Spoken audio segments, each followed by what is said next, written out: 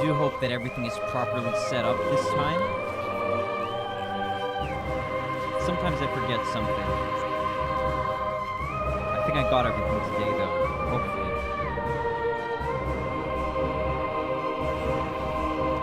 Alright, so before starting on this session today, I've got to play the intro screen of Corruption once again, because it's just so incredibly epic that it deserves to be heard before playing this game. It's only about a minute and a half.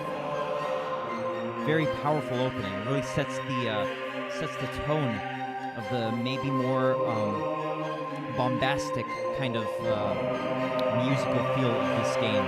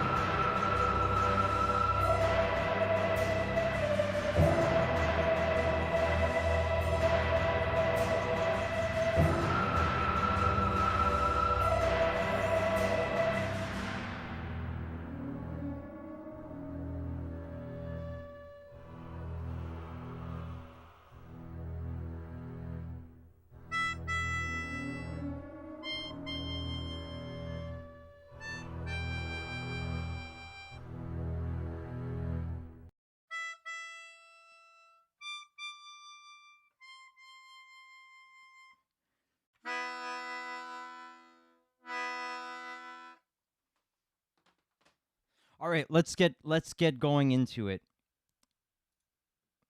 Yeah, I didn't think this through really with regards to the resolution on the YouTube. So YouTube is telling me, please check video resolution. The current resolution is 1600 by 900, which is not optimal. So I don't know. Maybe it works okay for Twitch. I'm going to have a quick look over at the Twitch page. Okay for Twitch. I'm going to have yikes. Okay. Doesn't give me any particular warnings there, so hopefully it's going all right. I mean, I know that the YouTube is going to downscale it to 720, but I mean, I don't know. I'm going to have to do some comparisons of some of these past few streams and see like what gives a bit better video result, because I know that definitely at 1080 resolution, 60 FPS seems to not be able to, the stream platforms don't seem to be able to handle it so well at the 6000 bitrate at least. So I just want to get like a non-blurry video on the stream archives. So if anybody does have any particular suggestions on how to optimize the video quality, do feel free to let me know about that.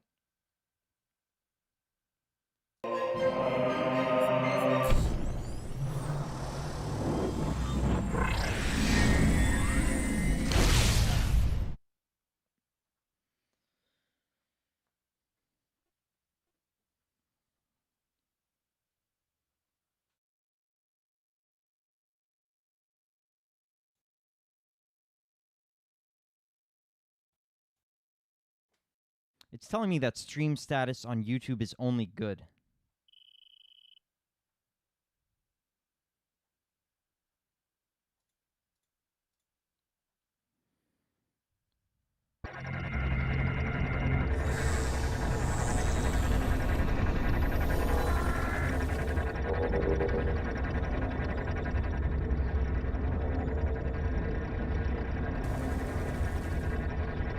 If the stream does look like garbage on YouTube, anybody who's there can feel free to let me know, and maybe I'll just restart with different settings.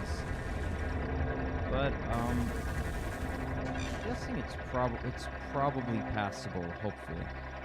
Anyway, I'll see. This will be a shorter session, so I'll be able to test it anyhow. Alright, so we gotta pick up where we left off yesterday when we were rushing to get to a save station.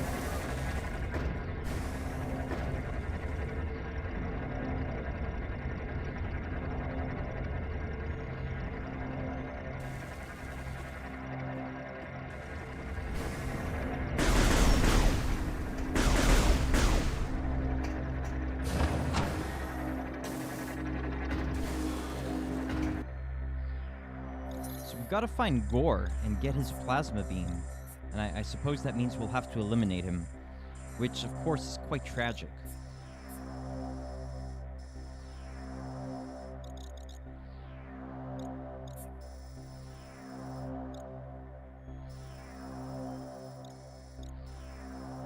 So what capability? We have a few extra things we can do now that we've got the boost ball. So let's see, where might I want to go? I guess I should just go around exploring. I know there was somewhere here where I had to stop. I think it was in the eastern area. Let's see. Well, okay, I'm pretty much in the eastern area now. Yeah, it was probably around this area near landing site A.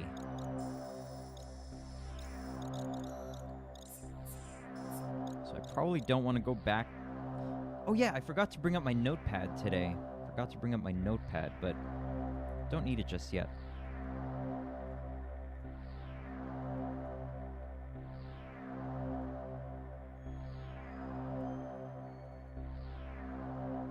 But I will need it eventually.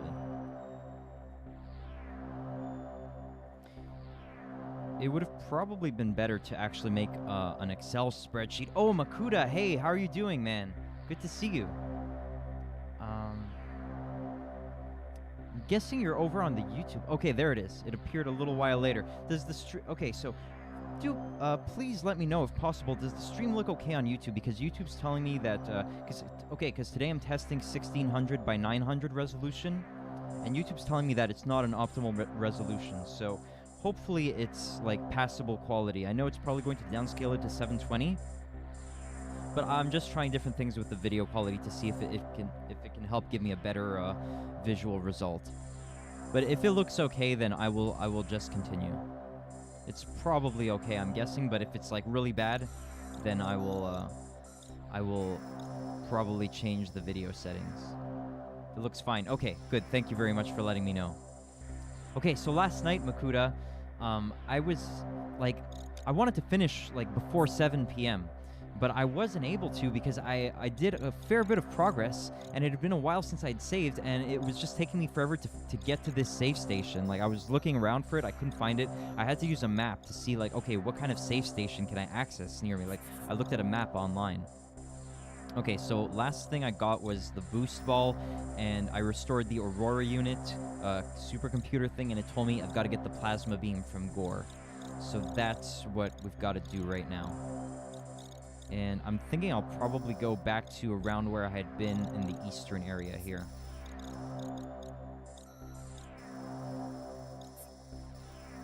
Boss fight inbound. Yes, that's what I think. That's what it seems to be. So the question is, do I want to... Well, these are kind of interconnected, so I guess it doesn't matter too much.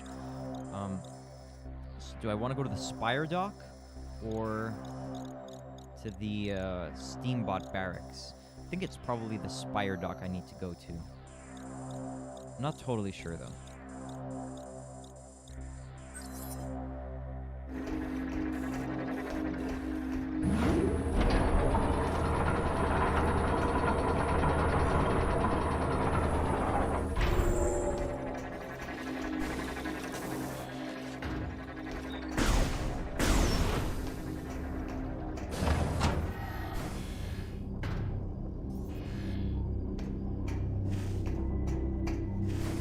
Hey, Sandstroid.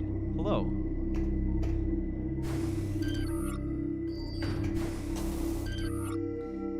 your username like a Metroid and Undertale mashup kind of thing? Because I know there's a character in Undertale called Sans, apparently. I haven't played the game myself yet, though.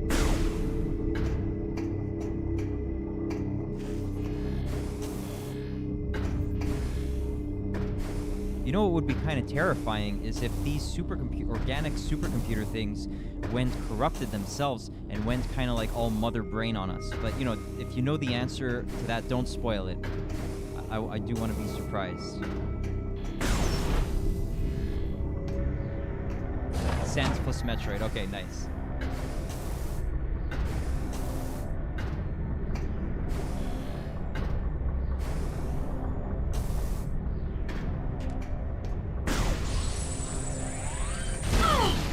I'm quite the fan of Earthbound, so I am looking forward to eventually playing Mother 3 and then getting to Undertale and the other Earthbound-inspired games. But I haven't gotten to them just yet.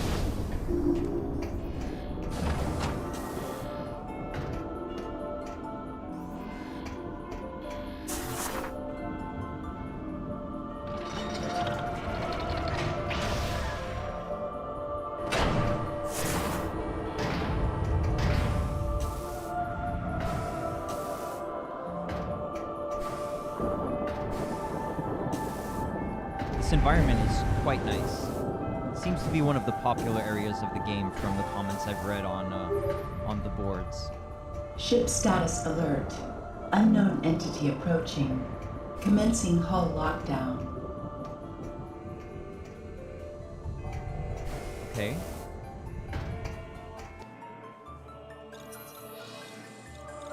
So from here, I could go check out this place, Zipline Station Charlie.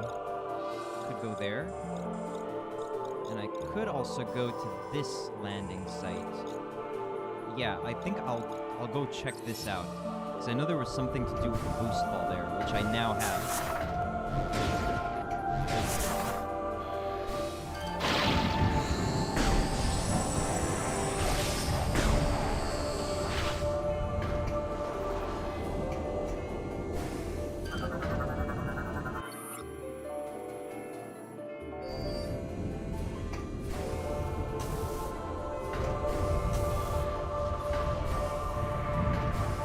I don't know if that was a data bot there, but I've got to no, I probably just saw wrong. I thought this was a data bot.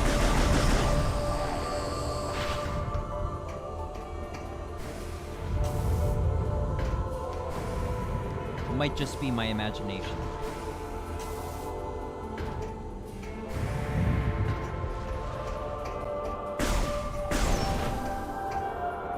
Okay, yes. In this room, I was not able to obtain the item because I was in a rush to get to a save room. So I'm going to do a little bit of scouring for the item in this room right now. But it may simply be in this beyond this plasma door. So yeah, it's probably there actually. It really sounds like it.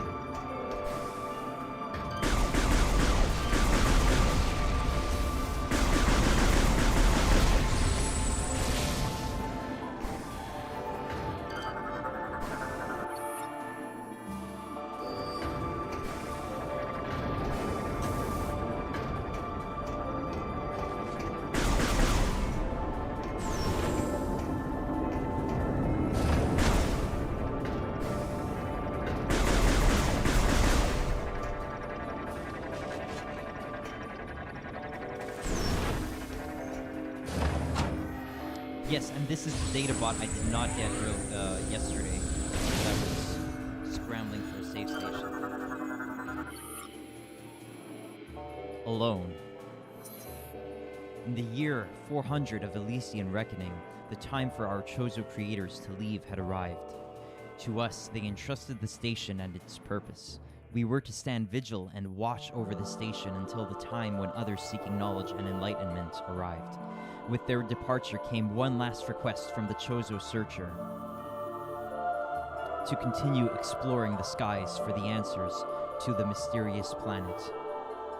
We gave her our word and resumed her tireless search. Day after day, we hunted for the answers she desperately sought, but our efforts yielded nothing. We failed. Makuta says at some point in Elysium, there will be a place here that will send out probes to find items you're missing easier. Huh, interesting. Thanks for the heads up. I am keeping a notepad document with, items I'm noticing, like, say, visually or, by hearing them or seeing that I'm missing an item. So the 100% completion of this game should be a little more organized than my Prime 2 attempt. Okay, and this we can probably not do anything just yet. Got to... what do we have to do? There's 4 security locks.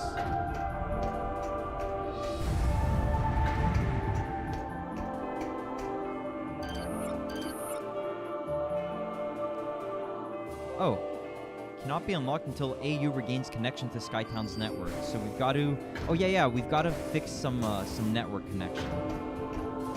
It says the probes will appear on your map if there's an item there. Wow, sweet. That's very considerate of Retro Studios, considering the somewhat of a minor nightmare it can be to try to get all the items in Prime 1 and 2 if you haven't really been keeping track of the ones you picked up and the ones you didn't.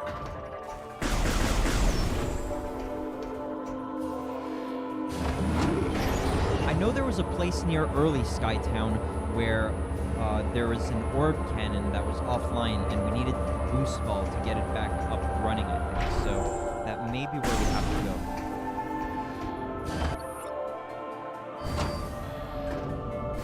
Oh yeah, this room, I don't know what to do in this room yet. It looks like it's kind of a dead end, but usually rooms are not just decorative and doing nothing. So I'm guessing something happens here. Oh. Ship priority status alert. Hull armor taking damage.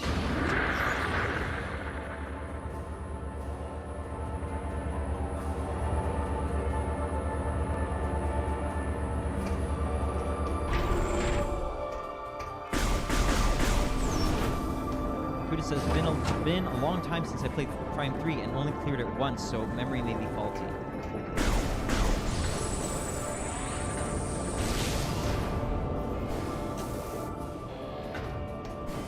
Don't worry about it.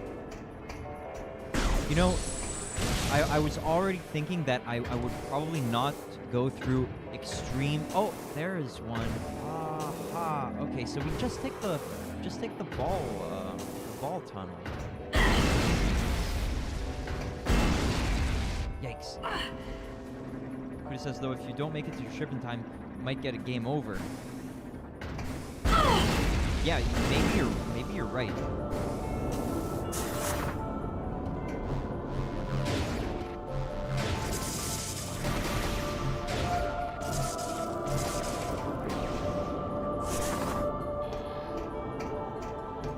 Probably hurry over there.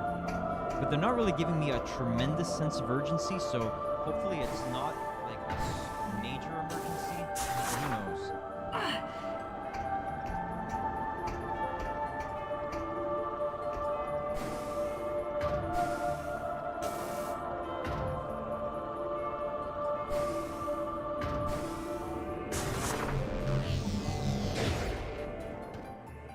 Yeah, it looks like I can't really go there. Anyway, I'm going to be back here later with the plasma beam, so I'll be sure to get that later.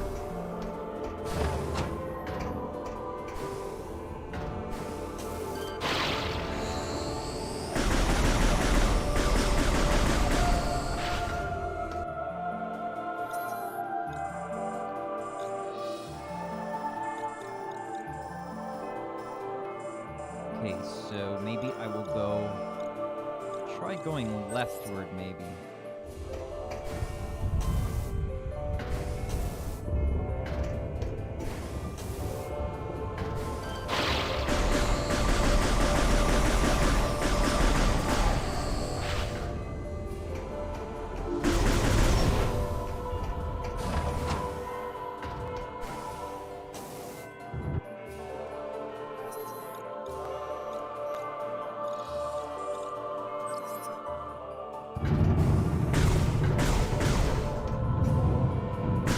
right now I'm trying to head to the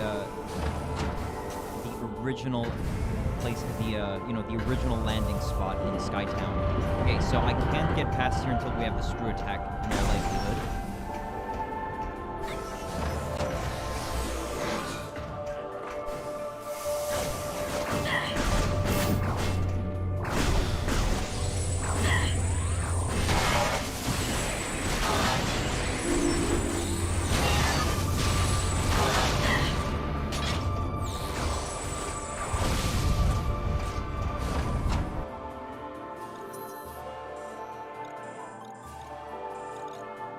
Okay, it looks like I'm not going to be able to get back by going this way, so I should probably turn back.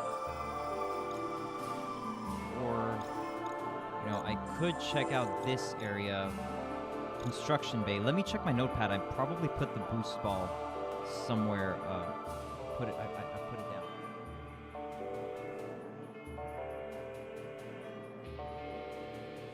Rival station.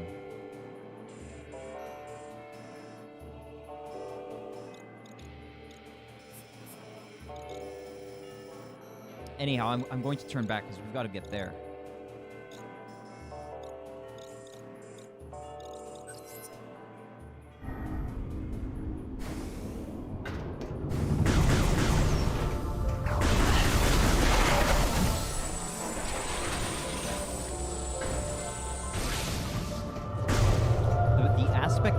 One aspect in this game which I found was a little curious was the getting a game over from the corruption. Like, that was pretty scary the first time it happened, and you think it's like a scripted event, but then it happens again. Oh yeah, and Makuda, I forgot to let you know, I understand now the meter aspect we were talking about with the phase-on. Like once you get to the red, once your meter gets red, it starts replenishing the phase-on. So you want to use that to your advantage, but if you let the phase-on overload, then you game over. So now I do understand what you were saying. I wasn't piecing it together before. Ship priority status alert. Hull armor taking damage. Okay, I get it. I just want to open the map.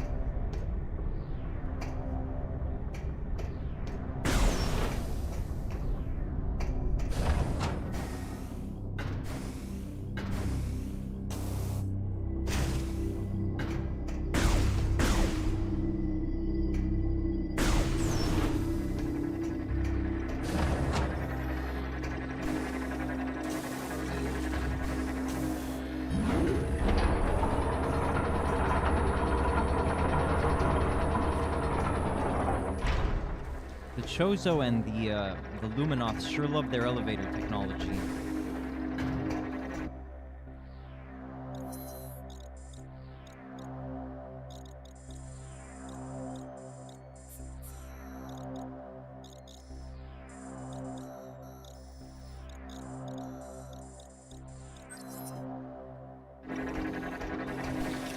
I want to take this door.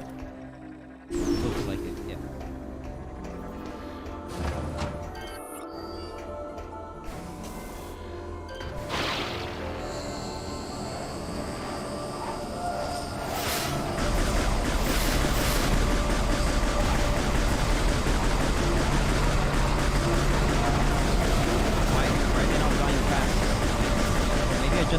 I wasn't aiming properly.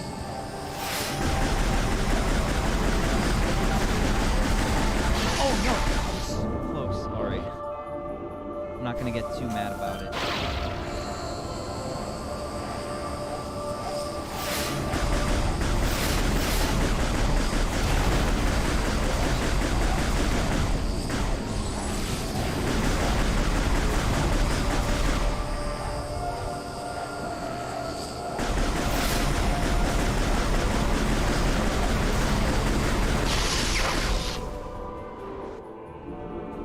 That last one seems kind of not fair.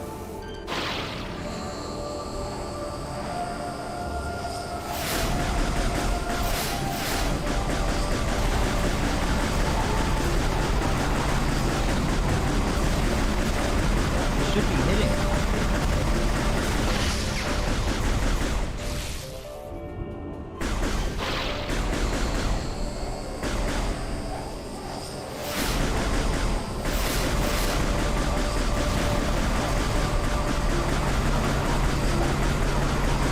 I don't understand. I'm right on it. My cursor's right on it. It doesn't hit.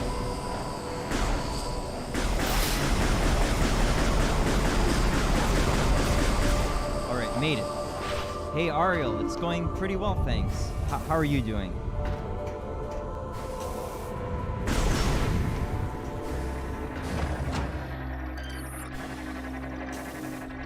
Well, I'm glad to hear it.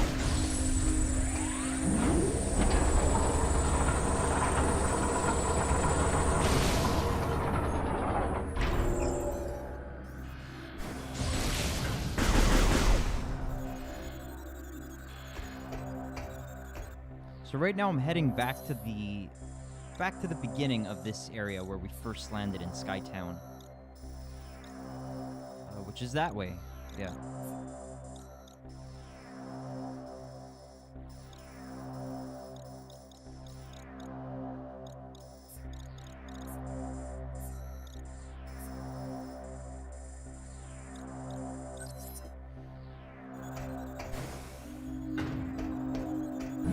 Yikes.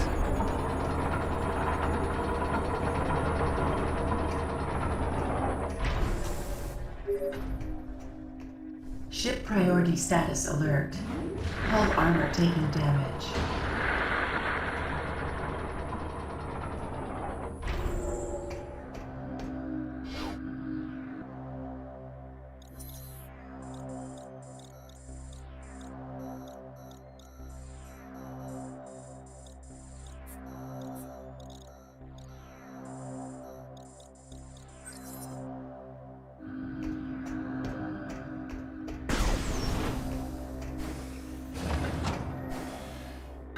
Oh, I hear an item. So, where could that be? Ah, yes. I think we already did this, though. This was probably where we got the boost ball. Or, no, it's probably not.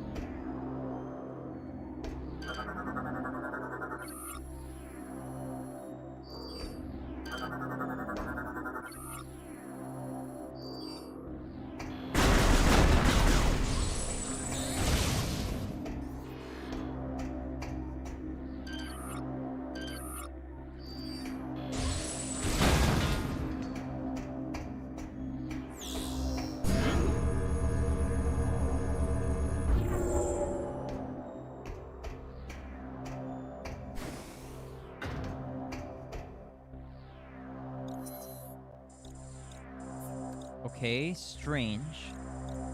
Well, I guess that was not the way. I've got to go back for the item.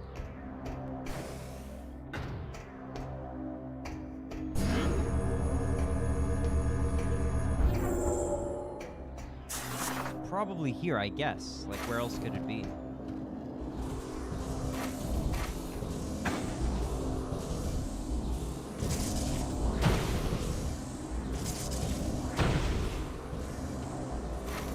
Oh no, I need the spider ball here. Oh shucks. Okay, so this is the Steambot barracks. And I probably have this in my notes. Yes. Alright, so we've got to come back here with the... We've got to come back here later.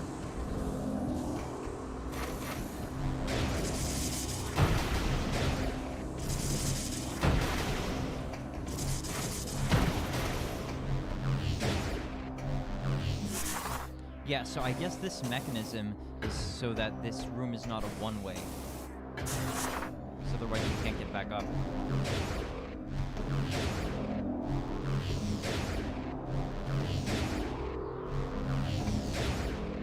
Pretty crazy architecture. Like, how did they navigate their own facilities? I guess they had all these ball technologies.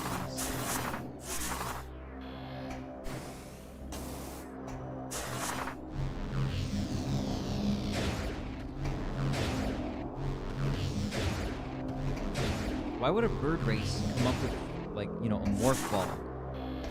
Morph ball tech.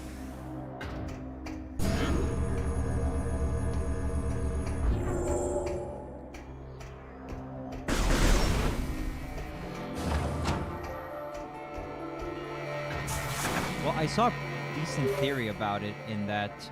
Ship priority status alert. Hull armor taking damage.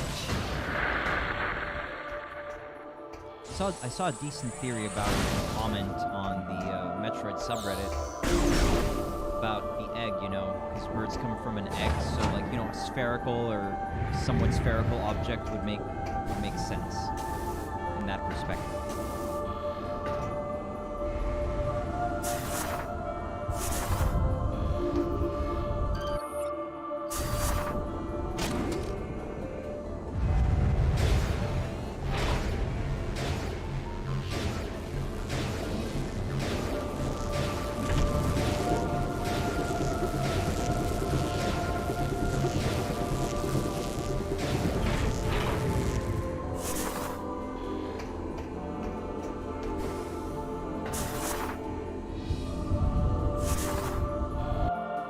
So do we want to use this cannon, actually? Is that useful for us? Yeah, we should try it. Seems like they obviously want us to try it.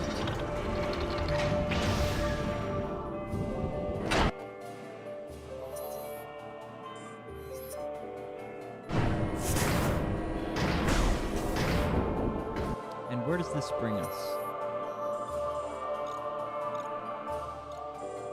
Okay.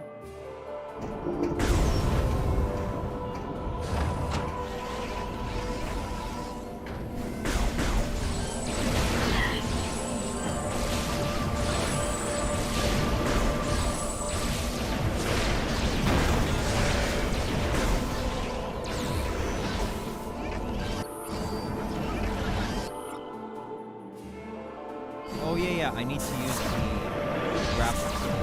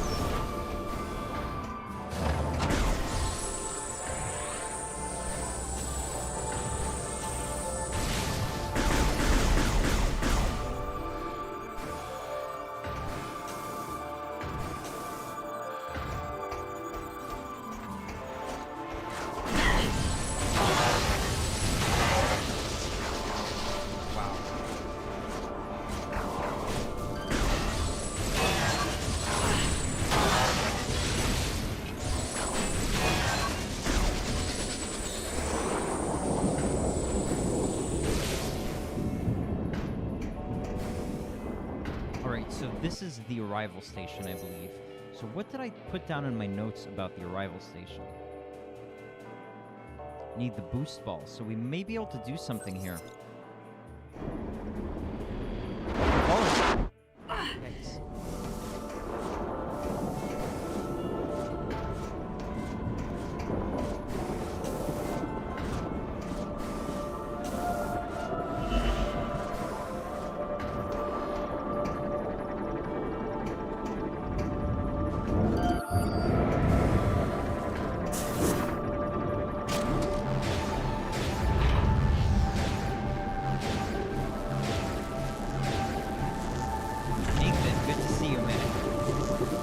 I've been wanting to ask you. I hope is your back and neck pain going better recently? Hopefully they have mended. Nathan the Greathen. Nate the Great. They're not better. Are you serious? Oh my goodness. You need to channel those healing vibes. You can't live in pain, man.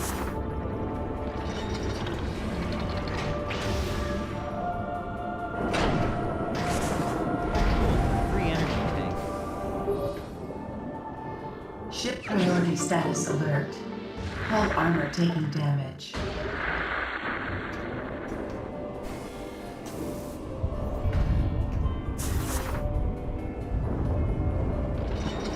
Right, so we got that energy tank, so I've got to delete this from Windows.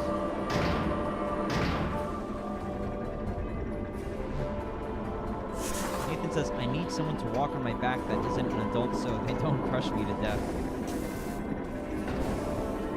Did you get any, did you seek out any kind of massage therapy by any chance? And are you, I mean, I know you're doing some bicycling, right? But maybe you want to try some exercise or, movement where more of your body is moving than on the bicycle. Because on the bicycle, like, your legs move a lot, right? But maybe not the rest of the body so much. Like, maybe, have you tried any hanging?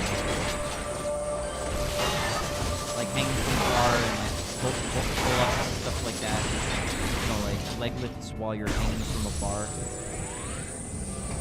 It says, yes, I was able to convince my father to give me a massage and that helped. Okay, excellent. I'm glad to hear that there's some kind of remedial path that you can take. Ariel says, sorry I'm not talking much now. I'm a bit busy at the moment. Yeah, definitely, man. Nope. Seriously, no problem. Don't worry about it at all, seriously. Nathan says, quick favor, I think you could turn game volume down. Let me check that out. Testing my mic audio. Yeah, I could, but maybe I can just speak louder to compensate. I don't know, like, what do you think? Like, where's the loudest that the game volume is going? Like, I could turn it down, but this game seems to be... You're saying it's a little loud. All right.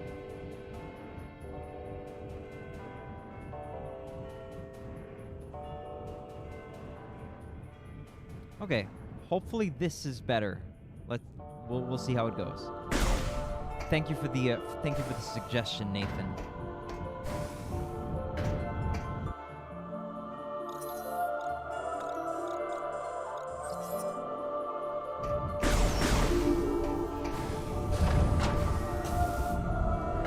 Way better. Okay. Thank you for letting me know. I did put the game volume louder recently because looking back on some of my previous streams, I thought that my voice was kind of like way louder than the game audio, but yeah, I've got to review it.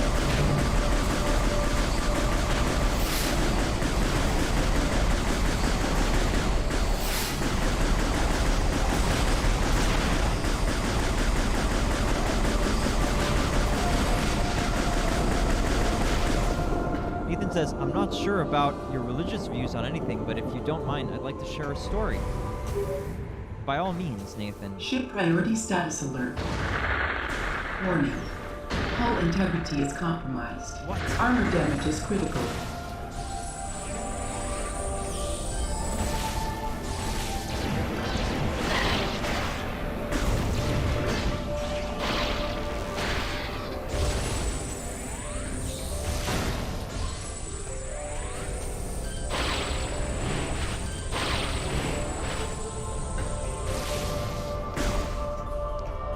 But yeah, Nathan, in terms of spiritual matters, I'm pretty open-minded on things. Like, I believe that many things are possible.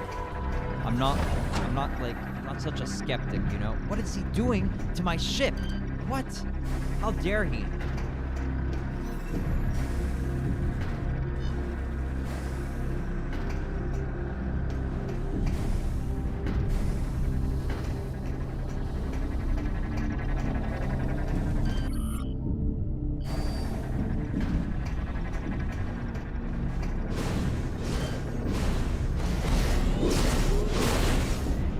in time.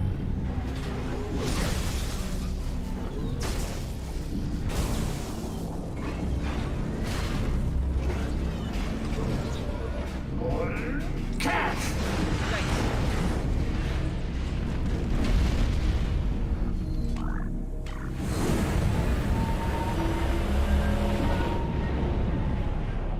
Don't you feel the power? Soon everything will be corrupted, including you. Oh my goodness. This guy gives me, like, doesn't this guy's face give you kind of Jinzo vibes? Jinzo's name in Japanese was Android Psycho Shocker.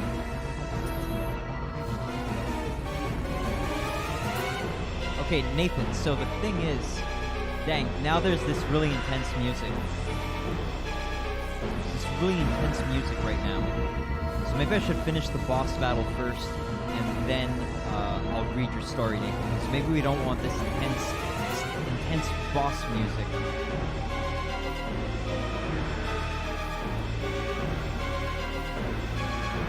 Good idea. Okay, Nathan. But I am gonna get back to you. So thank you for sharing, though. Okay, so let's just get this boss done. Okay, Gore. Gore's energy shield is capable of repelling all weapon fire, but the back-mounted generator is exposed to attack. Overloading the generator could expose the well-protected critical systems behind his battle armor. Gore's arsenal is considerable. Plasma-based beam weapons, attack claws, and a multi-missile system are at the cyborg's disposal in battle. These battle systems can be combined and fired at once as a devastating alpha strike. The target is also capable of a high-speed ramming attack, although this is potentially dangerous if performed over a slippery surface.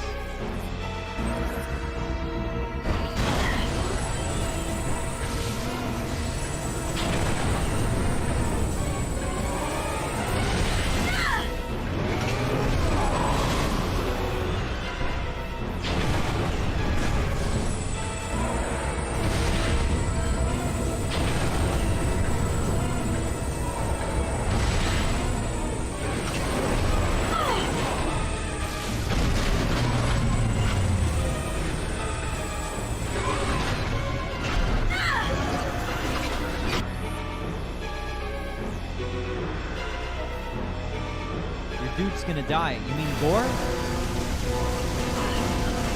It is very sad.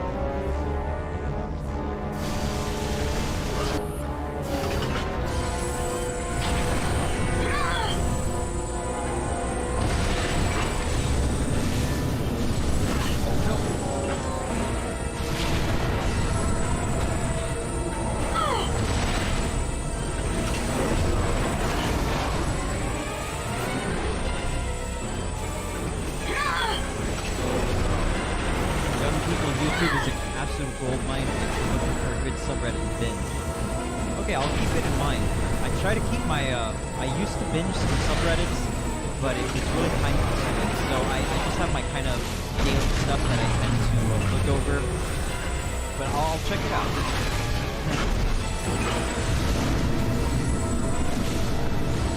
Oh wow, I might be able to finish this guy kind of fast if I enter hyper mode at the right time.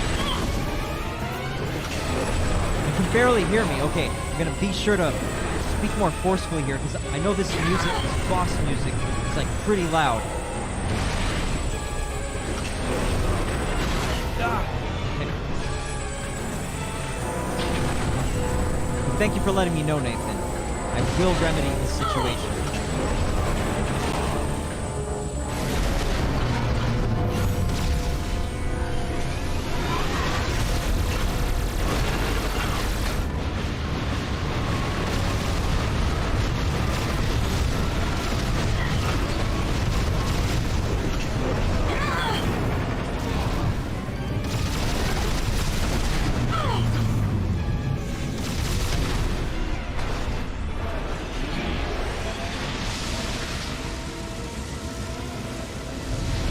Going to go hyper mode.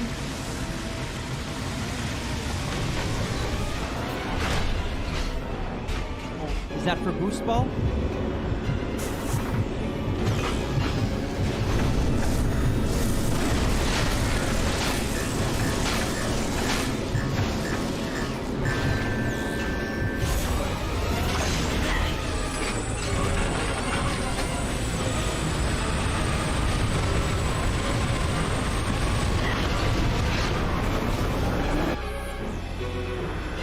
Gore target appears to be connected to Gore's main CPU, vulnerable to ground attacks.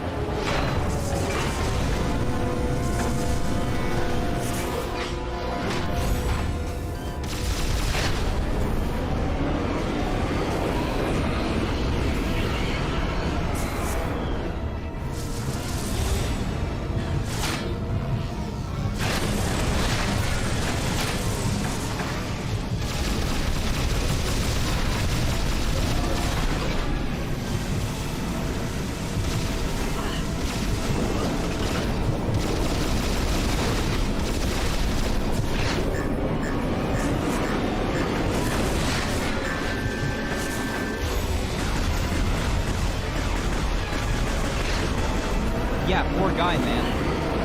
It is very sad that all of these, former allies are being corrupted and, have to be taken out. It's quite tragic.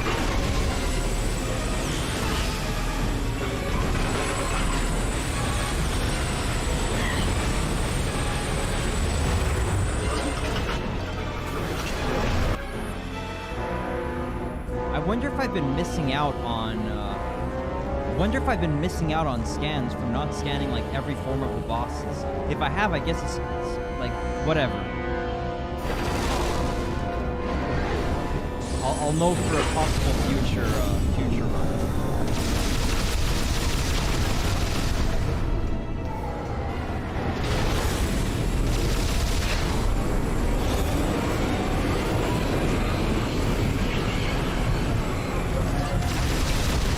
Got him.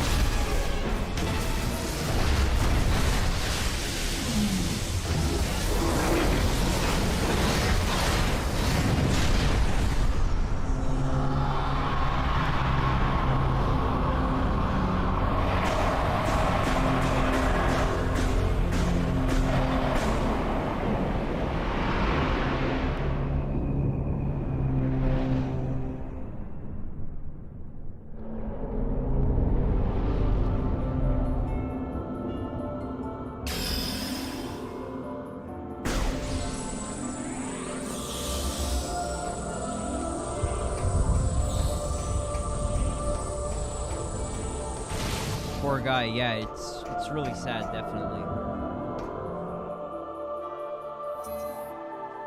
Nathan says, "You evil monster, Gore could have had a family." Yeah, I mean, you're right, but he was corrupted. I don't know, we should have looked for a way to decorrupt him. Like, Samus is corrupted, and what if they decided they had to take out Samus? It is very tragic that we have to take out these former allies, man. I don't like it, man. It's tragic. Okay, so let's go back and read Nathan's story. Yesterday, so Nathan says, "Yesterday I was at church and my pastor called his wife up to speak, and she knows a lot about my back and neck pain and other stuff that has happened. Not going to get too into some of the issues. And there was something about the way she spoke that made it feel really personal to me. Stuff about self-hatred, dealing with pain, and not feeling motivation.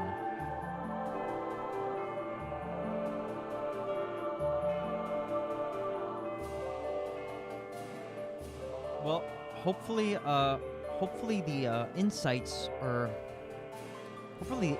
perspectives that she provided were beneficial to you, Nathan. I do hope so. It was very moving, to say the least. Okay.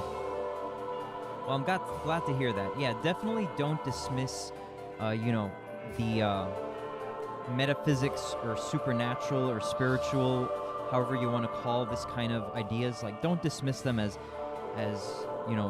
like certainly not being real, because they may very well be, you know? Personally, I'm inclined to be, open to spiritual theories, let's say. So yeah, definitely use that kind of stuff for as much healing as you can gain from it.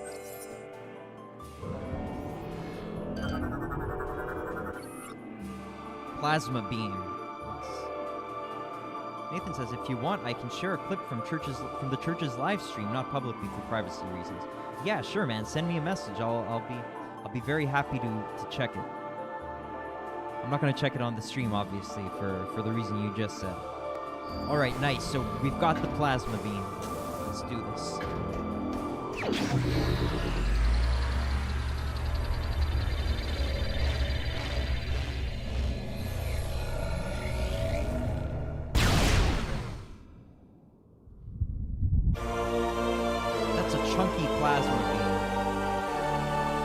Kind of looks like the ice and dark beams from the previous primes.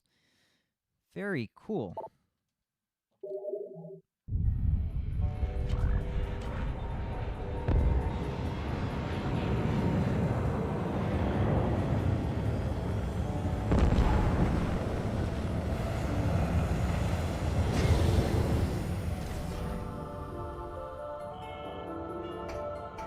Makuta says, well, I am gonna go, got chores to do. Okay, have a good day, Makuta. Definitely get the chores done. Okay, wishing you a super day, Makuta, and thanks for dropping by. And for, witnessing that epic boss battle.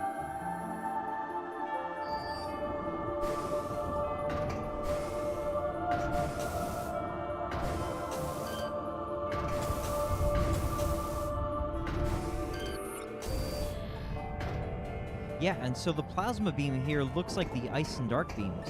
Wow.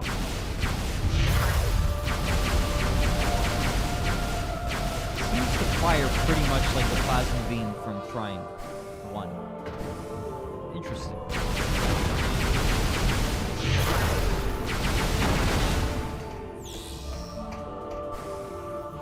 But yeah, Nathan, if you can have a good church community, I would definitely recommend it.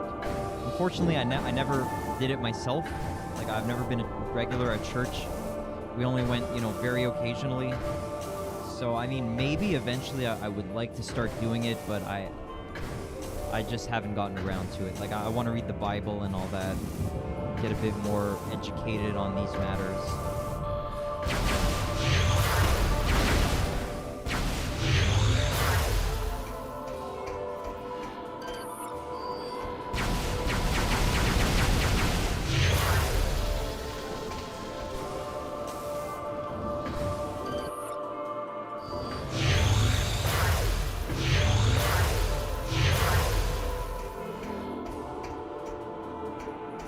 I hear an item. Yeah, there's probably something we can melt.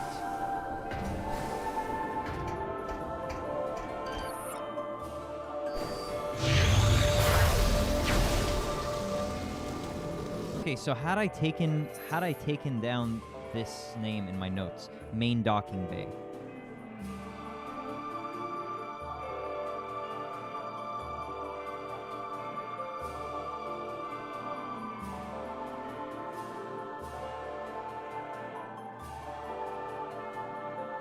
Alright, no, it was not in my notes. Nathan says, I was originally not very religious myself and mainly went there to see my friends, but something about that speech inspired me. Okay, I'm very happy to hear that.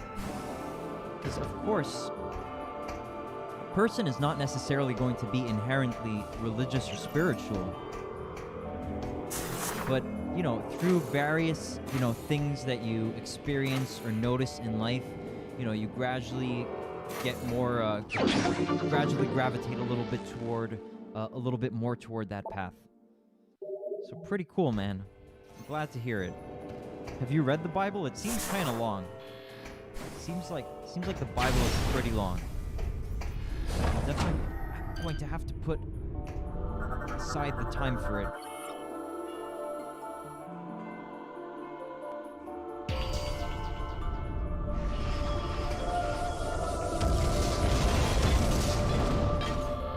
You have read it. Okay, nice.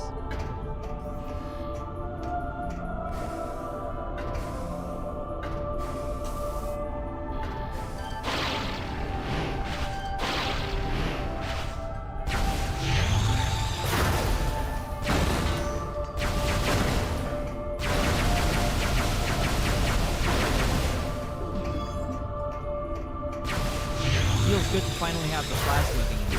It's a powerful one. And there's a lot of things that we've got to clear away with the plasma beam. Lots of paths have opened up to us now, I think.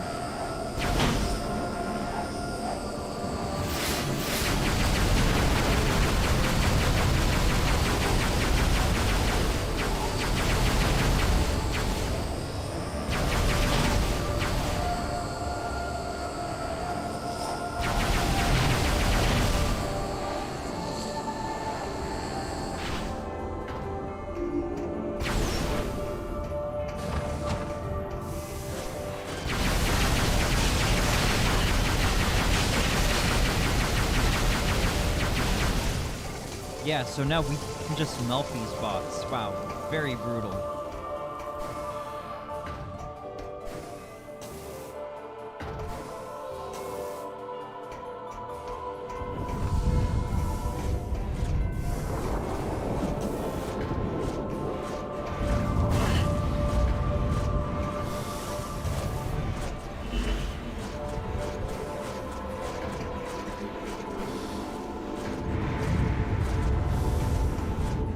Kind of very easy, and especially, you know, I guess probably throughout time, but I mean, especially in today's world, just be very cynical about spirituality or, you know, religion, you know, concepts of God and all that, and think, you know, you're, you know, cynical, whatever, but, you know, skeptic, all that kind of stuff, but there's power in it, so you don't want to forfeit that potential power in, you know, connecting to the spiritual realm and all that stuff. Nathan says, did your Switch OLED arrive? Yes, indeed. I shared a picture in the general chat of my Discord. It's still in the box, though. I'm just gonna open it when I'm ready to play Dread.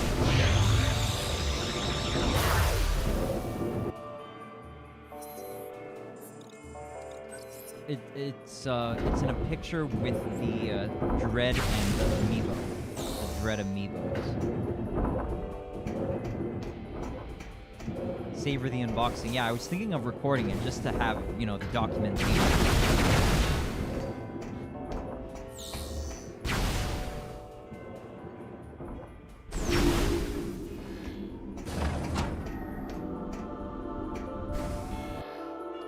So I've got to check if I'm going the correct way now. Oh, yeah, we could have gone that way instead, it seems. Did I need to?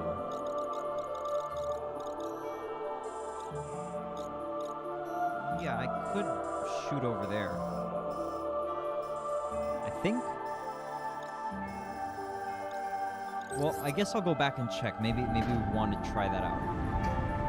Or is it too much backtracking?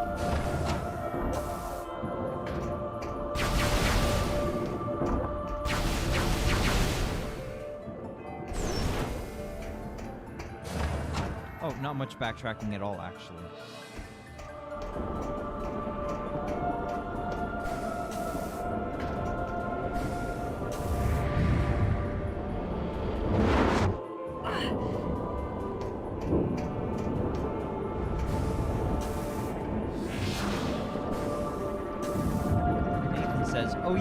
posted it after I complained about MP4 downloaders being full of scam ads and there not being any good ones. Yeah, I remember the good old days of, you know, better stuff on the internet. Yeah, it's sad that they do that, but you can understand why the copyright companies would go after these, but, you know, it doesn't make it any less unfortunate.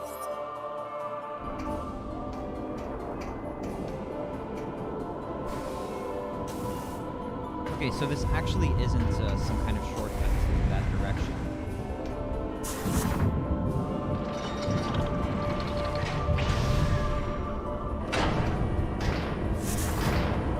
I must have been thinking about somewhere else. Yeah. Nathan says, I remember good MP3 juices before they started putting ads. Well done, Samus.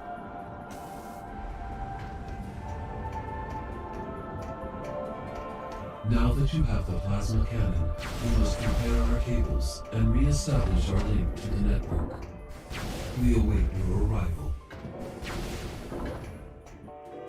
We?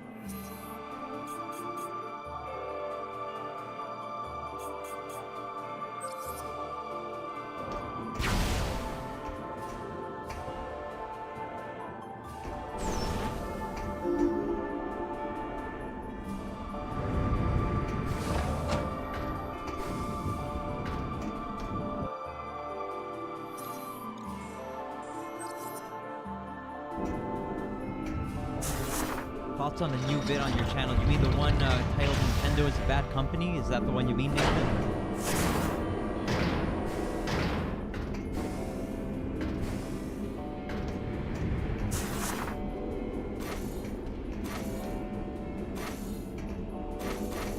Yeah, well, basically what I said to you in the Discord channel. I don't know if I have much else to say other than that, but it was, you know, fairly harsh words.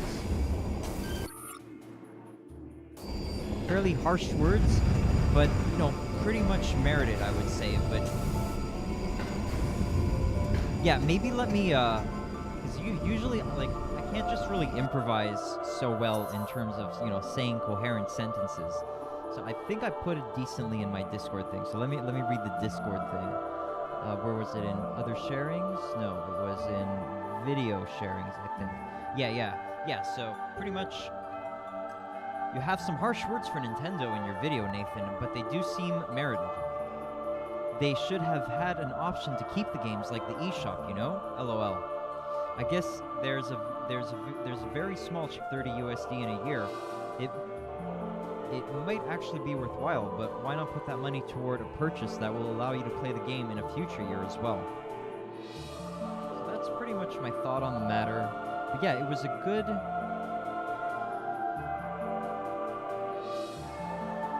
pretty good reaction to it, you know? It's just like disbelief. Like, how could they do this? You know, they have the $20 base package, which was, I guess, alright. But now they want to give you these N64 games for 30 more a year? That's like, it's over double. And okay, let's say you have never played these N64 games before and you were just going to pay $30, 30 USD and play them all in a year and then like not resubscribe to that expansion. It's like, maybe it's, you know, it's pretty much worthwhile. Like, you know, 30 for all those awesome games. It's like a great deal, but I'm just not big on these kinds of subscription services, you know, and maybe it's hypocritical because I've been paying for Netflix for, you know, a pretty long time, and it is a lot more than that, and I barely even use the Netflix. I've been meaning to stop my Netflix subscription anyway. Just want to finish up the Castlevania series, which I haven't managed yet. What else is there to say about it? Even eShop, you know, because I was alive when a lot of these games were physically available, like, I want to have the physical game. I'm not big on the digital purchases, but I mean, at least with the digital purchase, you can pretty much keep it forever as long as your hardware stays alive and you don't, like, lose your data or whatever after the service goes offline, right? But just renting the games, like, unless it's, like, a super good deal, like, apparently some other, like, you know, maybe the PlayStation or the Xbox services have a much wider library that makes it a lot more worthwhile, like crazy worthwhile. But yeah, like for me, a year passes by really fast. And whatever, the money is like kind of negligible. But for it to be over double the original Nintendo Online price, it's pretty shocking. So hope, I mean, maybe they priced it right. Maybe they know that enough people are gonna buy it, so they're really gonna make money on it. But we'll see. I am really curious to see what's going to happen with all that. Very, very curious. Okay, let me make a note of this here. So in the transit hub, we need the I forget the name of the item from Prime 2 actually. But I've got to make note of this. So, what's the name of this item?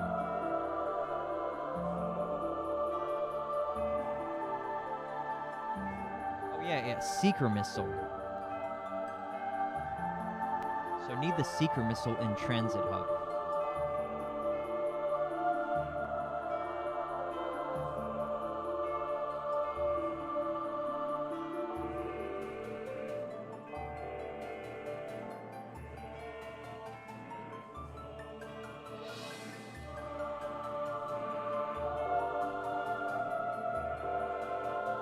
Nathan says, I just don't like the fact that Animal Crossing DLC comes with it, meaning it's going to be expensive even though people might want to play N64 games but don't own Animal Crossing. Yeah, that bundling is pretty silly to put, pretty silly at best. Like, I don't know, man. They should have just, because I mean, with that, you're also renting the Animal Crossing DLC, basically. Like, you're not buying it permanently. Just, don't give people this option. Just let people buy the DLC permanently. And, make the N64 rental subscription service a little more coherent. I'm just really not big on renting games. Really not big on it. But, maybe that's the hoarder collector side of me. Don't like it, I'm like, I think it's important. Like, I just see a certain importance to having a collection, That's just me. Some people like to live light, like not having any possessions, and they just like rent what they need. But it's like, it's just really like not my style. It's like kind of antithetical to my worldview in a sense, if that makes sense.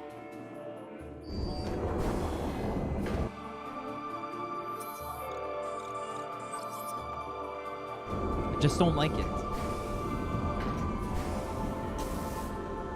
I don't know if you've heard about... Oh yeah, Nathan says, meaning that to get your money's worth, you have to buy a game for $60, meaning in 1 year you spent $110 to play N64 games and play Animal Crossing DLC. I don't even know if that's your money's worth, Nathan, because like if you're gonna pay for expensive DLC, like wouldn't you want to have it, indefinitely rather than just rent the DLC for a year and then your DLC's gone? Okay, yeah, and I just wanted to mention something. I started having a problem with... Okay, so I'll tell you a little bit about this. I started having a problem with Nintendo ever since the whole, like, online thing started happening, like, DLC. Like, it just doesn't compute for me for Nintendo games to have DLC. Like, I just don't like it, because you know that X number of years down the line...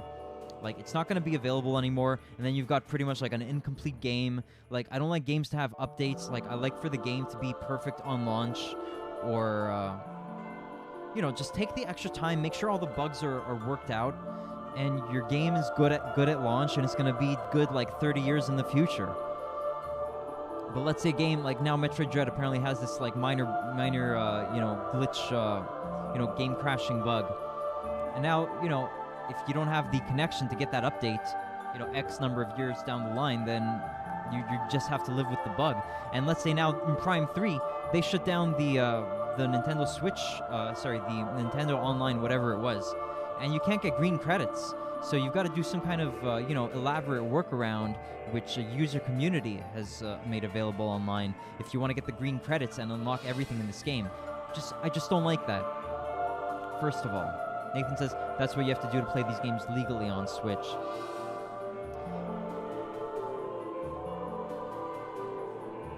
Yeah, I understand that. I think if someone's young, it's one thing, but other people who have been in games for a while, for them not to realize how awesome some of these games were, like, yeah, I get, like, they should be available legally. They definitely should, because, like, people are missing out, and Nintendo might be missing out on some money. Yeah, okay, yeah, I know the solution, actually, Nathan. I have the perfect solution. And it was the SNES, it's stuff like the SNES Classic, or, you know, the N64 Classic. That would have been super solution to that.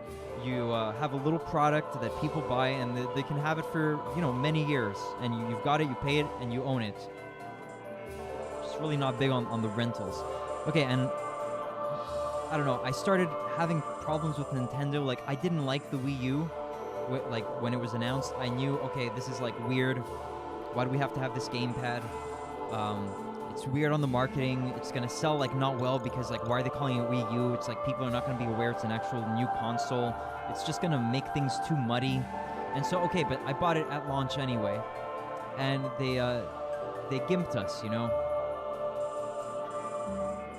So to speak, on several series. Like, we didn't get a Metroid on Wii U. Exclusive Zelda, we had to wait till the end of the life cycle for the exclusive Zelda for Wii U. That's like not really acceptable. And anyway, like the whole amiibo thing, just kind of didn't. Even though I bought several amiibos, and I regret actually missing out on some of them, like Ridley, you know, Dark Samus, Zero Suit Samus. I don't know, I just got the feeling that there were some, like, not super forces at Nintendo. Like, Nintendo was being infected by some dark forces, you know, a little bit of corruption going on, you know. I don't know. Hey, we'll see what happens.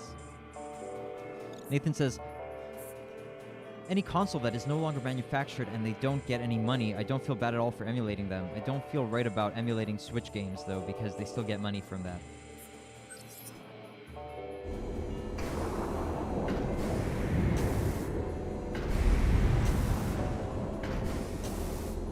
Yeah, it's a fair assessment.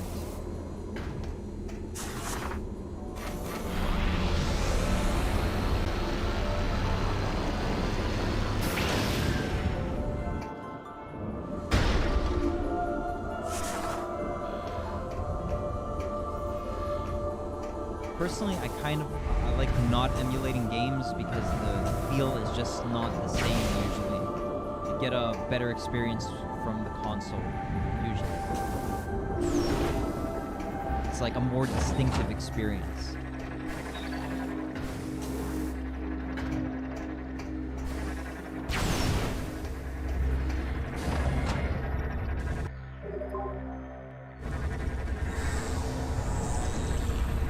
Like, apparently, I don't remember which site it was on. It was like a little bit scandalous on the boards, but like Kotaku was talking about how easy it was to emulate Metroid Dread, and, you know, people were getting a little upset about that. Like, you know, we need to support this company if they made this game. Like, we want more Metroid, and to reward good game creation, right?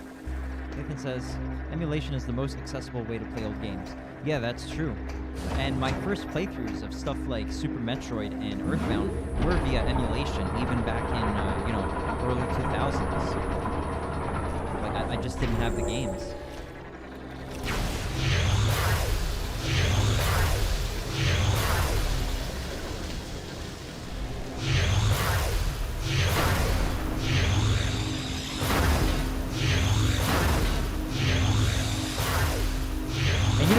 Games I did before I had the SNES cartridge. I did actually buy Super Metroid on Wii U.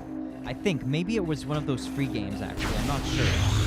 Or I bought it. I may have bought it. I may very well have bought it. As well as I think I bought Super Mario RPG. So definitely for like the really big games, owning them in a virtual console is actually quite attractive, I think.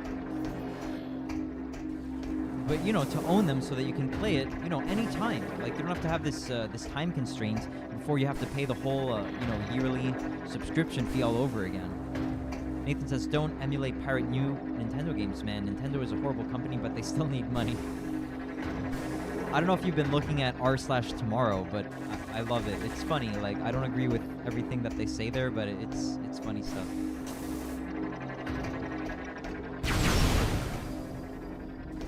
Okay, here we go. So now we've got to repair something with this guy. Hello. Now that you have Gore's plasma weapon, our cables can be repaired. The damaged cables are located in the area below.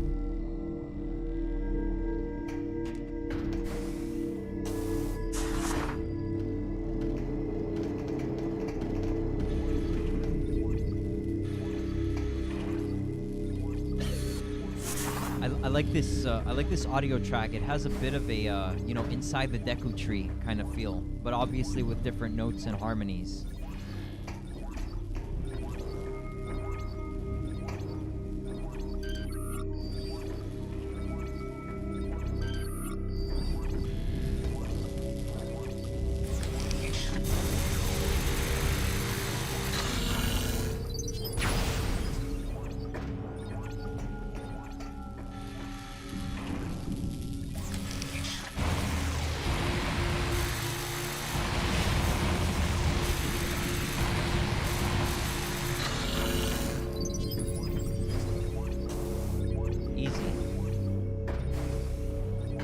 Is that it?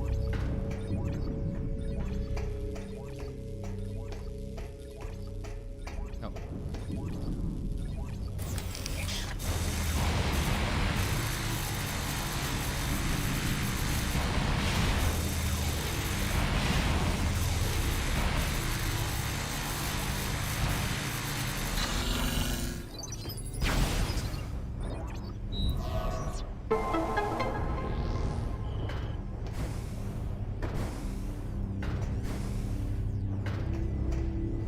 Yeah, Nathan, I have actually... One of the reasons I didn't buy some of the Game Boy Advance games back in the day when I could have, like Zero Mission, is that I used my Nintendo 3DS... Nintendo DS flash card with the GBA pack as well. That let me play Game Boy Advance games and all that. And, you know, emulate some... You know, download some ROMs for DS. And I was just thinking, like, okay, if I play the game and I enjoy it, then I will buy it. And I did that with the Professor Layton series. But there were some games that were just not possible to find, or like I just didn't get around to it before the prices skyrocketed. But I think in all likelihood, the prices are just going to keep going up usually. So if you really like a game, just try to get it for, you know, the decent price. Like, if you can estimate, is this like about the lowest it's going to go, like just go for it, and, you know, keep it as a as an asset that will appreciate in value, and which you will appreciate for you know, possibly many years to come.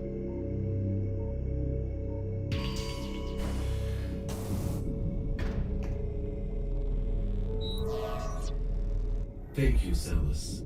We have restored our connection to SkyTown's network. Now we can execute our plan to destroy the Leviathan. We must first disable the Leviathan's protective shield. Unfortunately, the generator for this shield is hidden beneath the dense clouds of Elysia, and so is impossible to reach directly. As an alternative to destroying the generator, we have calculated that a massive thermonuclear explosion would likely destroy the shield itself. This facility possesses the components to create such a device. We would like you to build this device and drop it on the Leviathan's shield. Unfortunately, the components are too large for you to lift unaided. You will need assistance to move and assemble them. There is a Federation landing site far to the east of SkyTown. We will upload the current map data of this area to your suit. I didn't mean to skip that. This should help you get started. Good luck, Samus. I wonder why that was a different audio sound for the voice there. Maybe they re-recorded that like post, like after the original release. I don't know. Interesting.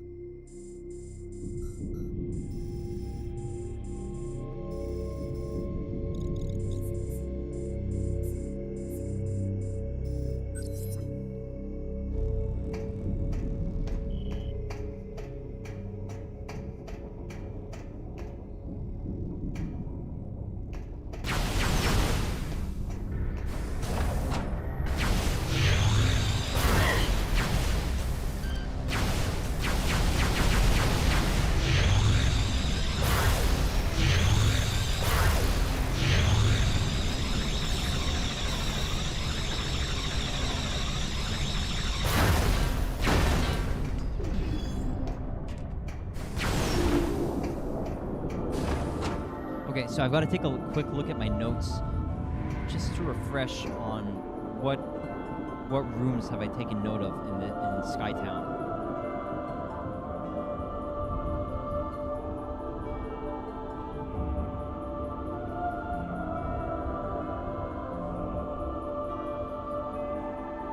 So I need the spider ball for Steambot Barracks.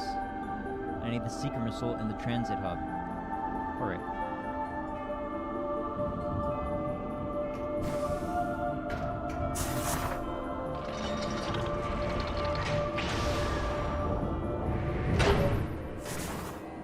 Ship status update. Auto repair functions complete. Ship is ready for use.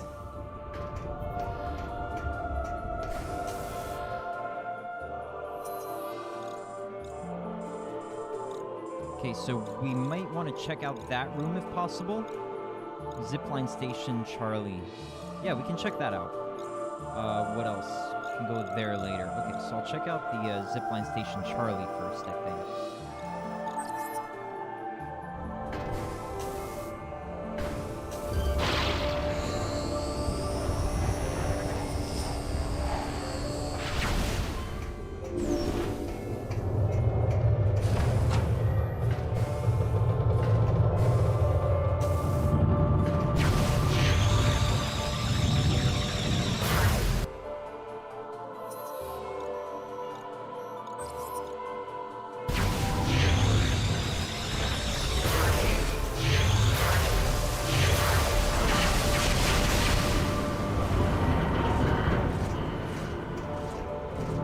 Beautiful designs.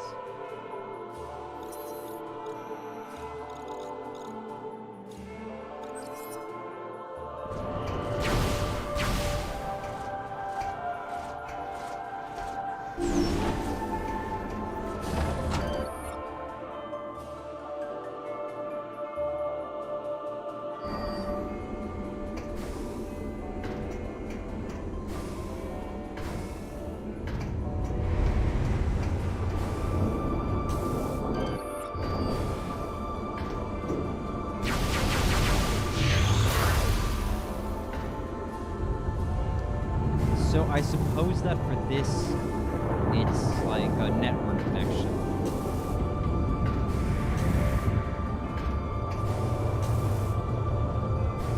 Wow, pretty creepy. That's like a big bird face with like a giant open beak. Wow. Spooky.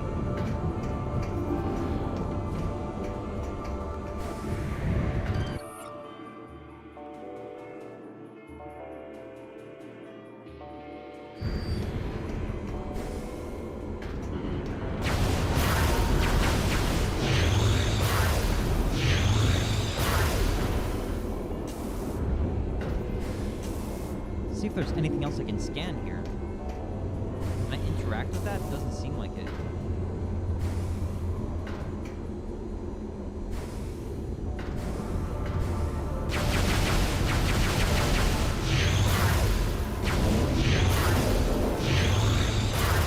Yeah, I've probably got to come back here.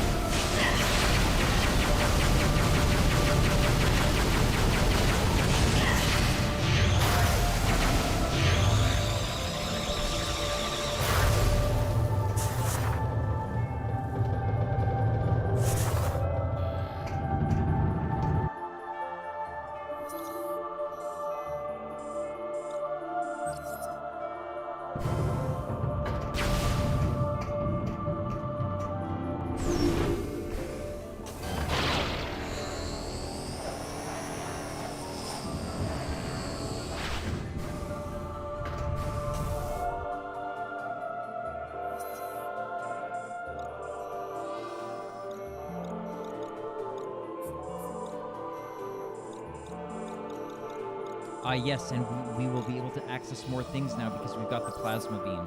Excellent. There's a door and some debris we need. We need the plasma beam.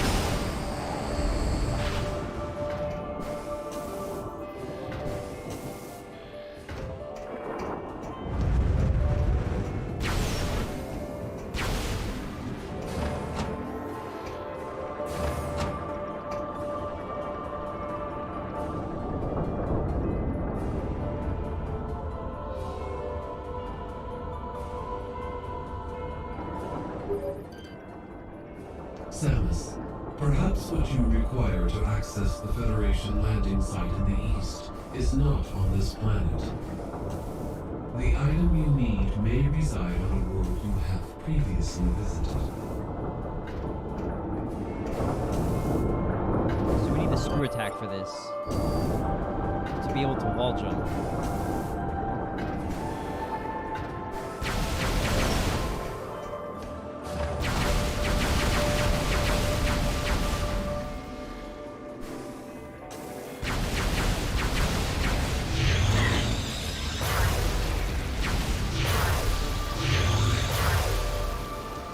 Will this let us access some kind of pipe here? Gotta get... Okay, so the item here, maybe it's not accessible from this side. Can I jump there?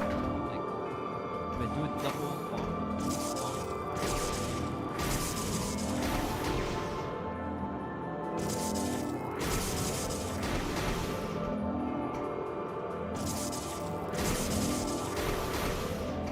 No, it's not reachable like that. So how do I get to that tunnel?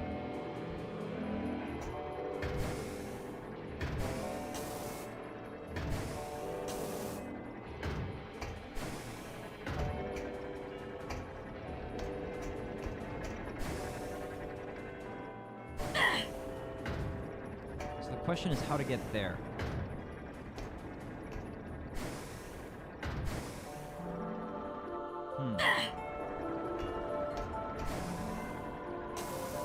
I mean, maybe I'll come back for it later, I'm not sure.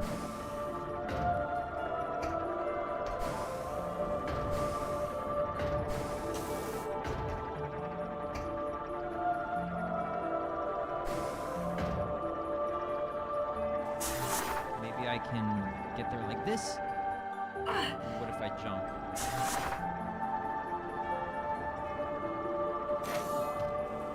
Oh, it looks like it might be possible, actually. That would be pretty crazy.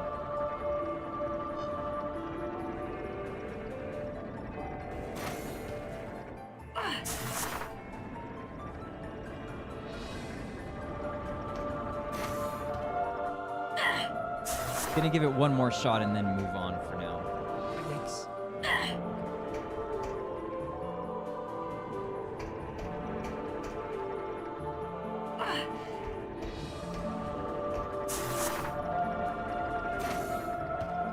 Yeah, it doesn't look possible, I think.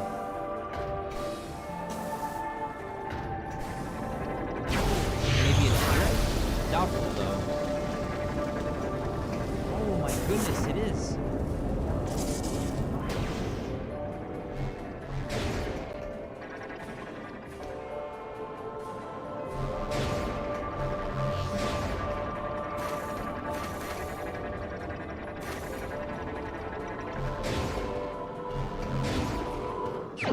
Who would have thought?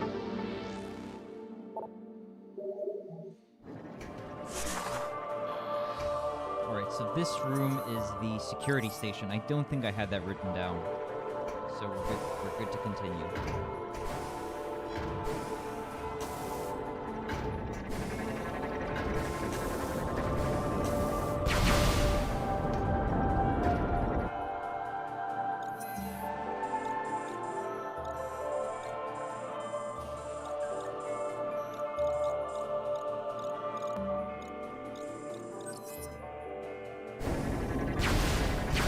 We may be able to get the ship to come to pick us up here. Because now the supercomputer is relinked, right? To the network.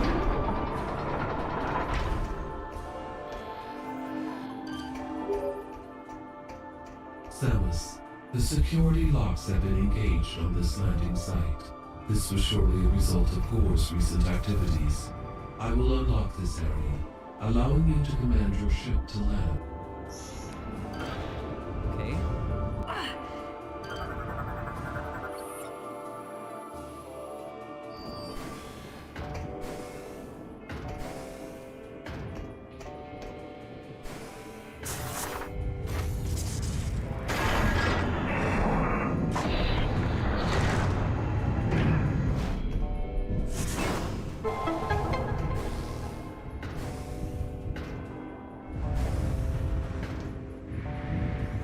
Okay, so apparently now we've got to use...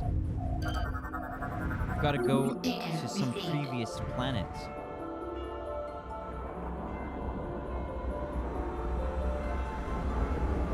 We've got to use our newly acquired items on a previously visited planet.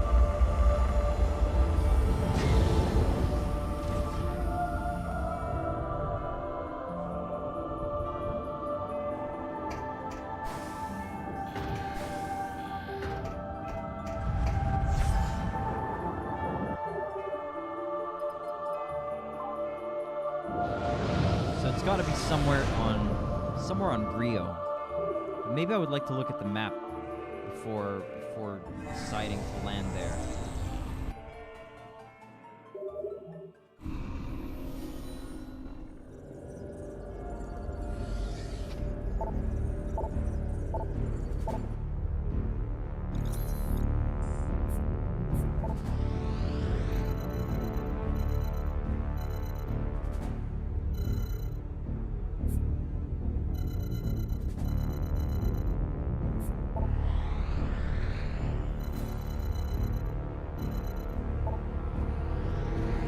Probably not in Norion, but let's have a look.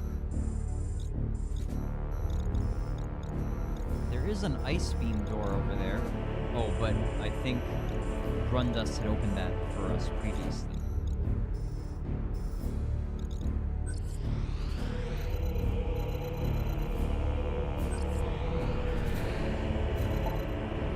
It's probably in Brio. I think I remember some... Yeah, there's some ice in Brio, right.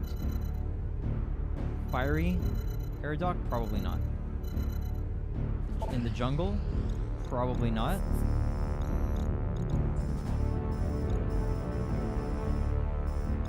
Oh, there's something there. Yeah, there's a couple of plasma doors here at the hangar bay. So maybe we want to check out the hangar bay. Okay, so that's in...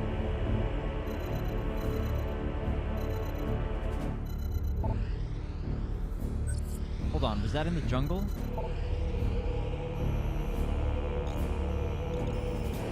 No, it wasn't in the jungle.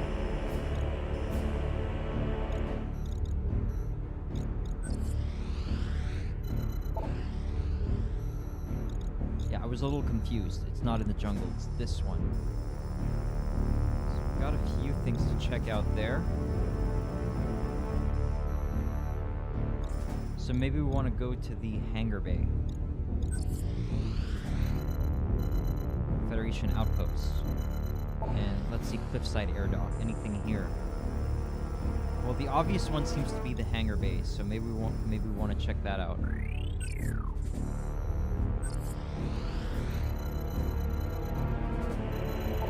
Maybe in the Fiery Air Dock? Oh yeah, there's some stuff for the plasma beam here as well. So this seems like a very likely candidate too. So I'm thinking we'll probably go to the Brio Fires first.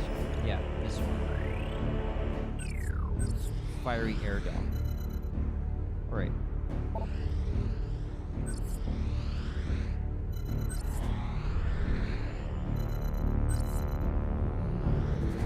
Yeah, I just need to get going.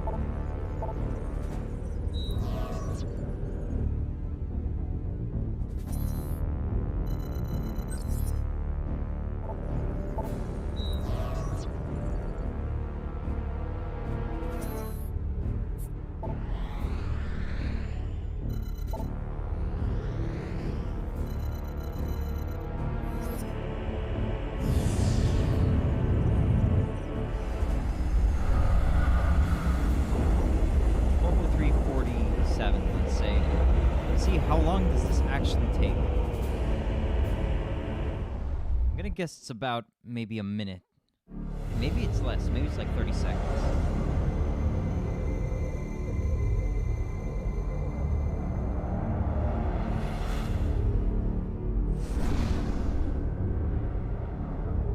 Are we getting attacked or what?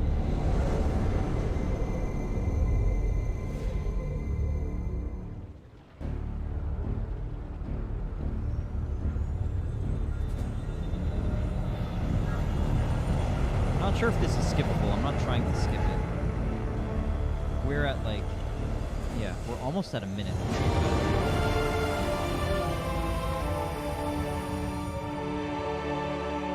Yeah, so say something like 55 seconds to go from planet to planet before you can start playing again. That's like almost a minute.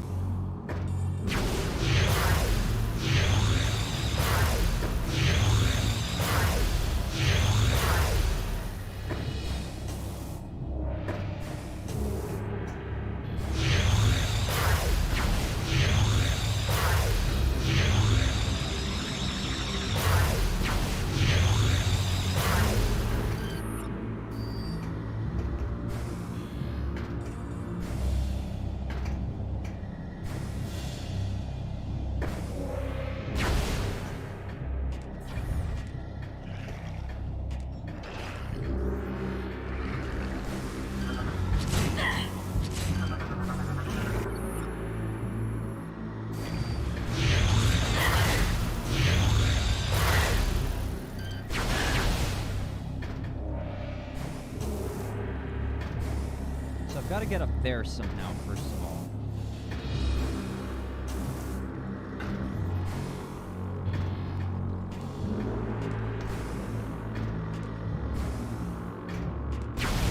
Okay, yeah, it's probably this way.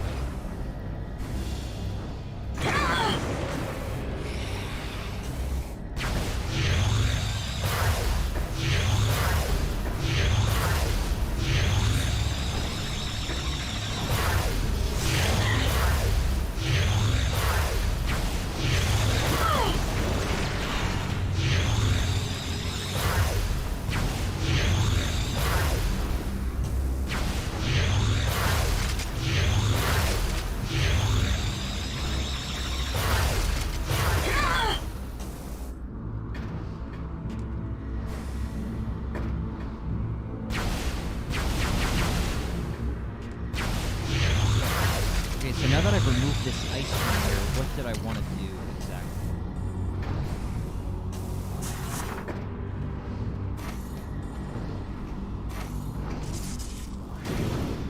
Okay, cool. So that's the mechanism.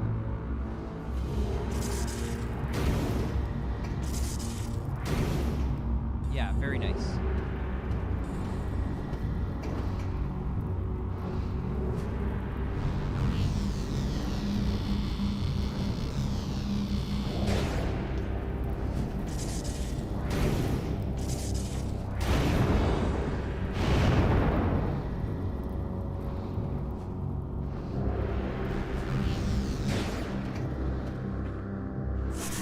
I hope this was the, I hope I took the correct path. It looks like I did. And yeah, we made it to this door. Nice. Cool.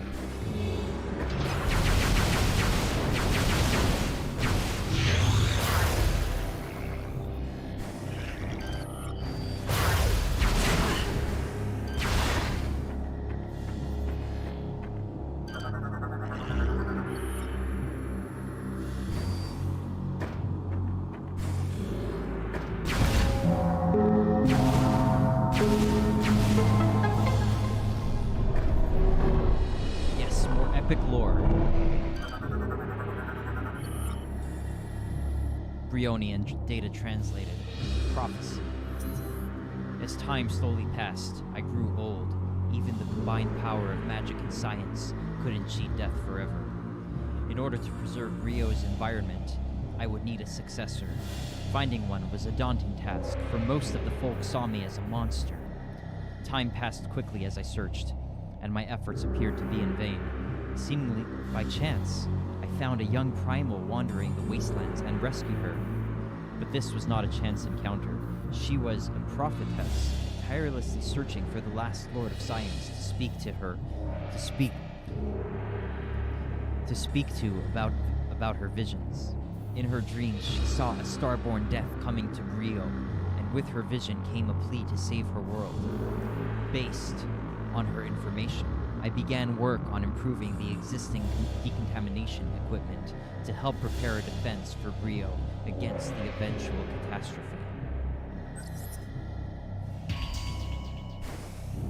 Oh, nice. And it looks like, I didn't notice this earlier, but it looks like they all have unique visuals, a unique artwork here. So that's really cool.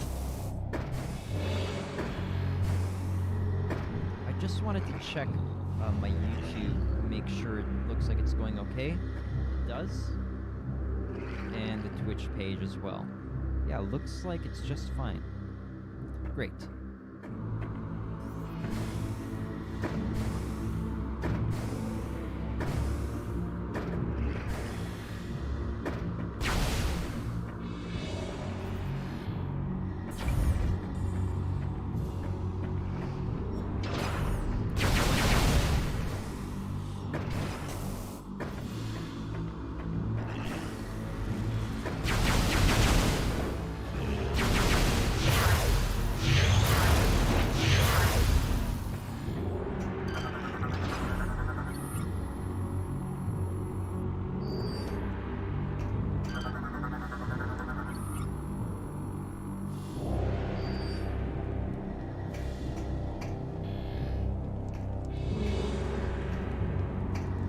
Okay, so we really don't want to fall here because we're going to have to do quite a bit of retreading otherwise.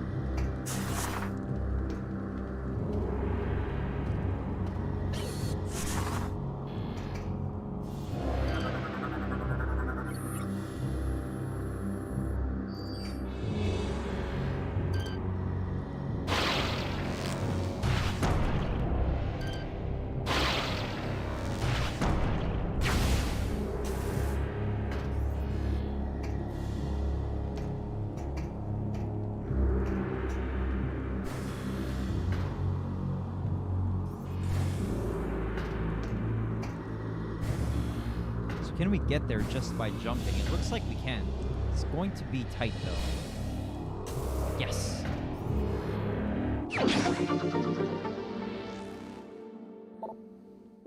Alright, so a nice little missile expansion. All that just for missile expansion and the lore, maybe. Yeah, it looks like it. Alright, so we're good to continue.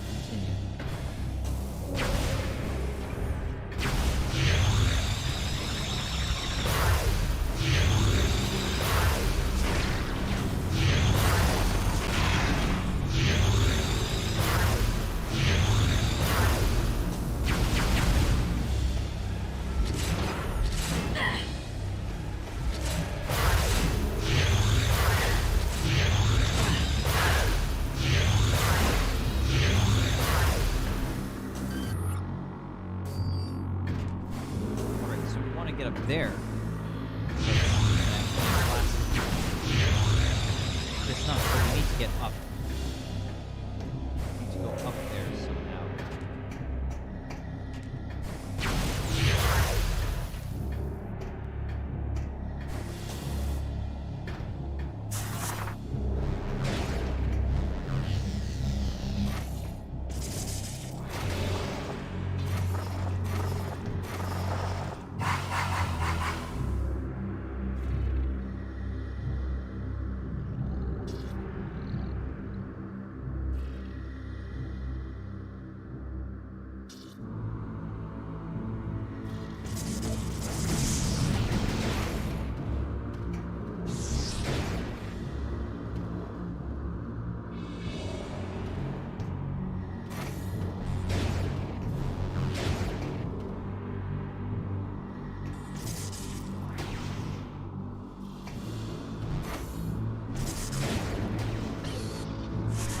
Okay, so I can blast the ice.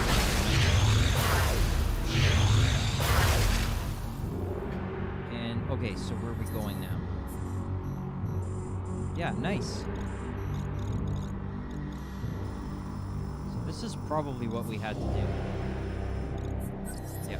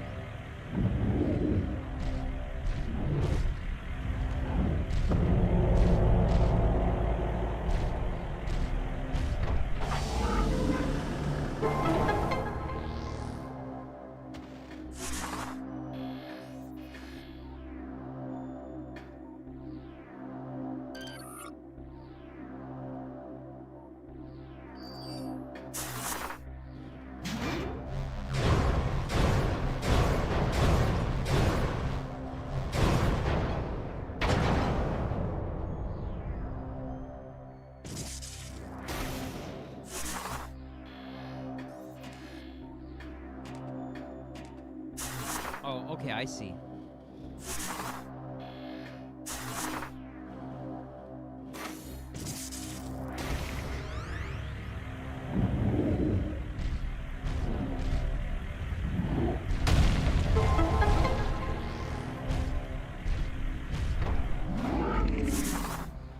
Was that a warp?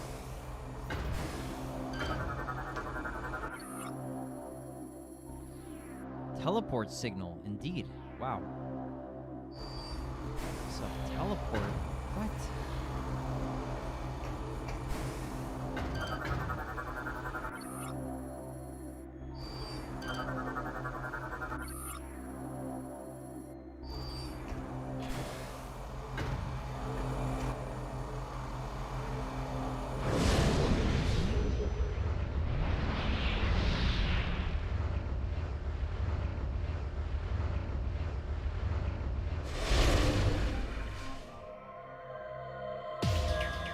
New area discovered. What is this? Brio ice. Wow.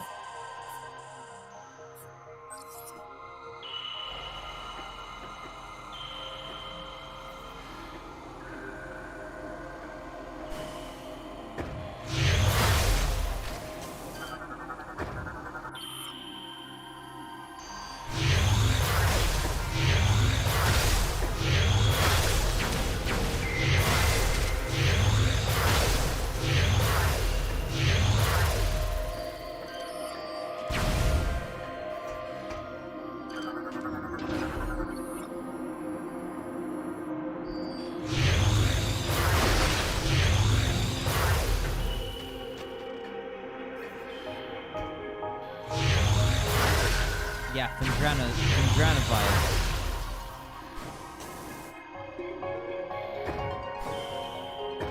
Yeah.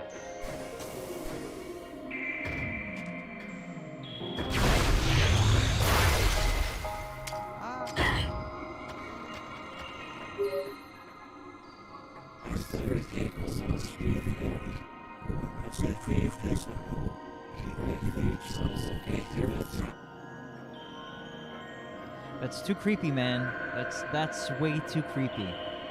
Oh my god.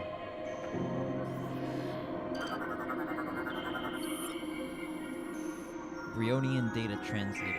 Our plea. Sadly, disaster came to us before we could finish our work. An accident caused our supply of fuel gel to explode, sending fire to the sky and exposing our position. It was not long before a primal war band saw the great fire and rushed to attack. Without a way to power my great Moganars, I had no way to defend myself from their assault. Fleeing would only drive them to pursue us to no end, and they would show no mercy to either of us once caught. I had no other choice except to stand my ground while the prophetess fled to safety. With her, I sent my records of the past in hopes they would both find sanctuary. You now read my last words, etched in stone and placed by the prophetess. We speak to you from beyond the grave to plead with you, save our world from the starborn plague. Lift the veil of hate from the eyes of our people. May our remaining relics serve you well in this struggle. Epic.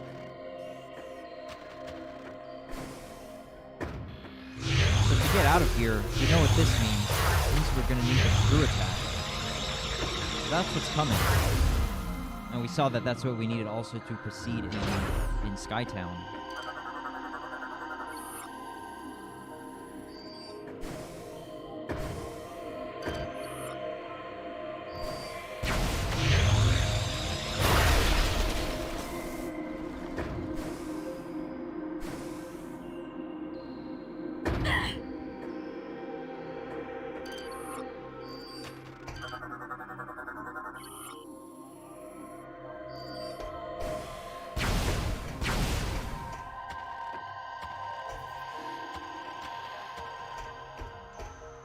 So that's probably just to get out of here, but we may as well activate it now.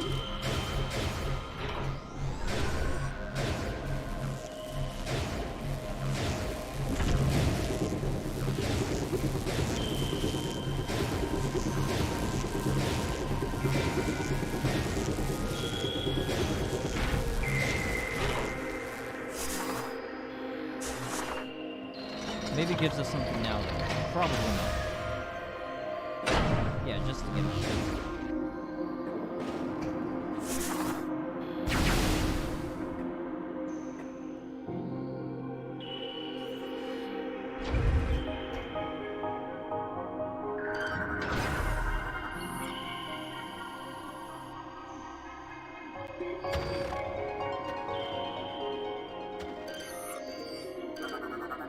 Wow, that's a big Moganar. Or I guess not.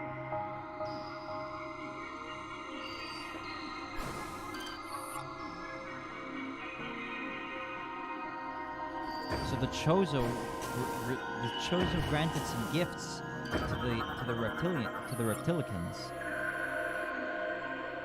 Reptilicus. The Reptilici.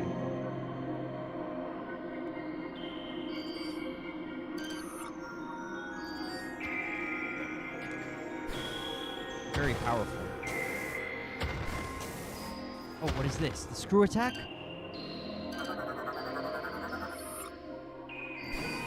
So are we just going to pick it up, or probably something will happen? Gotta fight something, or do we? Maybe we just get it. Okay.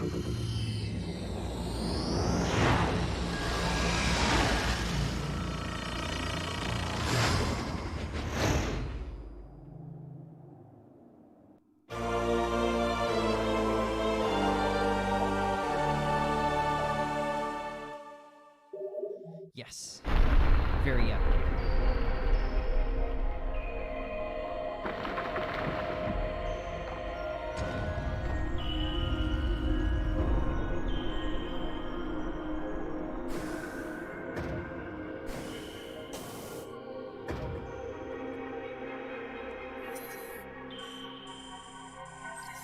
I may be hearing an item sound, but I mean, we just picked up the screw attack, so maybe not.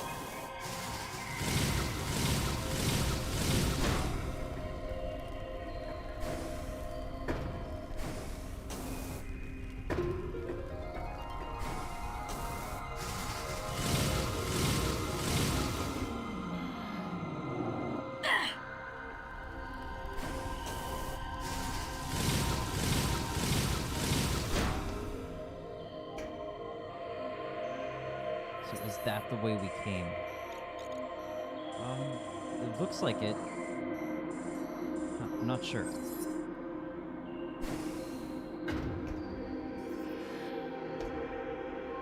I'm not hearing an item sound now, so maybe there aren't any in this room, other than the screw attack.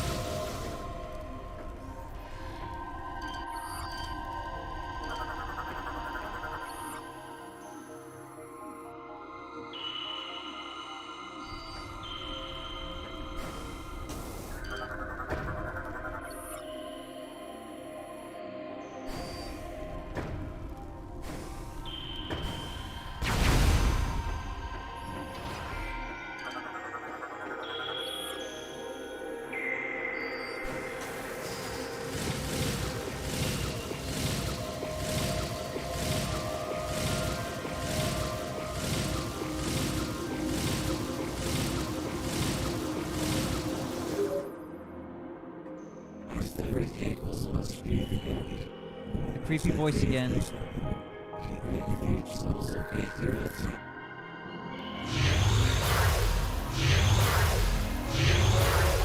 Okay, so I definitely hear an item sound now. Is it beyond this door?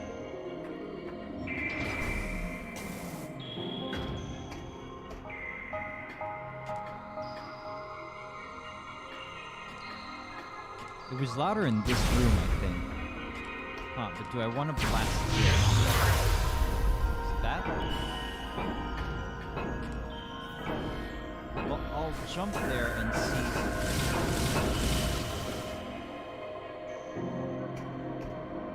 Oh, there it is.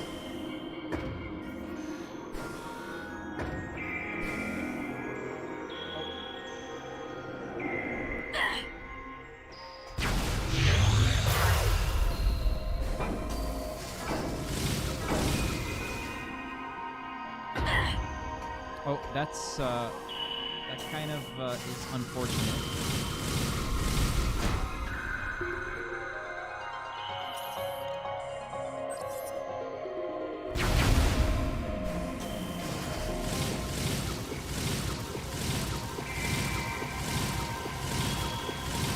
Oh, I see. There's spider tracks back there. That's where there's an item sound.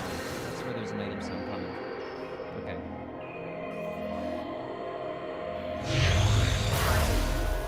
Okay, so I've got to take note of this. So this is the tower in Rio Ice.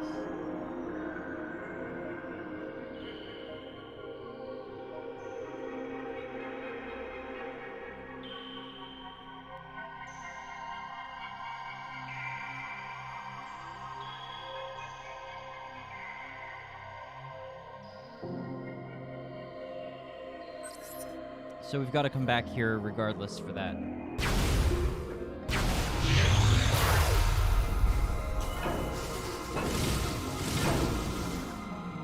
Nope. Okay.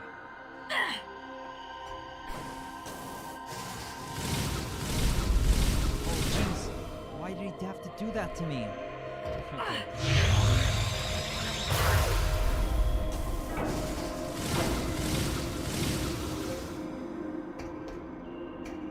Alright, so how do we reach that now? Let's see.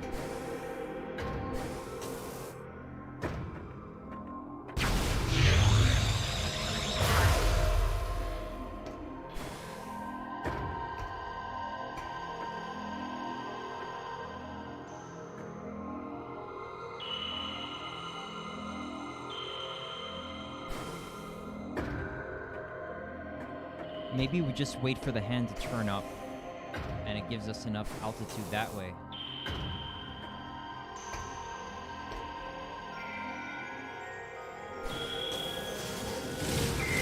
Oh, like just like that. Okay. Nice.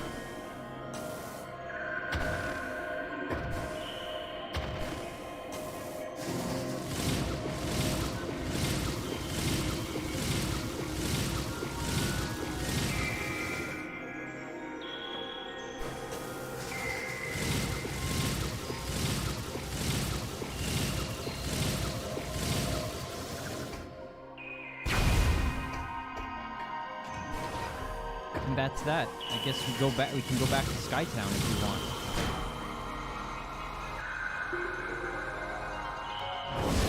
Kind of a drag. Pretty much a drag to have to come back here, just for because there's a spider track there and we don't have the spider ball yet. That's pretty. It's pretty whatever. Kind of a big little detour.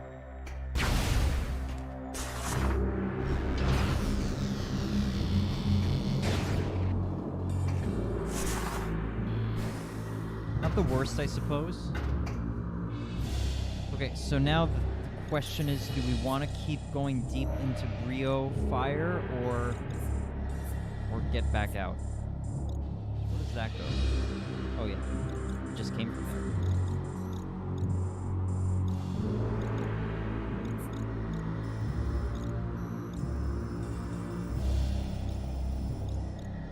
Okay, is there anything in Brio Fire that we can get now, actually?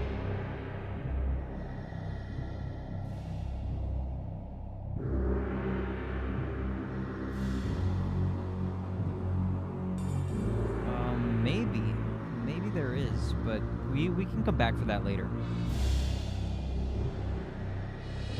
Oh, need the wall jump in the Falls of Fire. So where is that?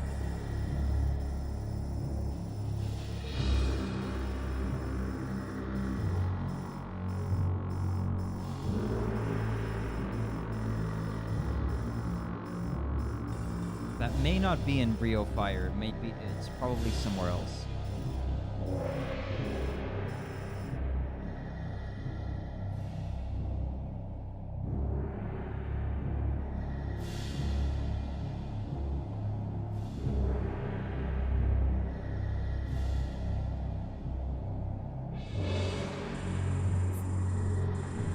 Yeah, you know, we'll probably come back to Brio later, I think.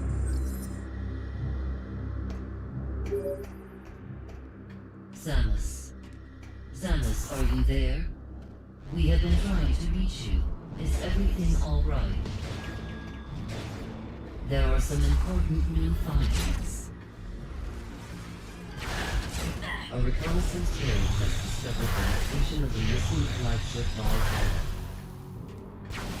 As I am sure you are aware, this vessel was attacked by pirates 5 months ago. We request that you investigate the Valhalla for any information about the pirates and their master plan.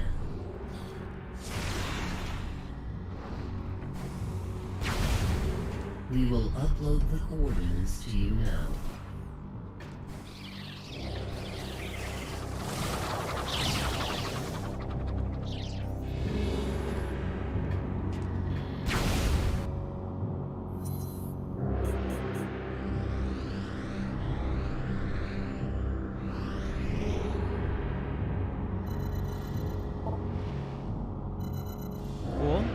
Apparently this is a really nice area as well. I've seen people praising this online, so this should be pretty cool.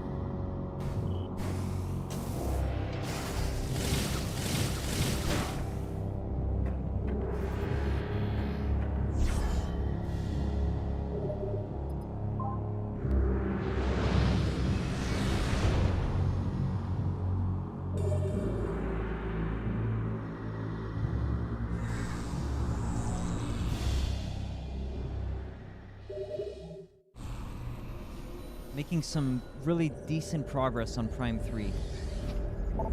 We should be able to get to Dread within October.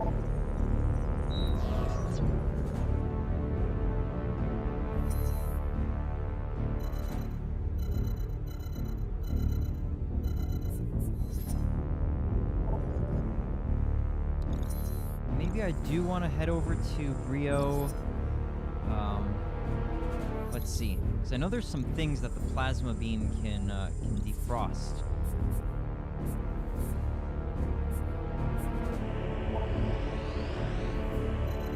So right here at the Federation outpost, there's something there, like there and there. So maybe I want to check that now. I think I'll go check that out now. Is it worth it though? Maybe. Falls of Fire is right there as well. So, yeah, maybe it's worth it to check this out. So we'll go there.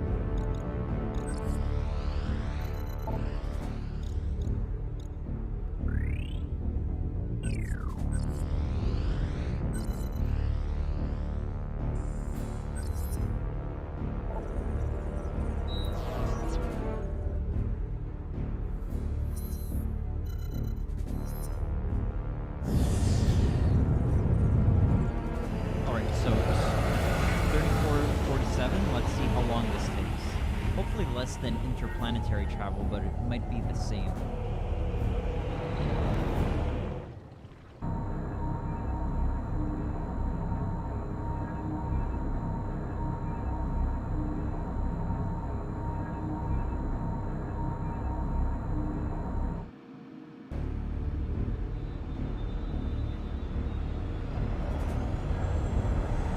Can I skip this? Oh, yeah, you can skip some of that. Fair enough. Ah, yes, this room.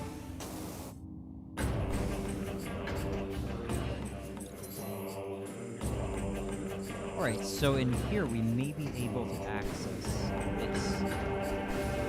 Yeah, nice. Maybe I want to let that close and scan the door? No, we've already done that.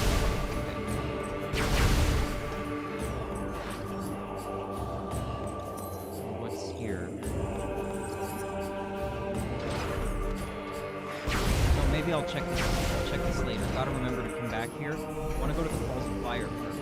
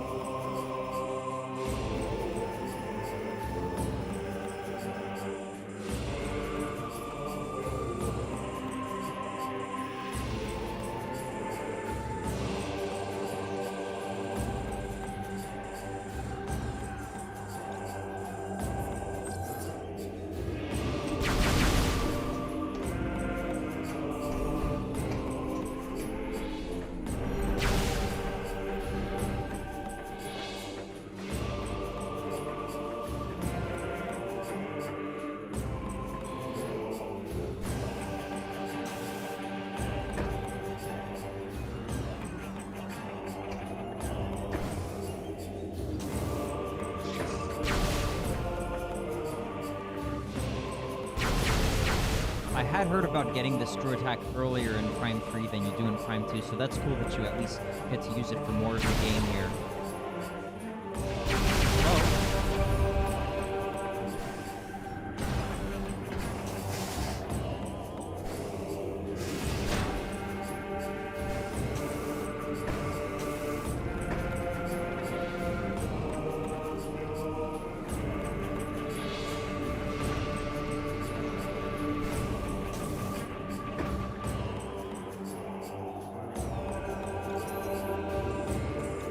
Balls of fire is right there, so if I just turn right and exit this room, I should be at the balls of fire.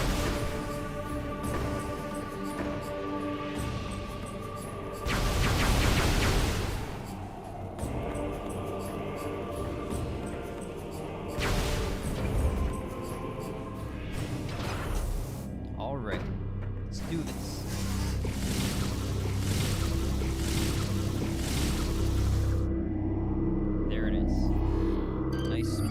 So I can delete that from my list now.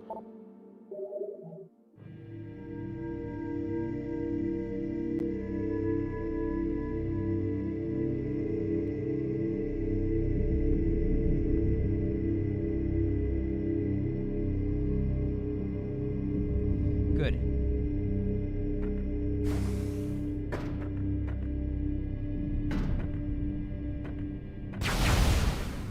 Try to access this orange door, which is somewhere there.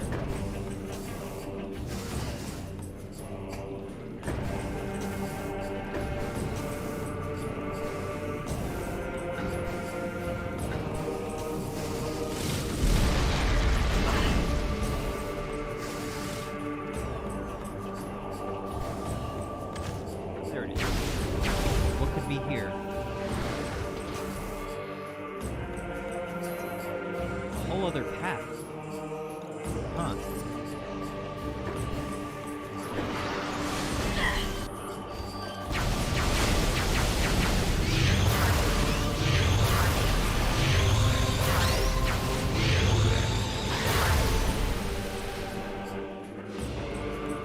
Wow, getting hit with the plasma beam must be quite painful, I would imagine.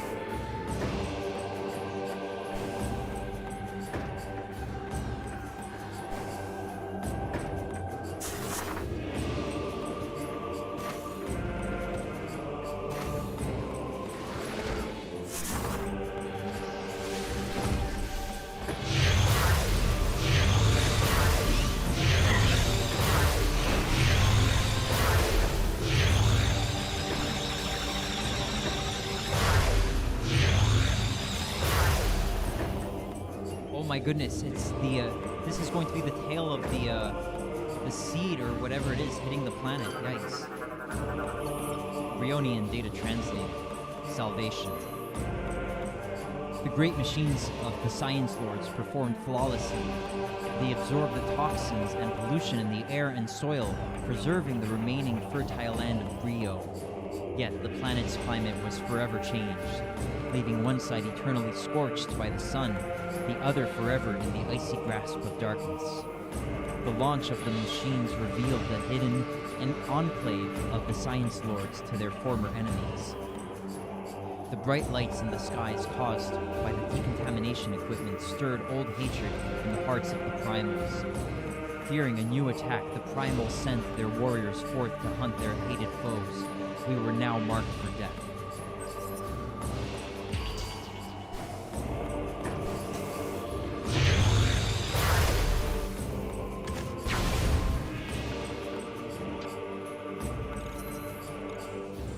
Fuel gel pool.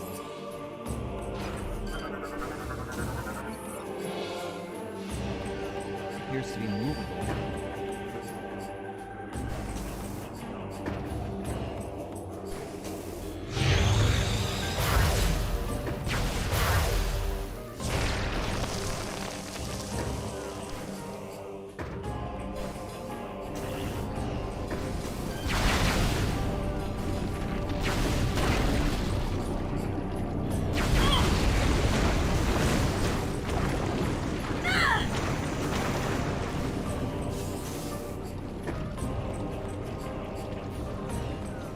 Hey, James.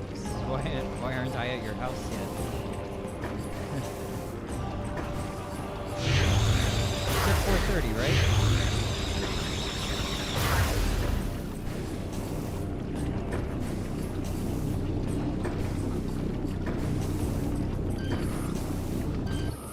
You have good news? That I get to see you today.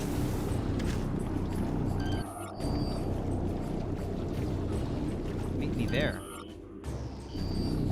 What do you mean?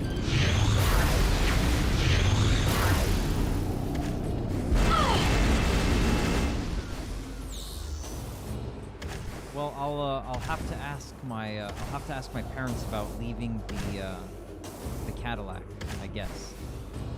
I'll have to ask them to make sure that it's okay. Probably is. It's probably fine. Just have to make sure we're ready for it.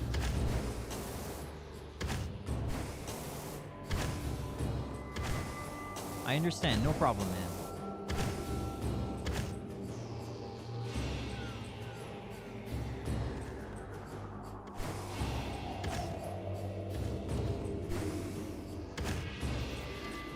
Making some... You can leave it at the store. I see.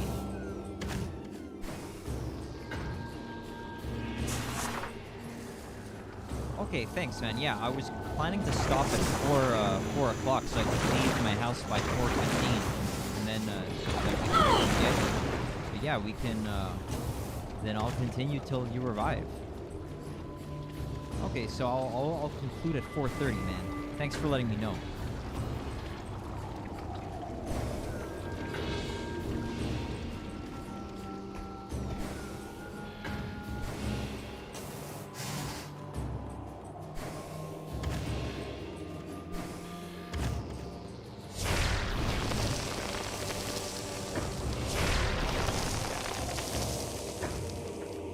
Make sure you get everything you need, man. Don't forget anything.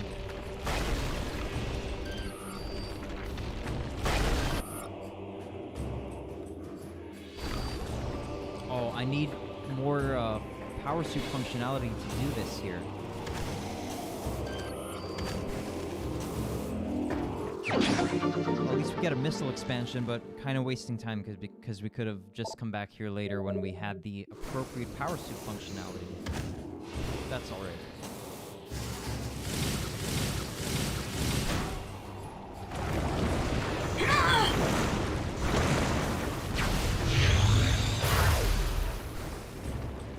So James, if you're still there, do you remember how far you got in Prime 3? Did you get the plasma beam and the screw attack?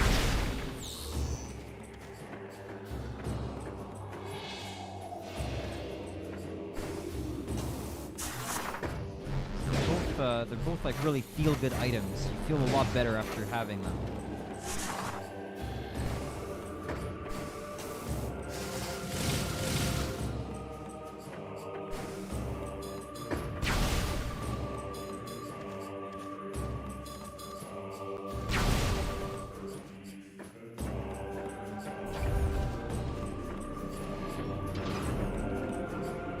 Yes.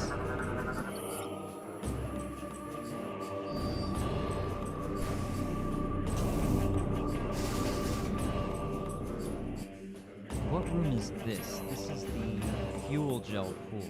No, it's the hidden port. I may have had this marked in my notes.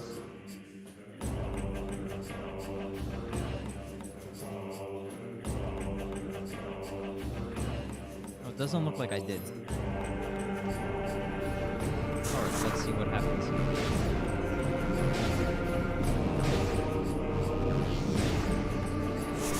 Oh, another missile expansion. Nice.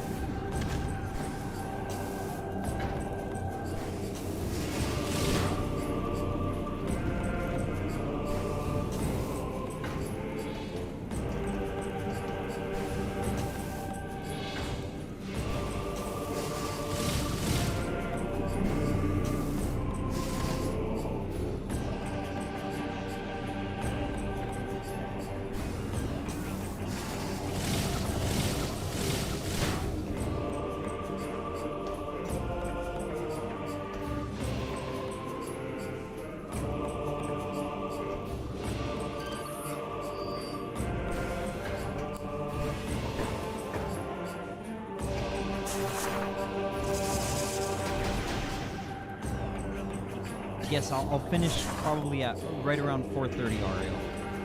I will be back in time for JF.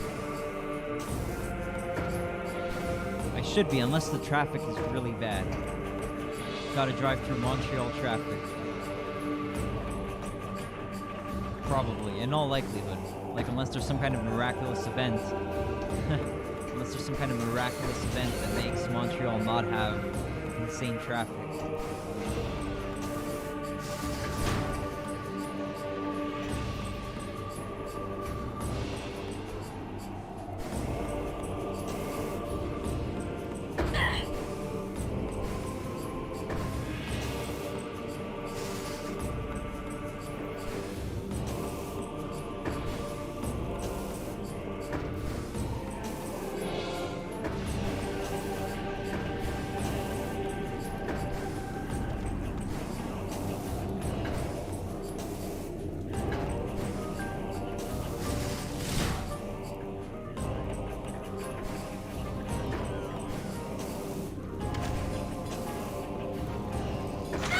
Oh yeah, by the way, Ariel, I got the screw attack, so we're in some good business right now.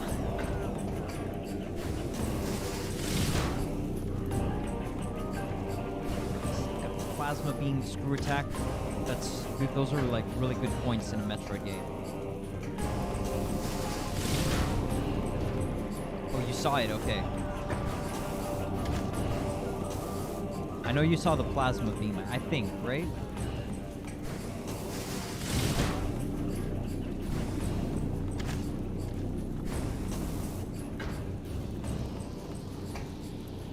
Plasma tube, yeah. Sometimes I can jump up there, but sometimes I can't reach it. Not sure why. Doing pretty well. Thank you, Ariel.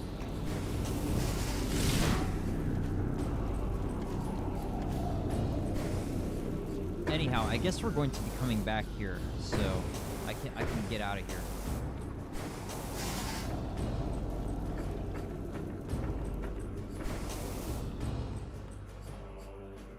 I've got to go to the Valhalla.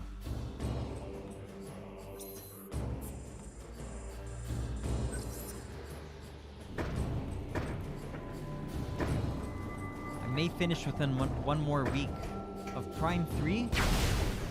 It's really that long. Wow.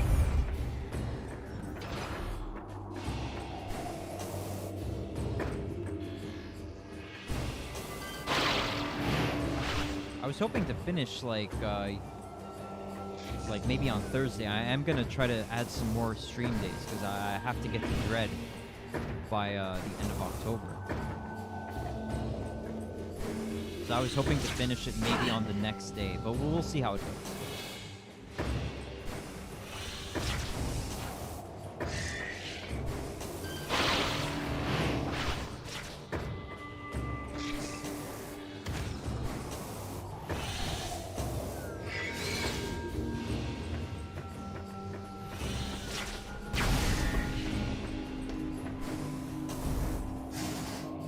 Yeah, usually I only do the streams 3 days a week, but because we're approaching the end of October,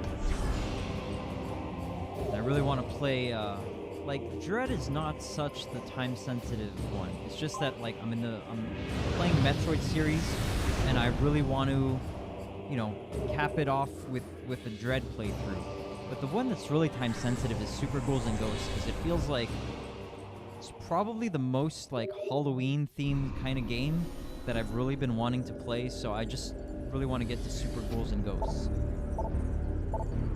But I mean, I definitely also really want to get to playing Dread.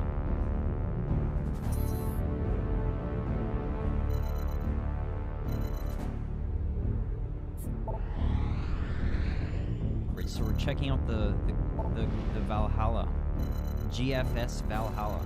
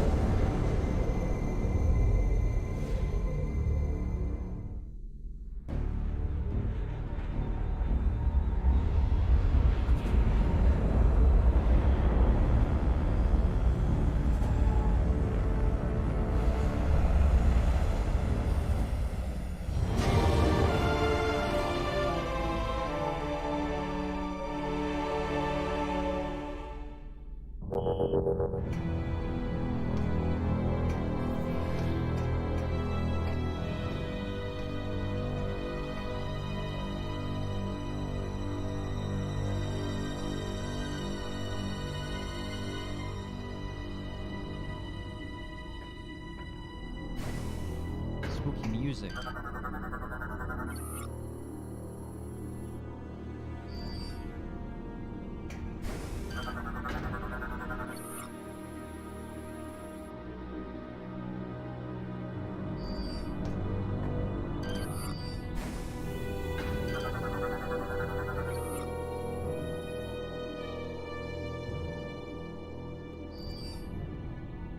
Earl says, I can only stay for 1 more hour, so I won't be for the end of this stream. Yeah, by all means, only stay as long as it's all right with you, Ariel. You've got to do your duties, and you know whatever it is that you've got on your plate. But thank you for the heads up, man.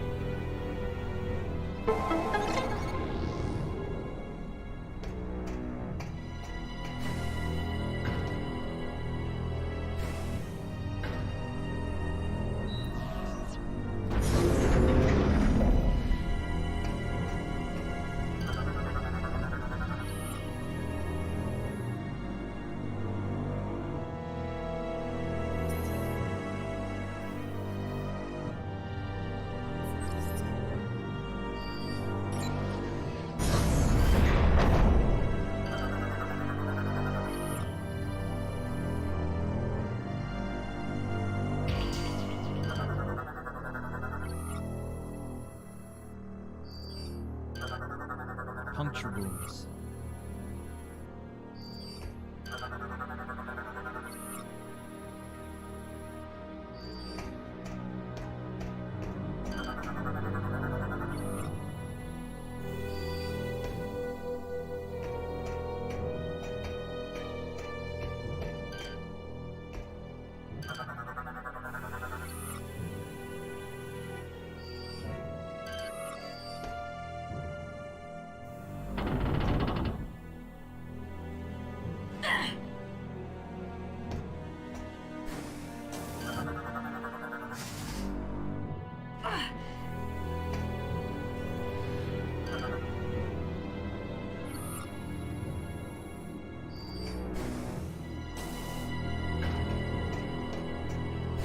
I wonder if that place is reachable. It looks like not.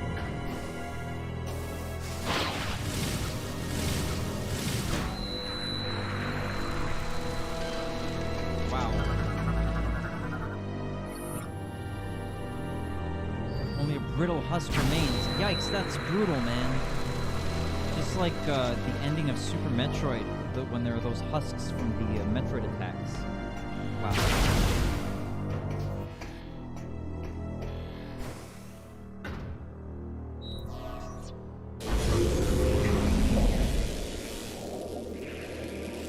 Metroids? Gel sack, okay.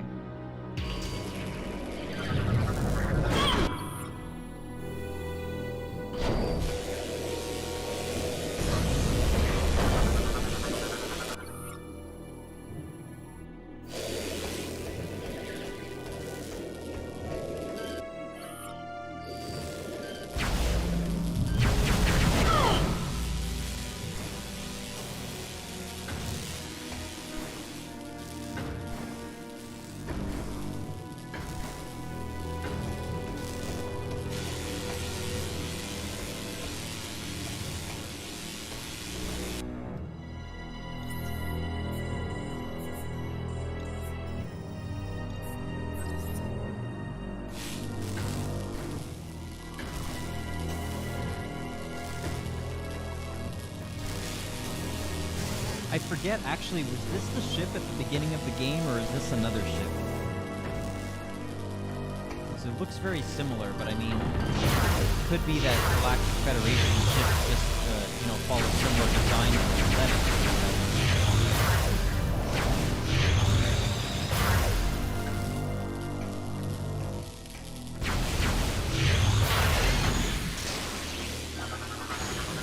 What is that? Phazon? Liquid Phazon? It's conscious Phazon. What in incarnation?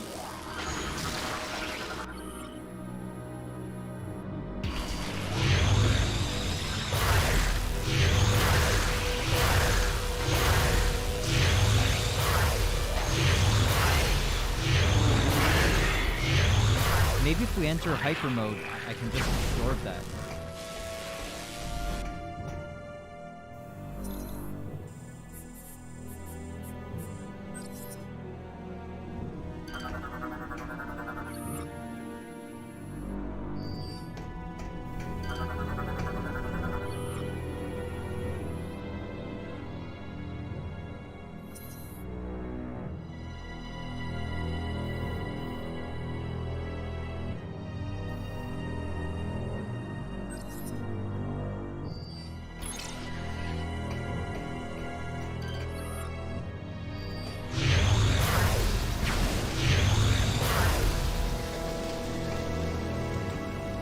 So I guess we need more energy cells here. But we only had one and we've used it, so we've got to get some other energy cells.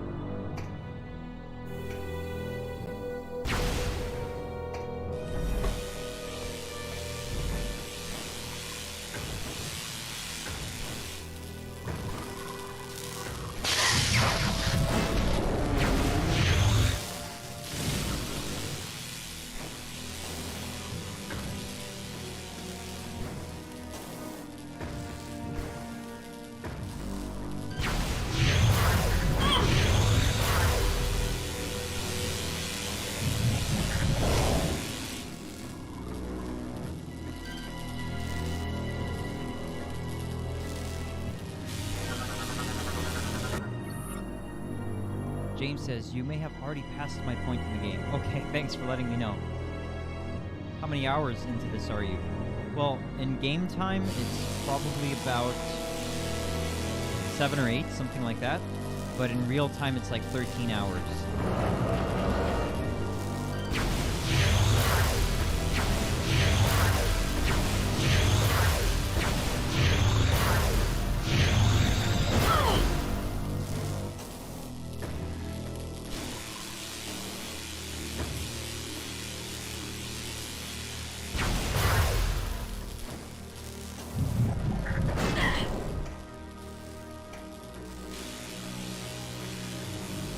Something I like about the music in this area is it has a bit of a GoldenEye kind of vibes, especially like Statue Park.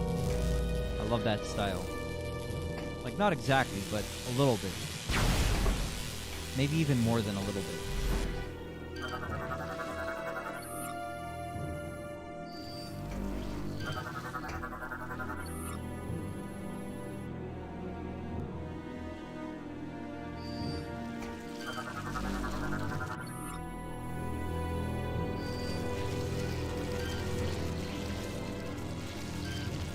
Yes, it does add suspense, Ariel.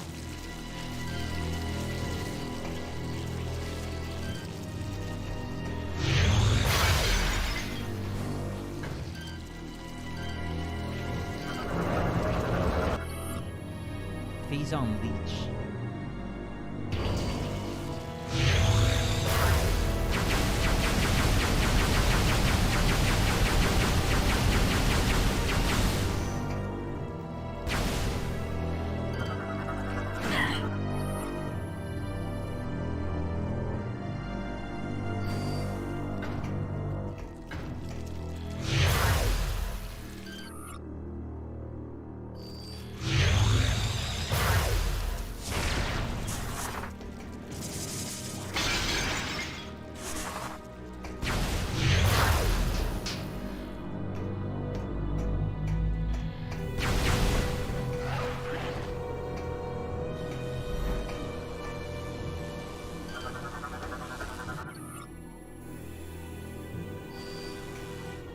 think I hear an item nearby.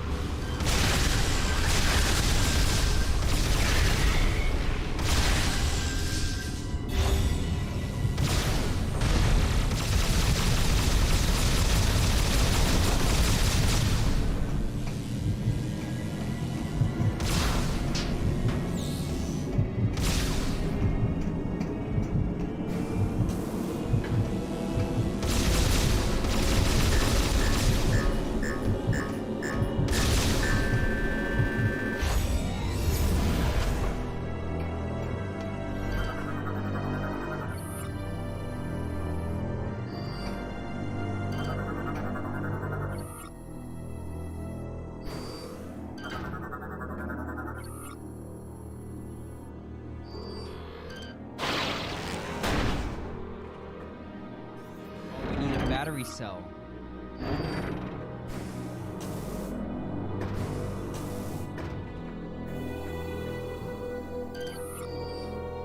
Well, I'm going to take note of this room. Auxiliary lift in the Valhalla.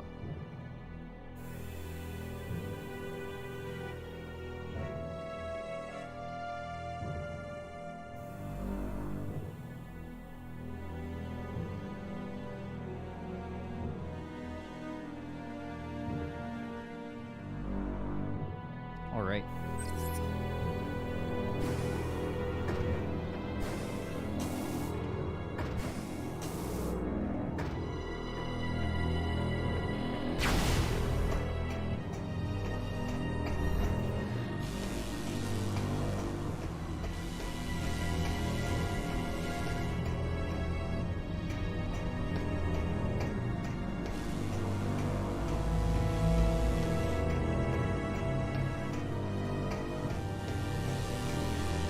Waiting around to see if those creatures are going to pass again, because I'm pretty sure there was something I could scan out there.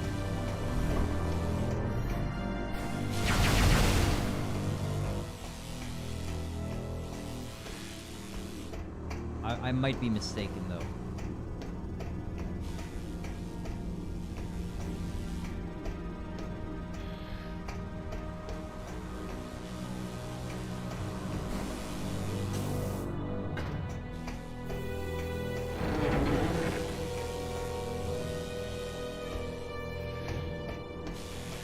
Alright, anyhow, we'll be back here.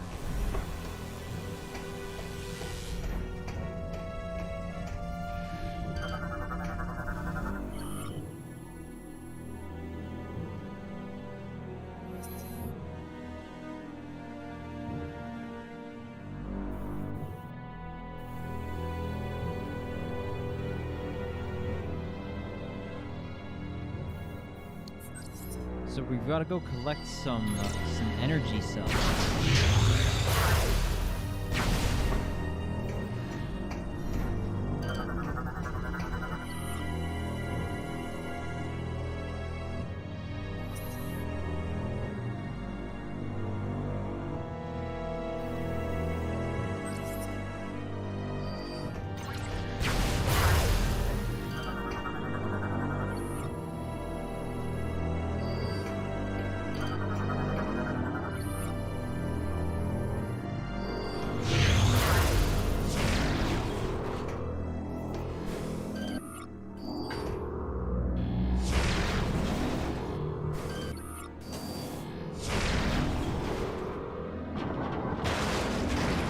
Oh my goodness.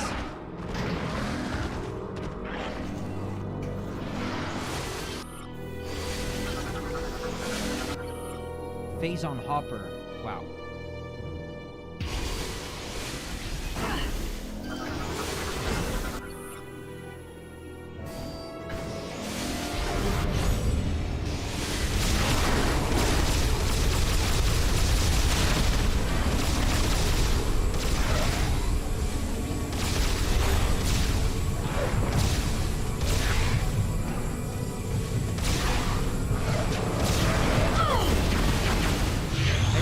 Failure.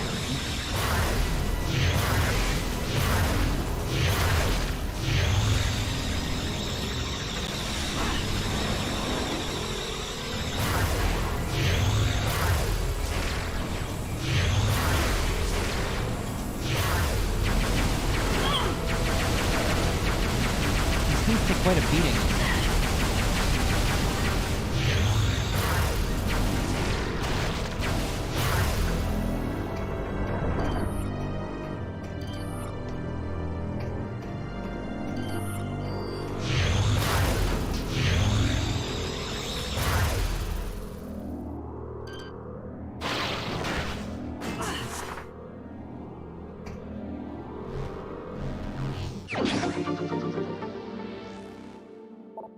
All these missile expansions are definitely pretty nice.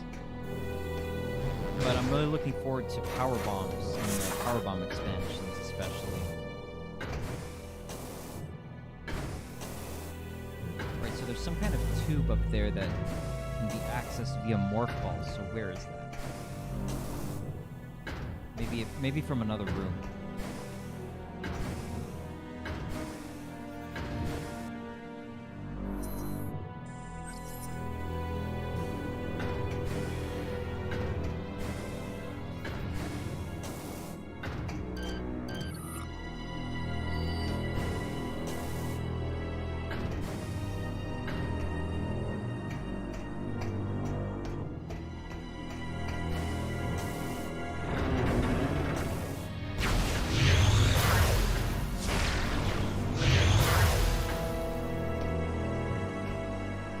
Yeah, it looks like it goes in and out of another room.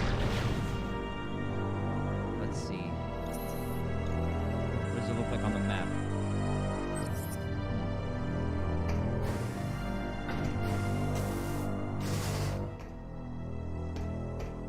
Yeah, it looks like it's very possibly not accessible from this room.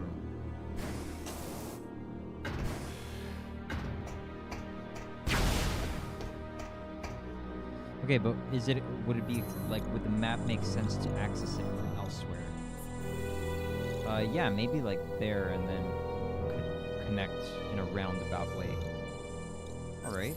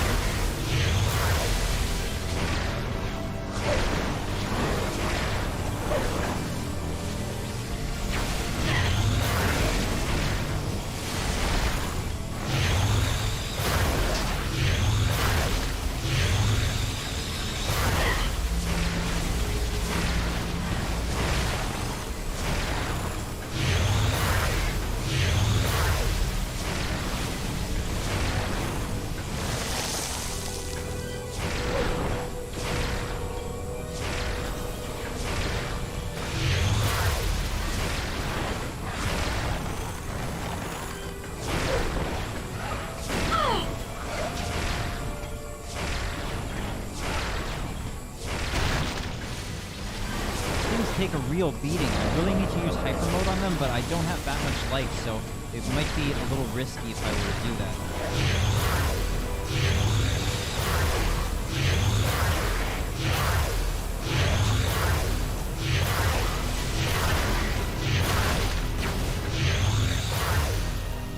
Okay, so since we're here, let's see, can I access this?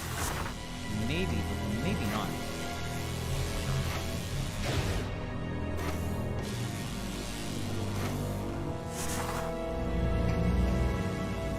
Is there nowhere here that is accessible? It really looks like a morphball passageway, though.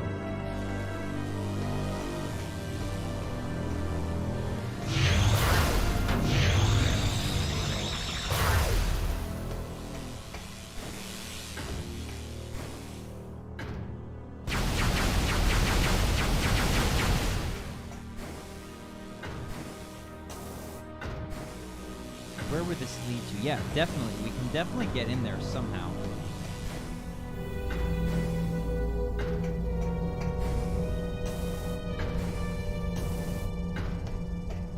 So the question is, how do we get in there?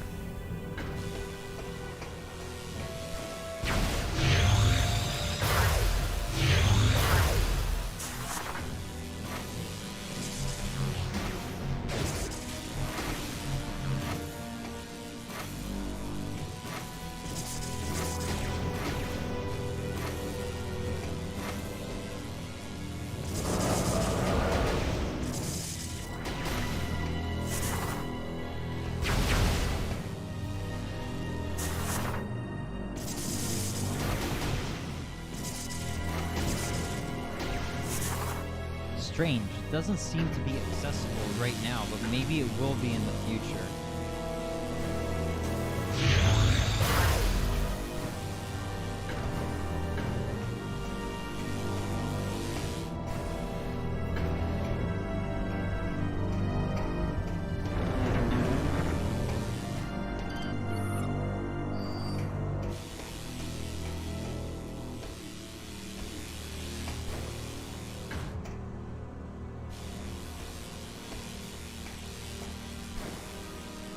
Maybe that's exit only, and you've got to take this from some other path. Probably. That's probably it.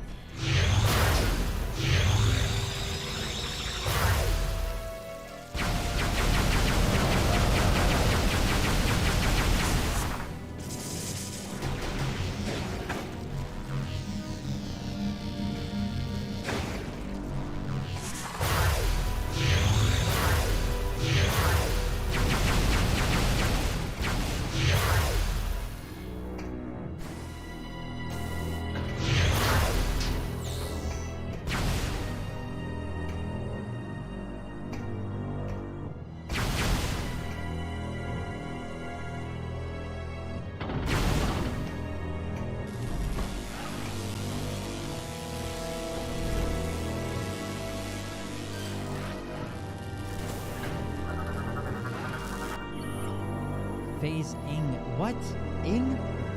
It's Phazon infused ing. And they're in the light world? Wow.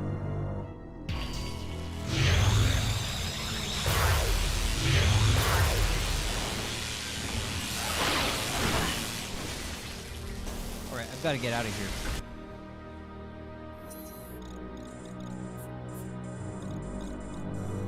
Yeah, definitely want to go back to the ship to heal and save.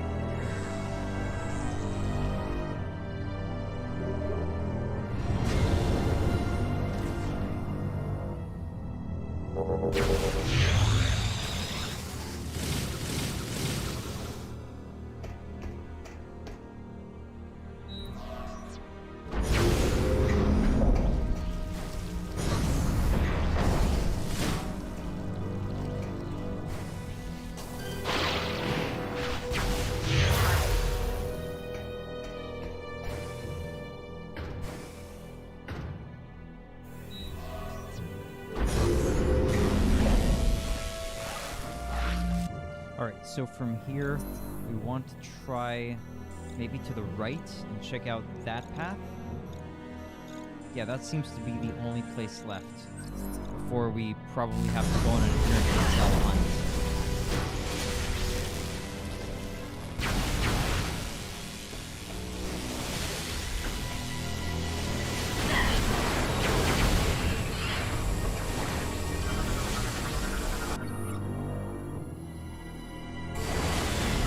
Oh yeah, they were taking forever to kill because they were in hyper mode. That's probably why.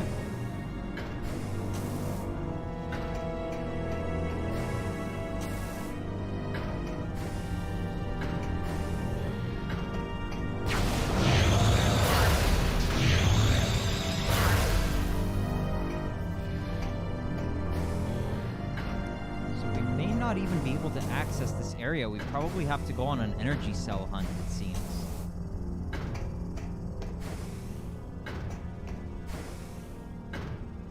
Some kind of way we can cheese some of these jumps.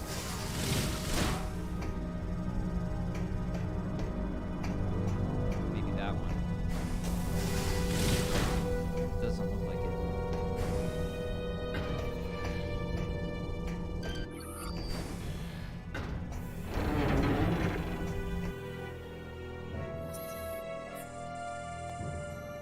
Yeah, so let's look at the logbook.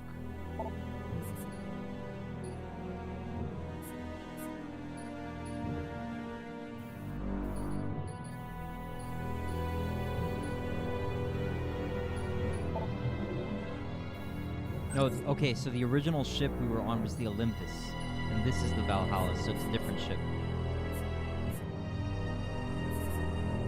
Maybe it's in lore.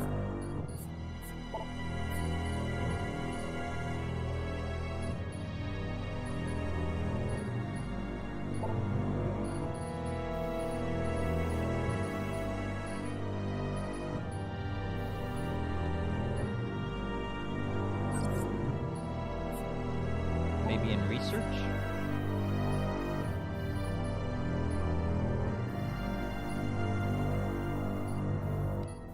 I think they're called energy cells.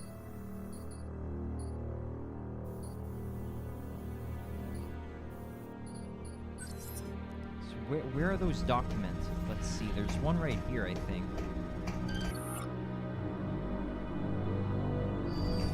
Okay, but where are those kept?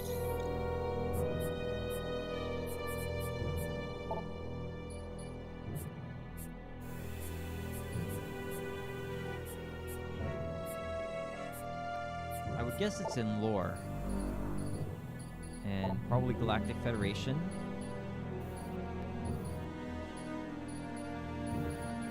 Okay, so where are they kept?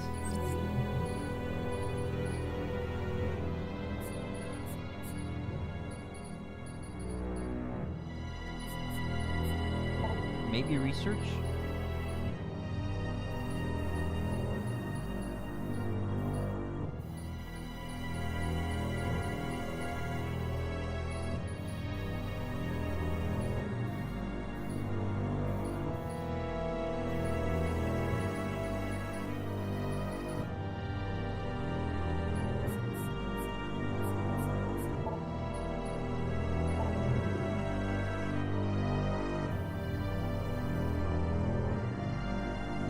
Yeah, I had to go back. I had to go back to SkyTown. That's right.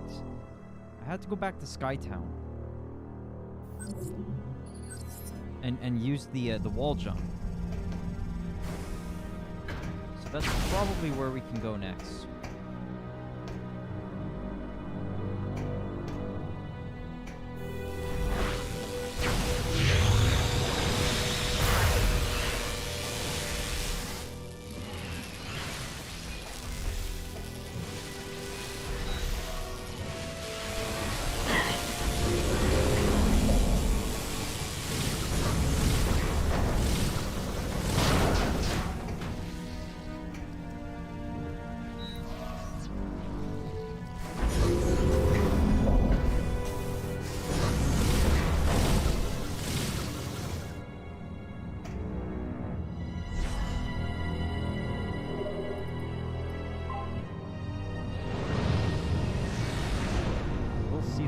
quick search. Where are these fuel cell logs held?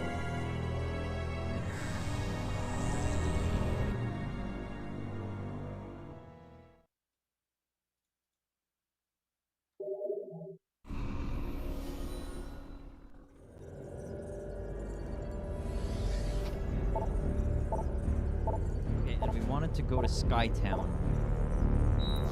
Gotta head there.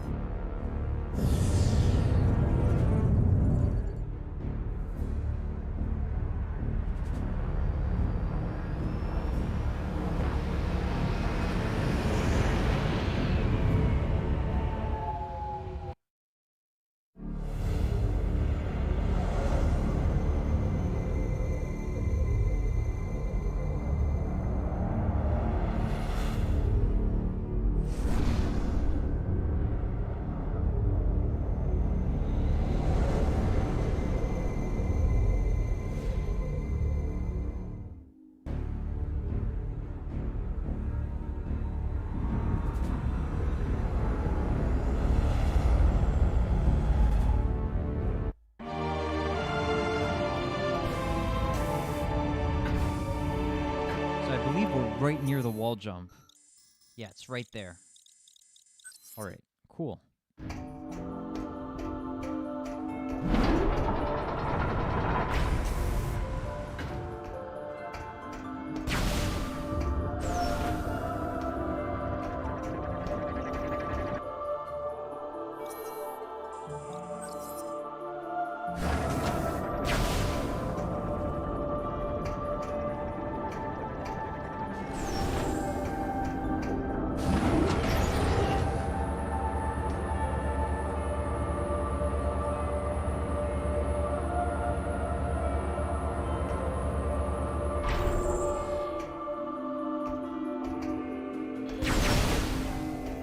No, I'm mistaken. Or am I? Wasn't there a wall jump around here somewhere? I made a mistake. I made a mistake.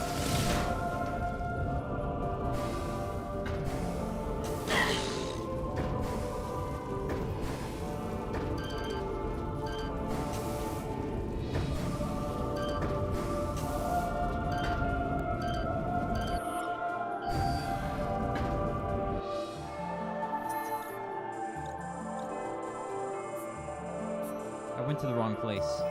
Okay, but we're still nearby. I made a little mistake here. So we're nearby, so it wasn't a huge mistake, thankfully.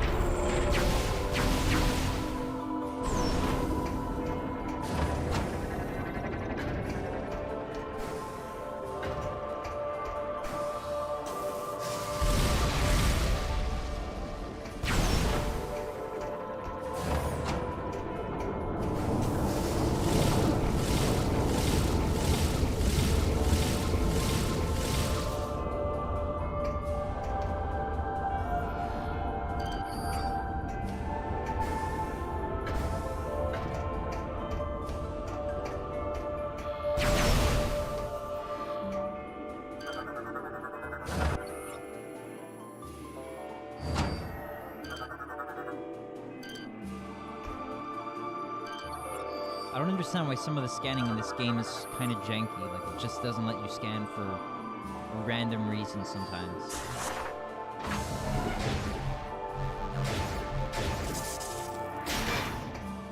Oh, okay, I see.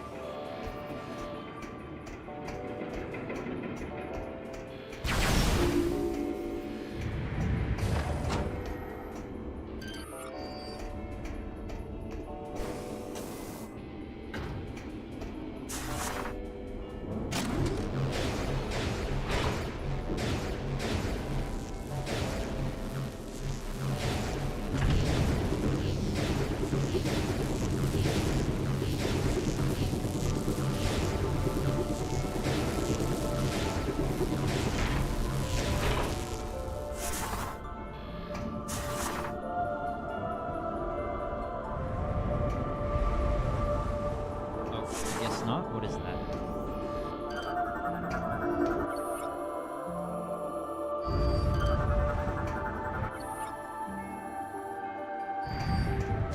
Kind of tram system.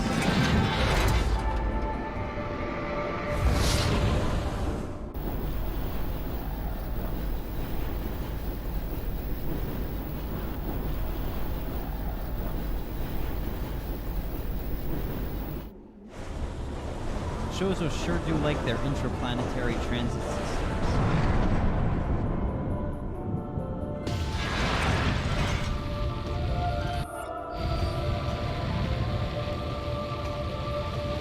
Is that Space Pirates?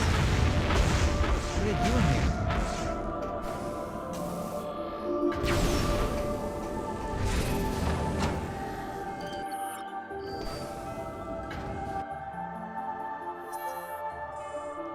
Eastern SkyTown. Nice.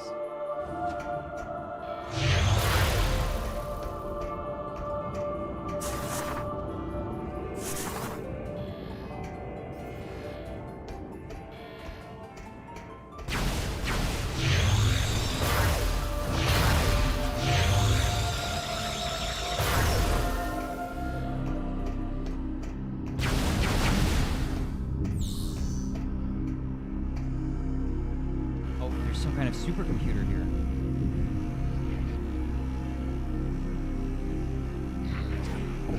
It's the pirates.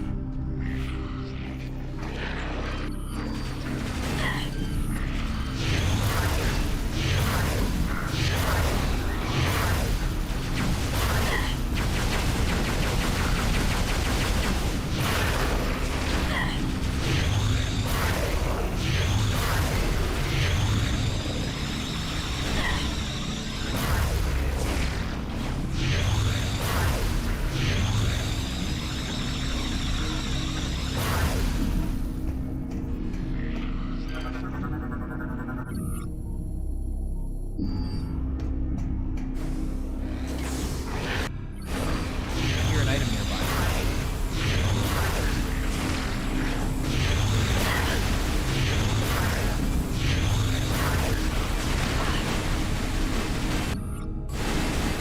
Oh, they're in hyper mode.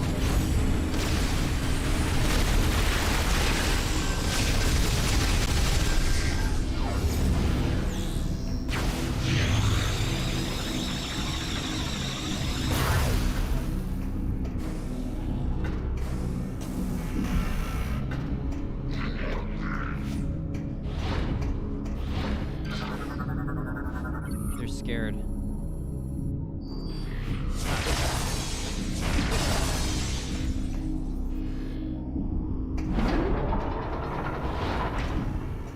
Very curious to see what item is in here.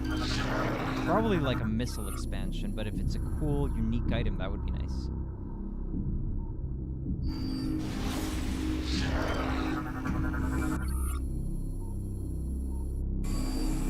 Oh, we need the Seeker missile.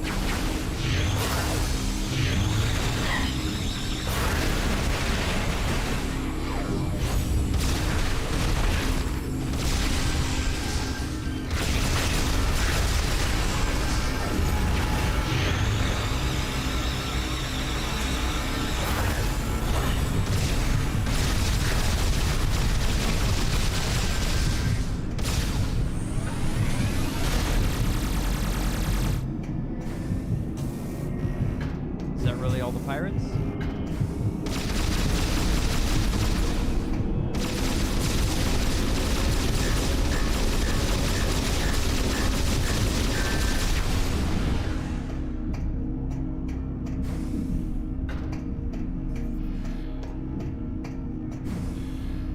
Sounds like it.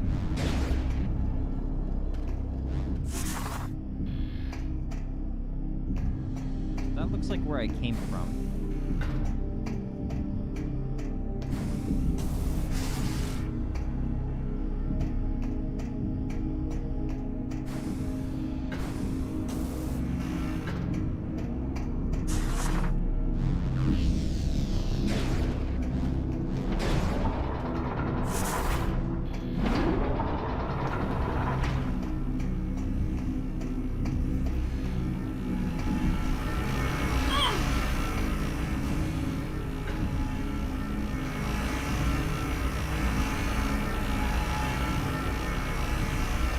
Out of all the things that you can scan, this strange device. Oh, maybe this thing. Whoa. See, why is it so janky? Like, it looks like you should be able to scan there, but you can't. Oh, okay. Yeah, so it is scanned.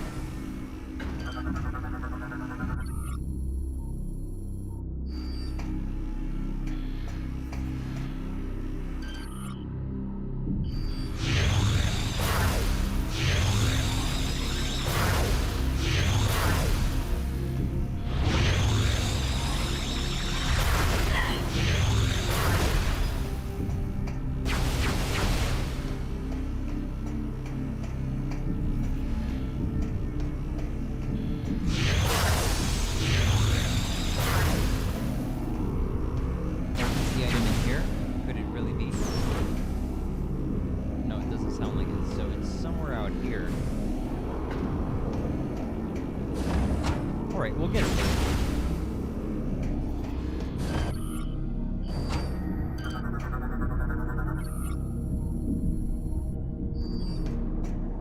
Oh, there's an item. Nice. Is this glass breakable?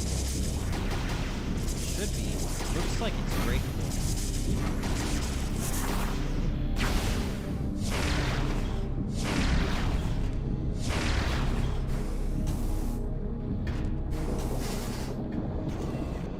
Should be breakable.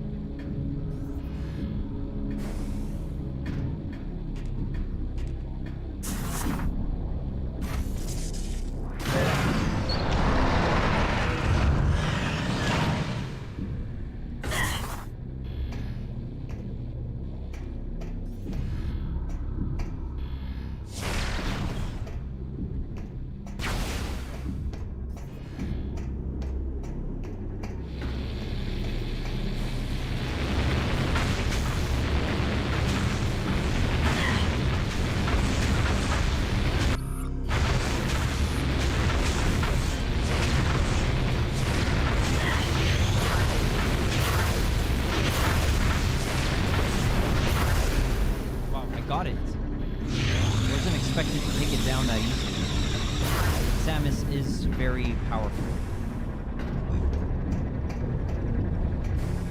So it was indeed to be expected, perhaps.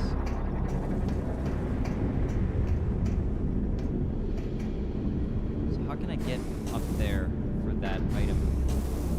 Missile expansion. Oh, is that spider ball tracks?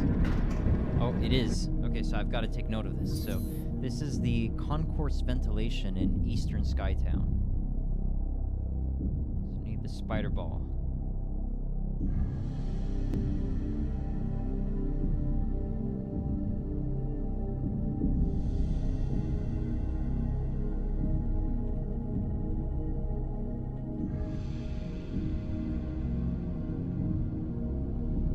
All right. I love taking these notes. It's a lot more reassuring than trying to remember everything and, you know, inevitably failing.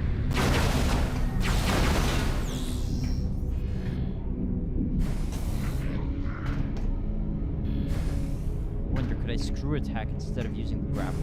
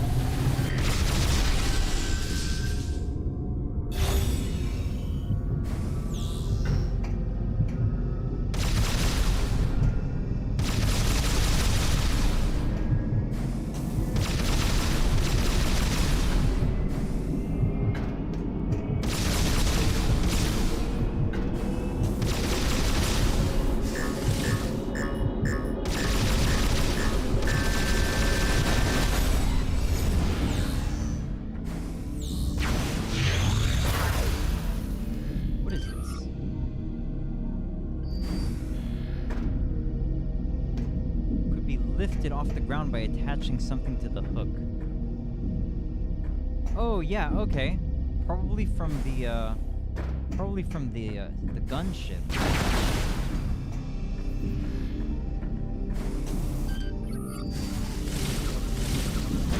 Oh, looks like we're getting spider balls soon. There's a lot of tracks around here.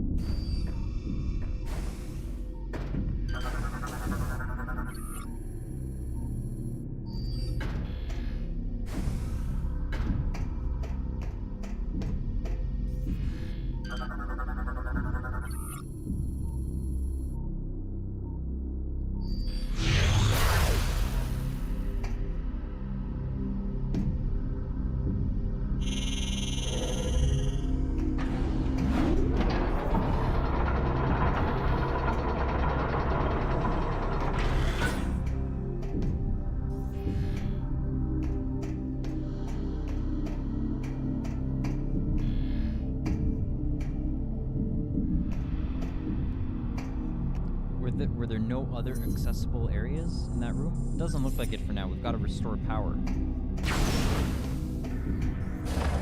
Oh. There's some stuff that needs repair.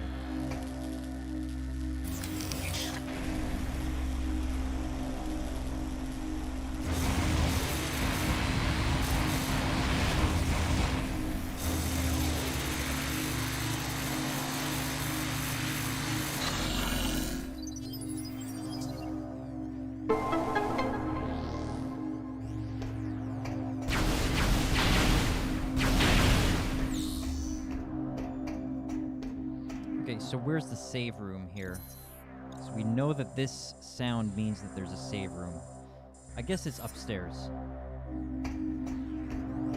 That's the only door, the only other door.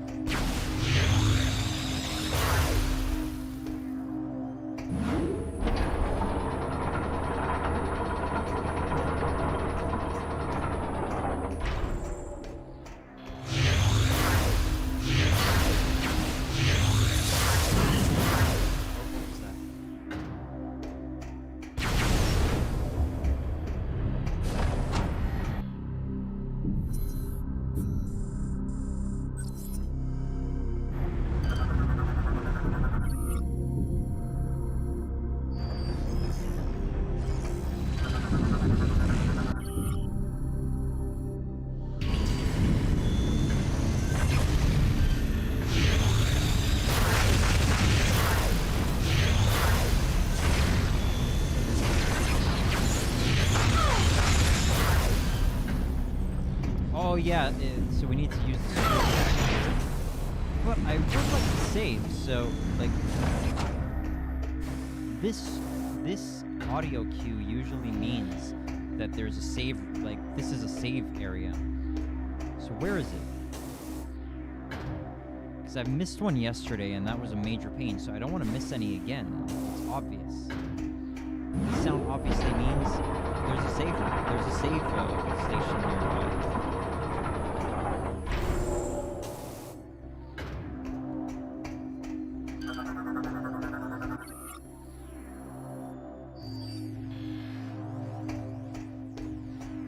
Maybe it's just the elevator music, but usually it means there's a save nearby.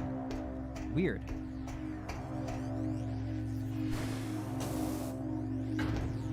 Maybe there isn't here, so I've got to be extremely careful with energy.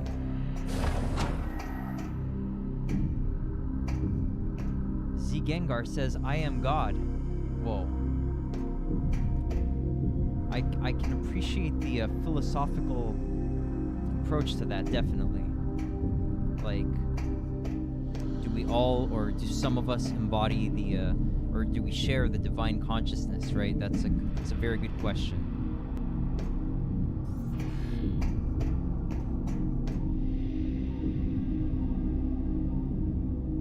You are like the God? Okay. I won't be skeptical about it. I'm not gonna fight you about it. That's your answer. Okay.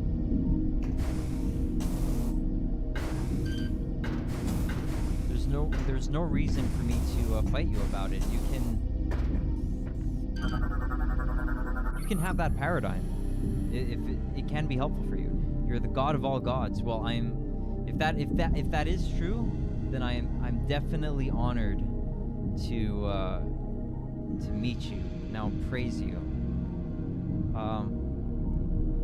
Well, I definitely offer my my praises to God, definitely. So if you are the true God, then you shall receive it. You shall receive the praises. I'm sending them.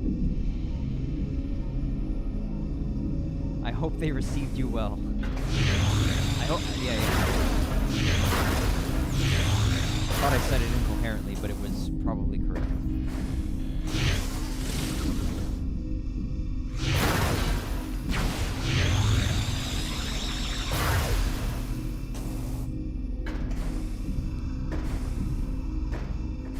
You saw camels procreating. That is good indeed.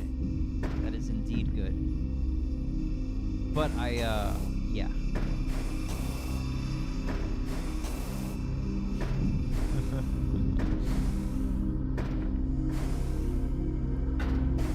I try to keep vulgar language off of this channel, by the way.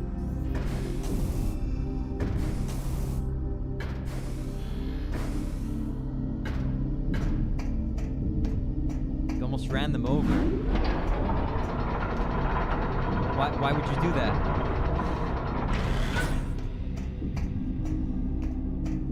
Are you a wrathful God? Because I mean, it is pretty it's reasonable to think that the God of this current world might be an evil one. Like it's possible, like it's possible that the devil is actually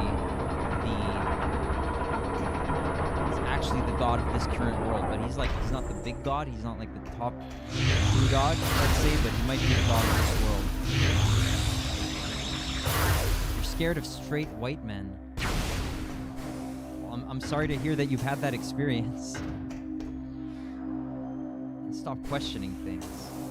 Why? It's always good to question, isn't it?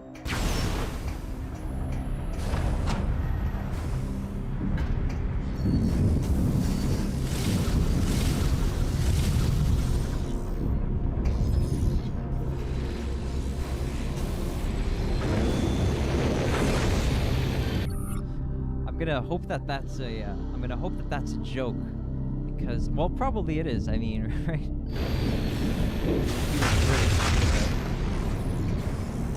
Like, don't say anything that might get you in trouble, man.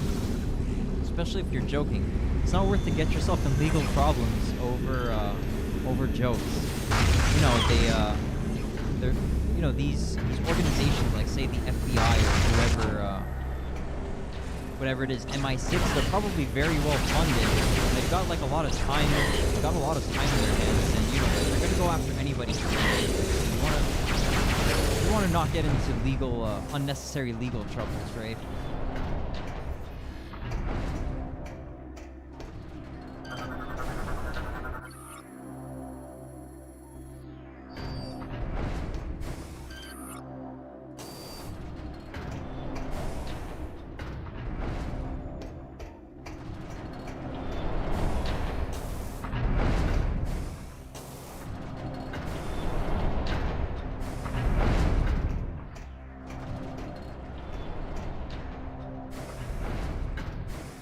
Boyfriend went to prison once. It was funny. What's funny about going to prison?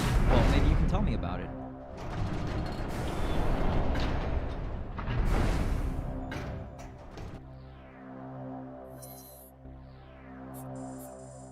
So there may be a save room nearby, probably at the ice store. It seems like that's the pattern in this game. The ice store is missile.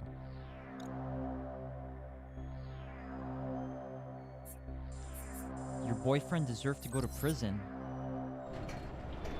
Well, if somebody deserved to go to prison, doesn't sound like they're too great of a person, so hopefully they're not your boyfriend anymore. But I mean, who am I to judge, right?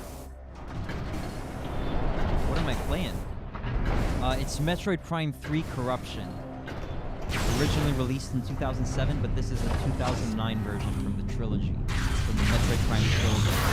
It should say it in the title, hopefully. Let me just check the title, make sure it's correct. Yeah, it should be there. It should be there. All right.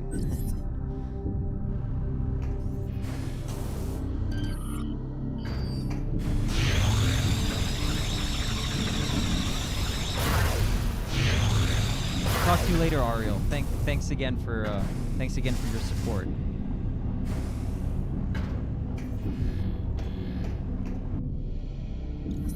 You sold that game yesterday. How much did you sell it for?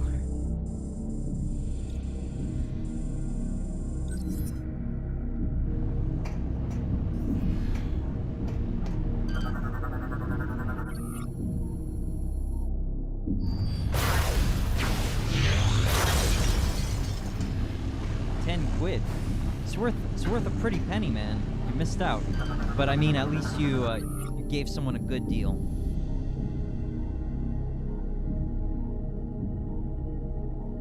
Oh, maybe quid is 1,000. I don't know. Is quid $1 or is it 1,000? What's a quid? I forget.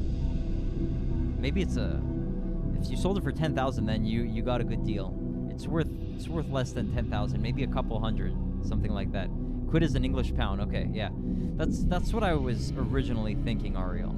Thank you for letting me know.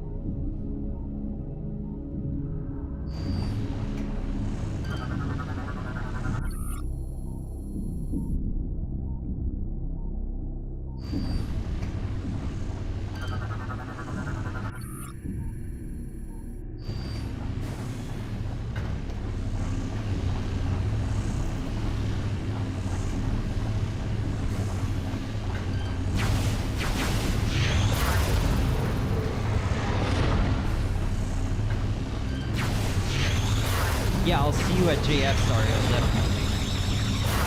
Unless there's like really crazy traffic, but I should be back home for JF. Yeah. All right, have a good one, Ariel. By the way, you're old. Okay, wow. Yeah, Ariel, in case you're still there, anytime I come across like any kind of trolley figure, I don't take it badly or anything like that. Like, just imagine, like, what if it's Sam Hyde? You know, like then what? Like, you know, just go along with Sam, or you know, whoever's a cool troll, or you know, it's all good. Okay, yeah, take care, Ariel. Gengar says I'm old. I guess we all get to that place eventually, right?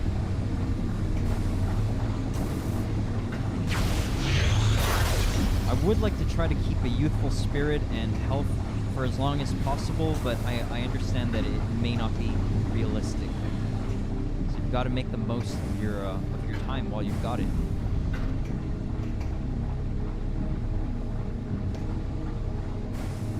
You seem like a pretty violent person, Gengar.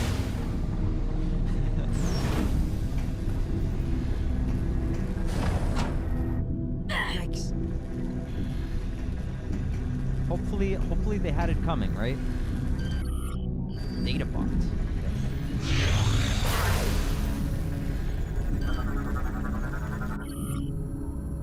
Elysian data dock decoded. Federation.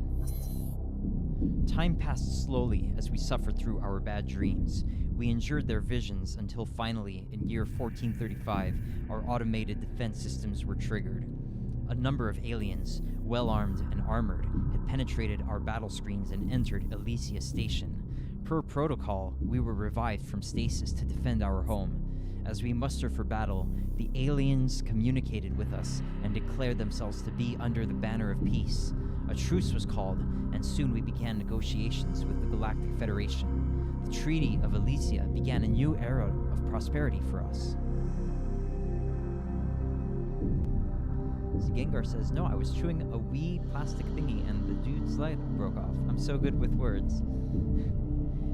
I see. You mean like those little tables that they put in the center of a pizza to keep the pizza from like touching the lid of the carton, something like that? Do my legs hurt? I'm standing up. Not at all. Like they used to kind of get a little sore and stiff, and even still like a little bit after, you know, say, you know, 5, 6, 7 hour point. But now I'm like way stronger than I was. Oh, it's a plastic figure. I see. Okay, thanks. But yeah, I think I'm getting pretty strong. Like that was the point anyway. Want to be as strong as I can manage. Am I American? No, I'm Canadian. So I suppose that you're British. Well, I mean, you just told me that anyway. So I mean, it wasn't a guess or anything. Yeah. No, you told me the guy was British. You told me the guy that you. No, you're not British. Okay, yeah, the guy that you took care of was British.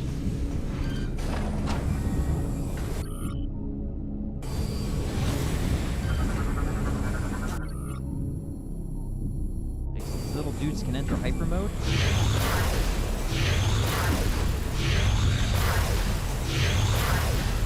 You're Russian. Okay, awesome.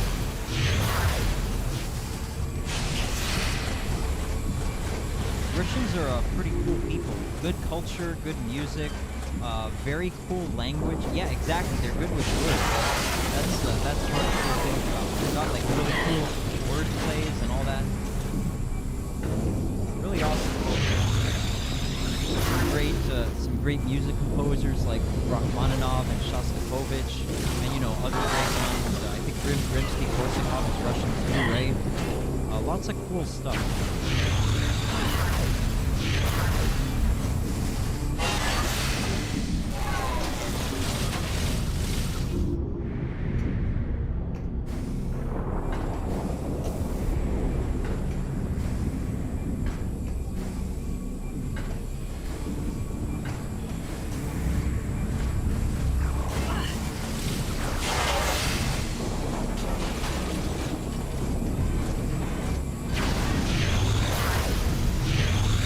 So these things are still pretty weak even when they're in hyper mode, thankfully. So we don't need to waste our energy tanks on them.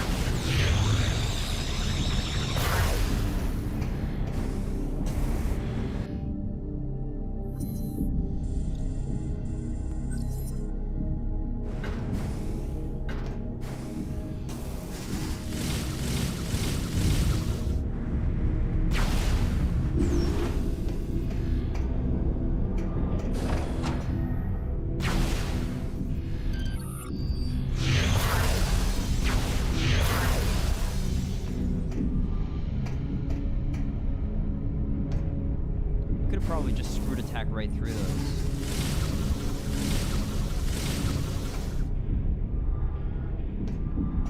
British teens can be scarty. Don't know what that means. Scarty. I know the connector. The AV connector is SCART. SCRAT. I know that. Scary. Okay, I see. By the way, you're not Justin Silverman, are you? I asked because of the username. And because of the, you know, the peculiar sense of humor. But I do appreciate Justin Silverman. I do like Justin Silverman. He really likes Gengar.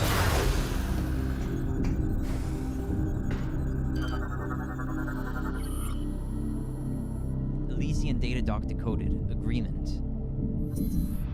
The treaty brought us new supplies, fuel, and parts from the Federation. In return, we allowed them to use Elysia Station as they saw fit.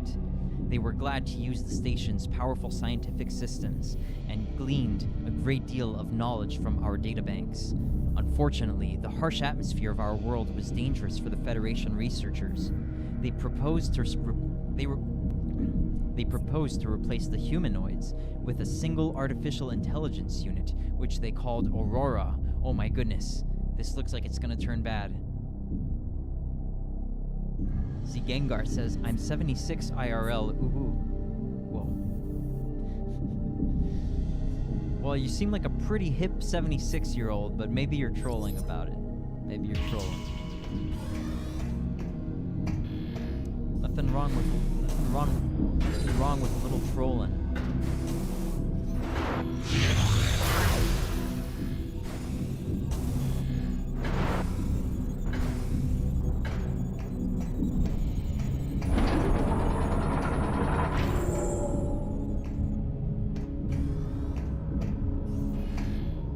Your MO is a furry.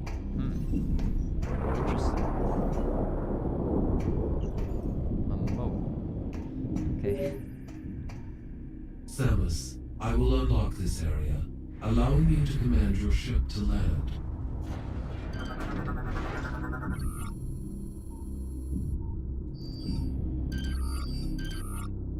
Oh, there's going to be an upgrade here. Nice.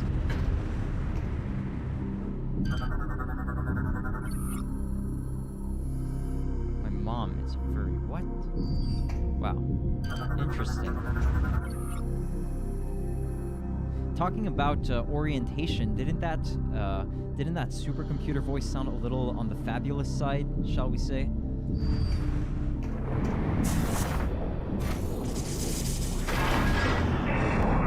Talking about furries. I don't know. I was never big into the furry drama, but I know some people find it pretty funny. You know, cool dudes like Jim, you know, and all those guys. Lots of quirky things. Whoa, what is this? Okay, so I guess we want to call the ship. We want to call the ship over.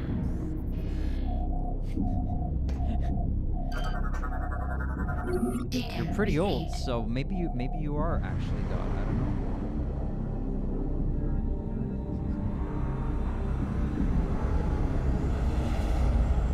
know. Yeah, exactly. Yeah.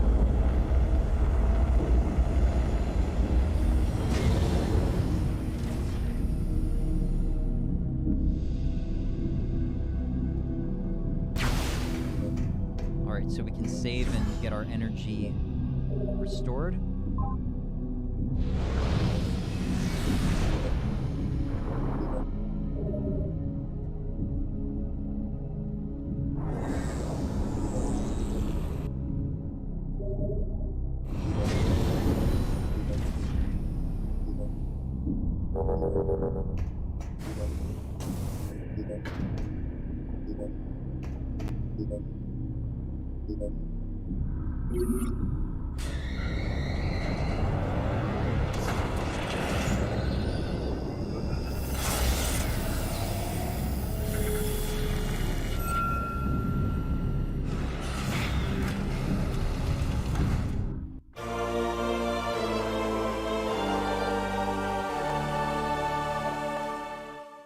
Very cool.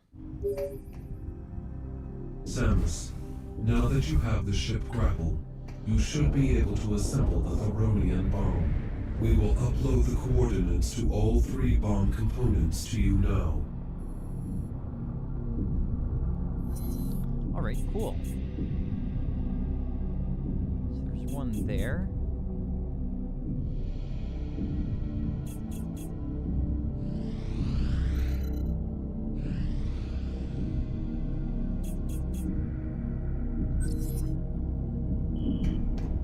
Alright, excellent.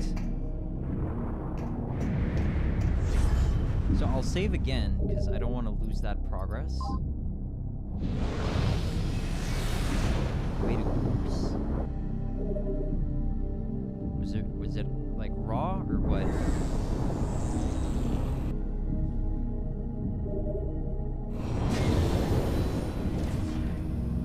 I have come to accept carnism. I've accepted it, you know, like in terms of raw. Whoa.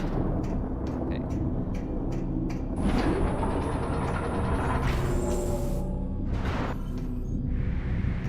Yeah, so I don't judge for the choice to eat animals anymore, because it seems like it might be an inherent part of existence in reality, but I'm still vegetarian or vegan, and I in all likelihood will remain so for my whole life.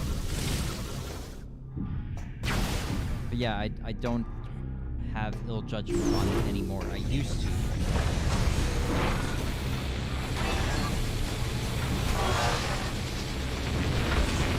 still prefer to not hurt, animals as much as possible. But I understand that might be a kind of utopian or naive kind of worldview.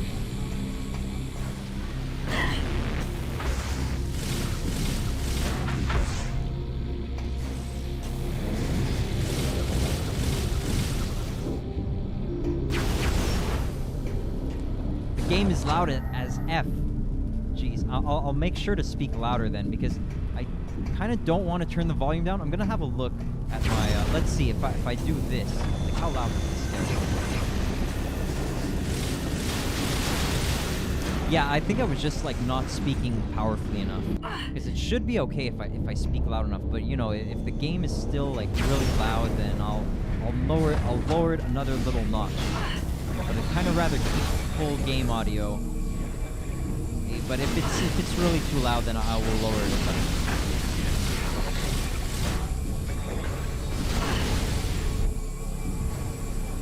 Thanks for the feedback, nonetheless. Oh, what are these? You have a child. Okay, good. I'm happy for you.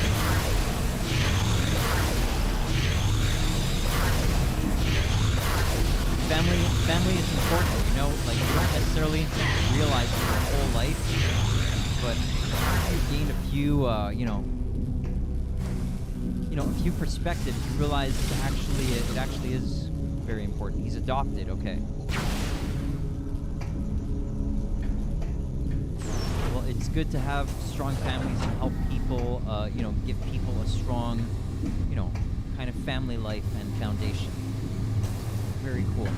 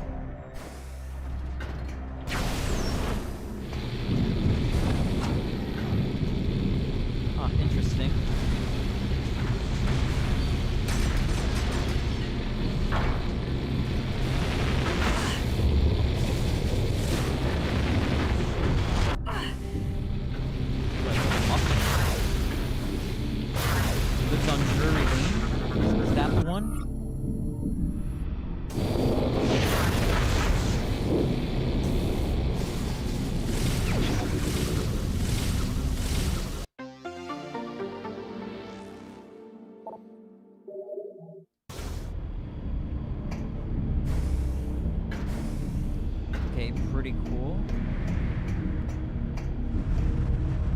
He died. Whoa.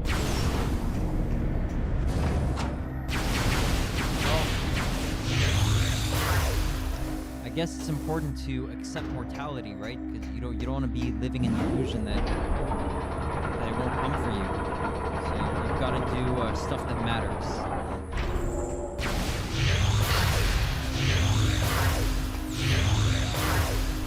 Immortal. Okay, well, I'm happy to hear it, because I would actually like that for myself as well. But I mean, I know that maybe it's not realistic. I would like to give it a shot, though. I would like to give immortality a shot.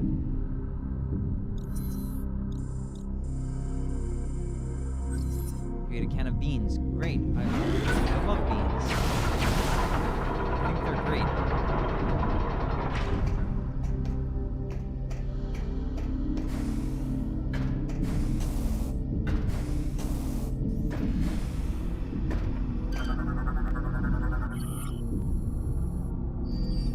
Got to get here with the ship. So, maybe we can do this with the ship or not. Let's see. Cool. Data received.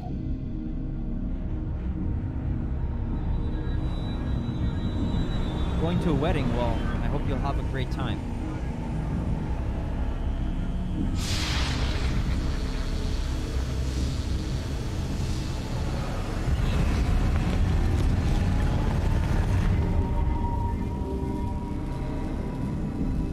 What are these critters?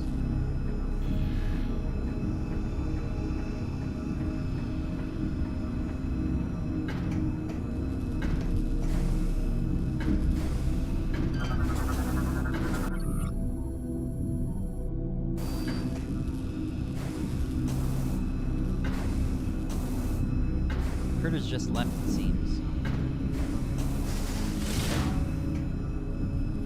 Put your finger in a hole.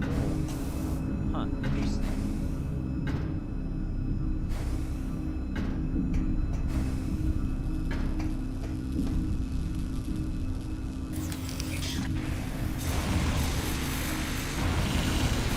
I think it sounds alright. I wouldn't worry about it.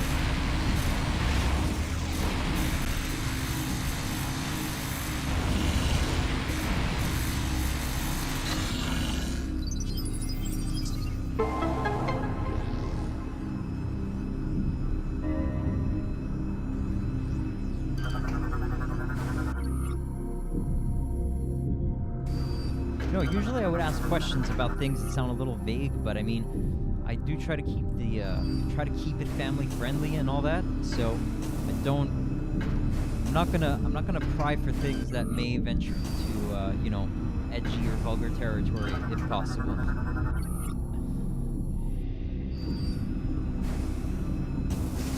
Do I watch Peppa Pig? No, I don't know. May have seen like a little clip or something. I don't remember for sure. I don't know if it was real Peppa Pig or a parody, but it seems like it might be kind of obnoxious. I don't know. I can't give an accurate assessment, so I don't even know if I saw the real one. But I do think that at a certain point in time, like programming for kids just became absolutely terrible. Scottish Peppa Pig, watch that. Okay, let me take note of that.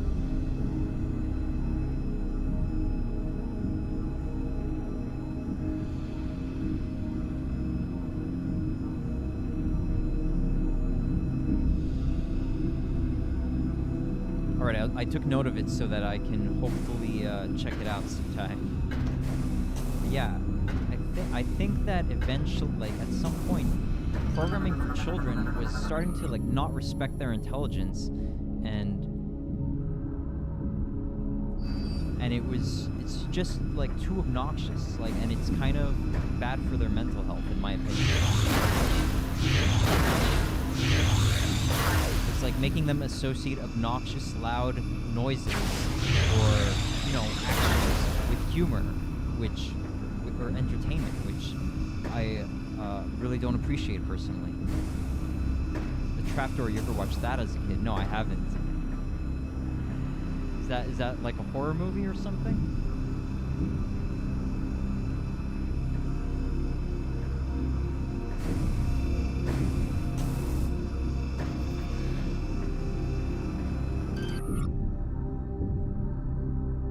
Oh, I have to return it to the original position. Okay.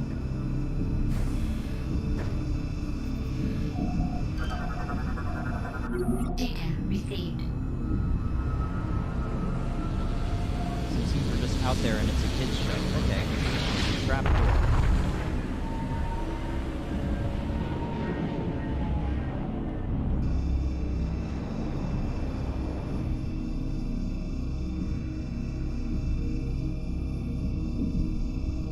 I took note of it.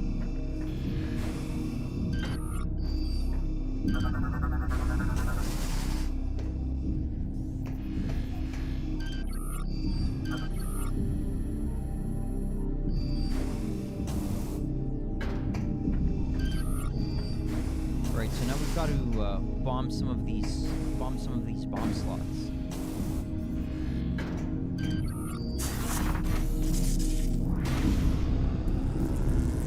What kind of music am I into?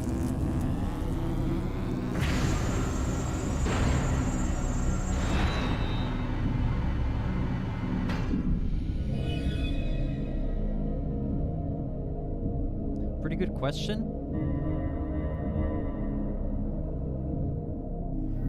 Alright, so let me think about it. I've got a, like, I would say I have a fairly eclectic taste. Like, I'm very open to all kinds of genres, as long as the music seems like good quality music to me. But I like lots of things. I especially like video game music. That's been a big part of my life for a long time. But I also like classical. I'm not that deep into jazz yet. I do want to get into it, because I've heard some incredible things, and, you know, it's obviously Like, it seems to me it's like a continuation of the classical tradition in many ways, and it's, you know, extremely high artistic value. I also like rock, you know, metal. I haven't listened to that much progressive rock, but it's good stuff, definitely. And fave band singer, if you got one. Well,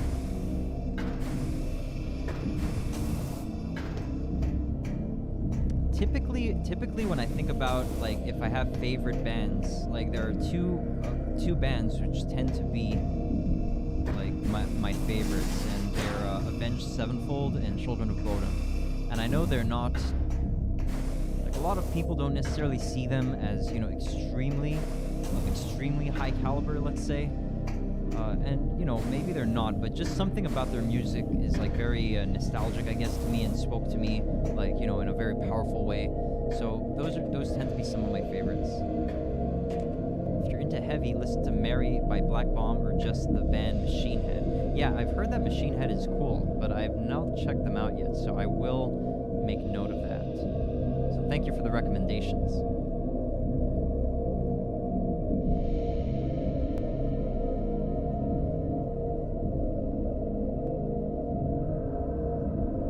Black Bomb A. Okay, I see. Thank you. A Prime? Black Bomb A Prime. Or just A. I've got to focus on what I need to do here. Oh, maybe I need the spider ball for all of this stuff.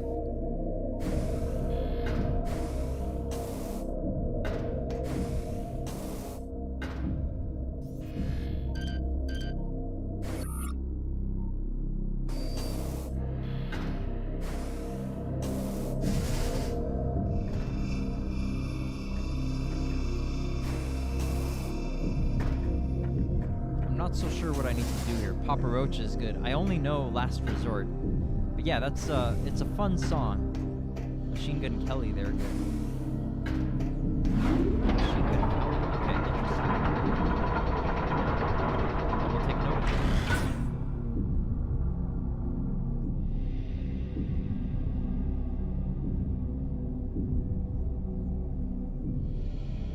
of that. Some other bands I really like are, say, really strong appreciation of Protest the Hero. There's a lot of other ones that, you know, I feel terrible for forgetting right now. I've really liked Michael Brecker's work from what I've heard. Like, he was a jazz saxophonist, like, really good stuff.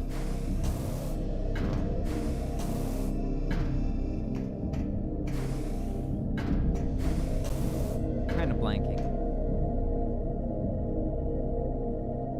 Okay, I'll check that stuff out. Thanks, man.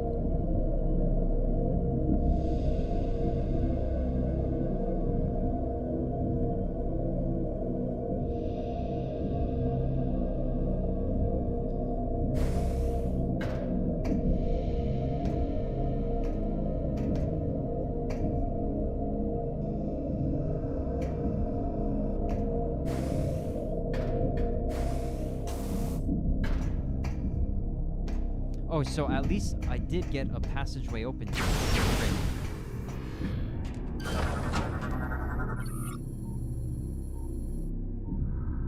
The one by Panic at the Disco is amazing. Interesting.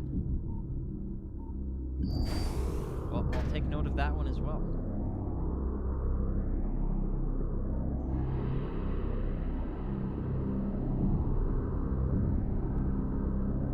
I do have a list of some music that I needed to listen to, and I haven't gotten around to it yet, so I mean, I don't know how fast I'll be able to do this, but I'll try.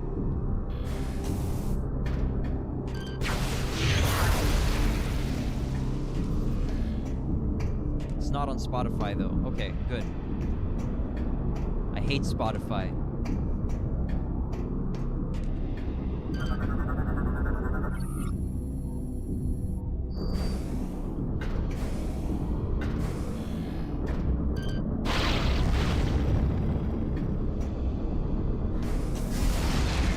Just something about Spotify, it's like, it's just such a bad interface. It's like, you couldn't just make YouTube but for music. Like it's just terrible. Like I don't know, like it's been a while since I've used it, but it's just like not nice overall. And the bloody ads, like I get it, YouTube has ads as well, but something about the Spotify ads makes them like way more grating. And basically, like the main thing is that like it's kind of like one of these major mainstream platforms that rose up like, you know, seemingly out of nowhere, and it just became ubiquitous to the point where it's like musicians just like have to put their music on Spotify, and like that's that. And so because of that, Spotify is the main one, you know, they're the main ones profiting by this subscription. And you know, and it's also like I'm just not big on rental services, you know, like I prefer it, like if you're gonna pay for something, you should probably try to like, you know, secure it for yourself as like, you know, something that you'll have in your collection. Like I hate the disposability of it all, you know, like you should build a musical collection. Like if you're gonna pay for it, like build a collection, man. Like that's the main thing, I think. Your boyfriend pays for your Spotify account so you don't have any ads. Well, yeah, fair enough. But after you guys decide to stop paying for it, then you don't have access to that music anymore. Like, I mean, you can, I guess, for free. You're just missing out on the ads. But like, it seems like it's more benefiting the middleman of Spotify rather than the actual artist. Maybe I'm wrong about that. That's what it seems like.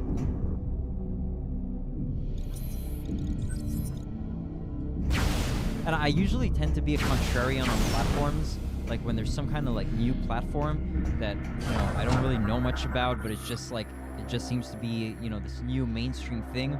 My gut reaction is to be extremely skeptical about it. And I tried it, and it's like, it keeps forcing you to install things, like I mean, my computer is relatively recent, so I only found out about this recently. And so you go to look at Spotify online in a website, and it tells you need to install some kind of add-on to your browser. Like, what kind of garbage is that? Why can't you just use the website? So, God, no, I was not installing an add-on just for Spotify. They can get bent. Okay, and you're the same with TikTok. Yeah, exactly. I've been extremely skeptical of TikTok since the beginning. I've not gotten into it, and I'm not going to. Because, I mean, you know, it's Chinese spyware, right? So like, regardless of maybe it's like a little more, you know, free speech oriented or whatever, you get like a big reach. Like, I just don't want to deal with it. It's just like almost like, okay, maybe there've been some decent stuff off of it, but the vast majority and the lowest common denominator thing on stuff like TikTok, it's cringe. It's just like, it's like cringe the platform. Not interested.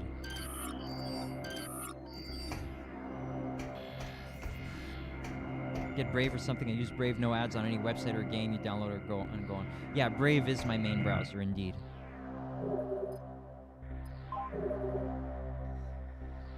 So yeah, for YouTube, yeah, if I open YouTube in Microsoft Edge, I get ads, but so that's why I usually use Brave. I mean, I'm sure there's an ad blocker you can get on Edge, but I'm trying to keep my Edge more like, you know, legit mainstream for anything I might need, where the ad blockers might interfere, and I use Brave for the stuff where I want to block the ads.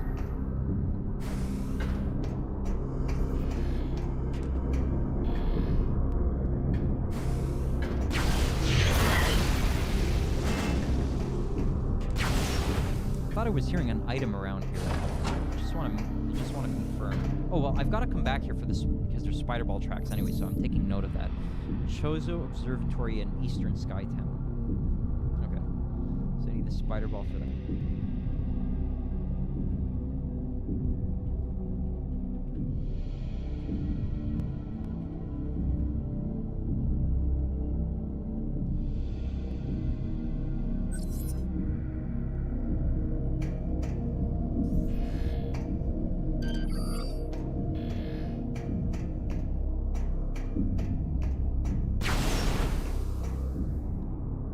What's your pronounce? What does that mean?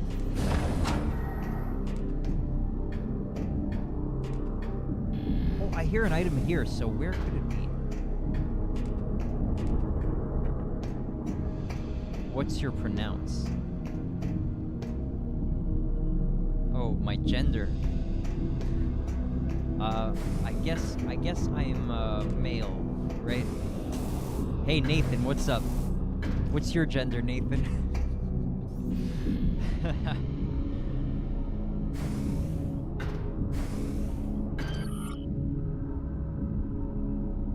How many genders do you think there are, Nathan? No, I'm just kidding. Nick Floyd. Huh. But yeah, what's so how about you, Zigengar? You said you have a boyfriend, and I guess you're maybe you're gay, something like that. Oh yeah, it's right there. Okay, so what do I need to get that? I think there are 2 fighting.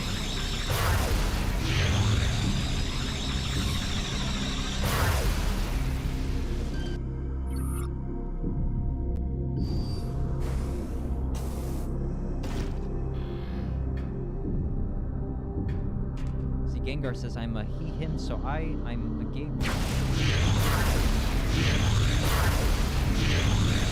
Well, I mean, it is something, I guess, that, you know, I've sometimes pondered. You know, I mean, I guess everybody, you know, thinks about it, but so, like, when did you feel like you were, when did you feel like you decided that you were actually gay? Like, was it something that you always felt, or when, let's say, you started going through puberty, like, you felt like, okay, I could feel like could be gay? Was it something like that, or like, or did you just, I don't know, like, just, you know, succinctly, if you can, if you want to share. If you don't want to share, then don't worry about it.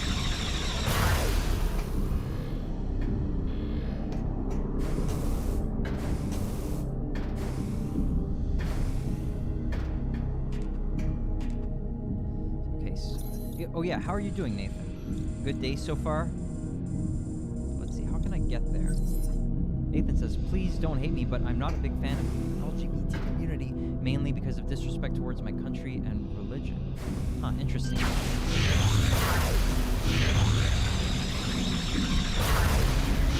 don't want to get canceled, Nathan.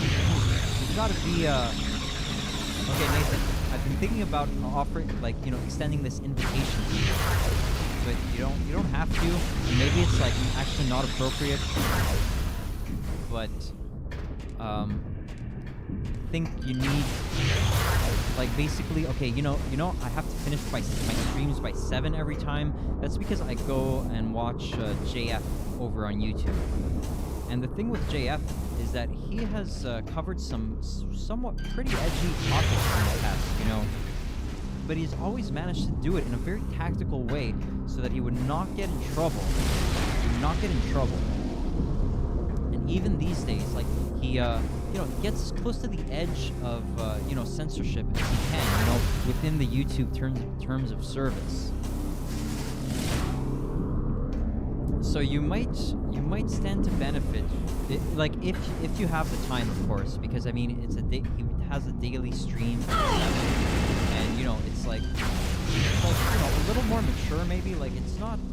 Sometimes he talks about things that are a bit slightly more adult topics, but you know, I feel like I've learned a lot about, you know, internet ninja, being an internet ninja, and like not getting canceled or censored. So you may be able to learn some good, you know, good approaches to that.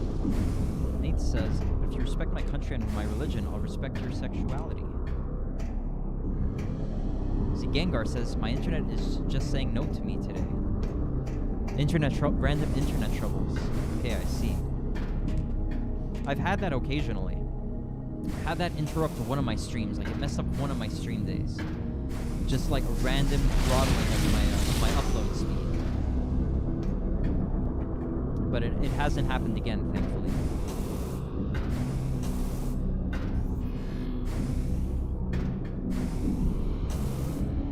Okay, so right now I'm just wondering, how do I get up there to get that missile expansion? Okay, anyway, I'm gonna take note of that so we can move on. So this is Botanica.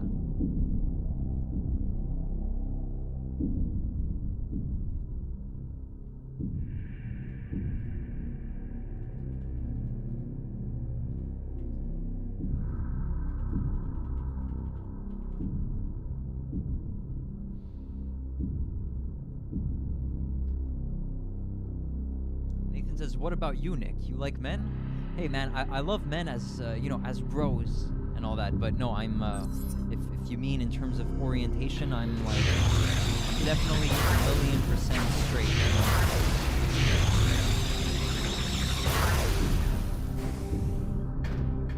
See, Gengar says, lol, if you're gonna say Gengar again, just say Mason. Your name is Mason, is that what you mean?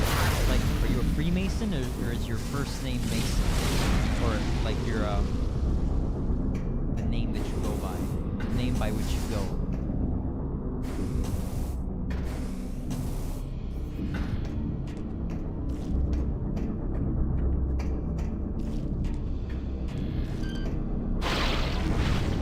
Mason rhymes with Nathan, weird.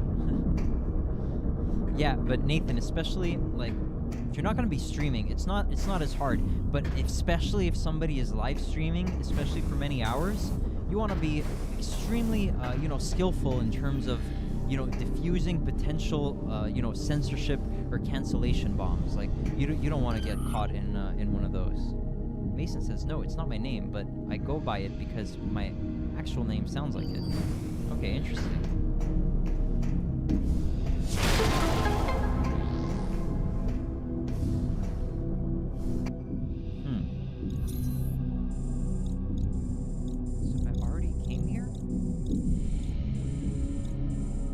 Oh, yeah, okay. I've been in that room, but the elevator's broken. So maybe it's repairable from up here? No, maybe not. Nathan says, F cancel culture. This is America, I demand free speech. Yeah, exactly, but the thing is, do you really want to get permabanned off, you know, the big platforms? You want to get permabanned off Twitter, off YouTube, off Twitch? It's better to stay, you know, on these big platforms if you appreciate them. If you know that there's a big,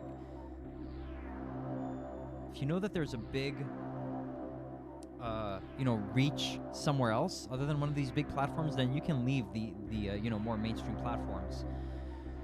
But, you know, YouTube has a certain, you know, monopoly over a good chunk of the population. You know, it's like the original, like, video site of the internet. It's like the big video site. So you kind of want to not get banned on YouTube, I would think, generally. And Twitter seems to be pretty big too. It's like pretty much ubiquitous. Like, do you really want to fight it? Maybe. You've got to think this stuff through. So, yeah. Mason says, my internet does not want me to the stream. You know, you said you were Russian earlier, and if you're in Europe, it may be a European thing, because one of my viewers, Annika, was having perfectly fine time like watching my streams when I was doing 2D Metroids, but when I started the 3D one, she started having trouble. So I don't know if it might be the 3D one, or maybe it's just like Europe has some streaming troubles. So yeah, it's possible. But yeah, definitely if the stream is not working out well, like, I totally get it, and I'm sorry about that. And thanks for stopping by, and better luck next time, maybe. But yeah. Nathan says Twitter sucks, but I have it to make jokes because I have no friends. You need some kind of platform like Twitter or Facebook, like they fulfill some kind of function. Like, you need something, like, it doesn't have to be those, but it's like it's a certain archetype of a platform that needs to be used for certain life paths, I think. Yeah. Mason says, I'm in Scotland right now. Okay, interesting. Cool. 3D effect is just too much for people to handle.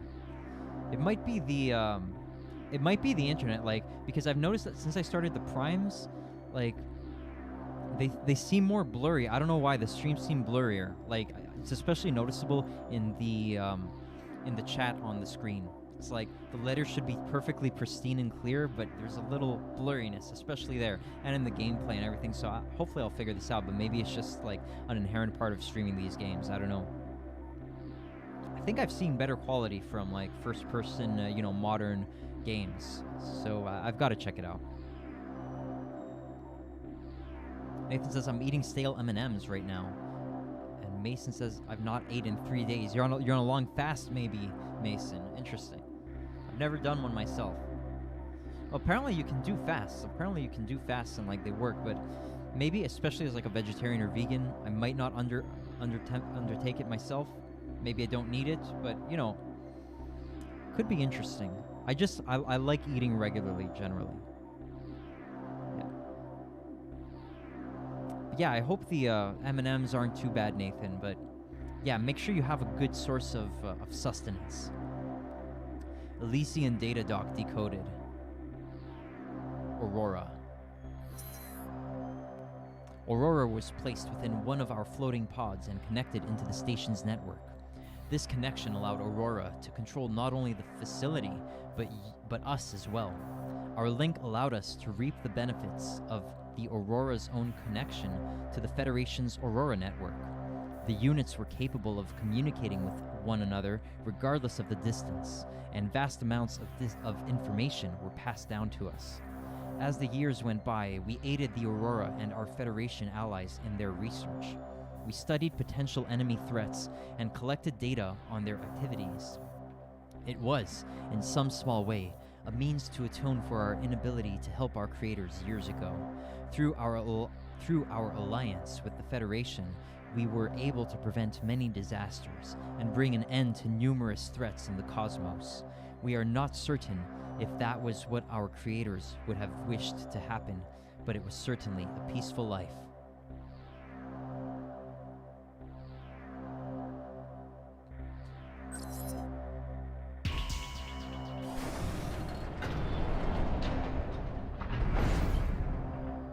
Mason says, I'm just not been hungry. Yeah, it happens, definitely. Like, it is actually a great thing to transcend hunger, because then you don't have to worry about it. Like, sometimes, like, you know, hunger is, you know, it's like pressing on your mind, like, oh man, I've got to eat. But then eventually you can really transcend it and your body stops with it. But then you've got to wonder, am I in a healthy path, or is my body like shutting down? Like, so got to be considerate of that. But apparently fasting can be totally healthy. But I'm not an authority on it, so don't take my word on it. You've got to do your own proper research and all that.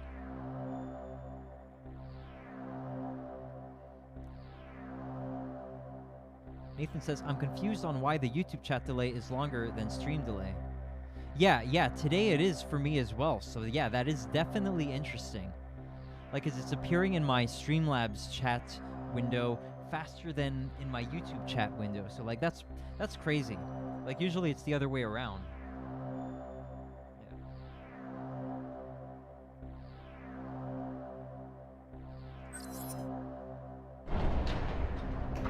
Well, Nathan, I guess if Mason is gay, I guess he would find the same things hot about guys that, you know, a woman would, right? I guess. I can't speak from experience for sure.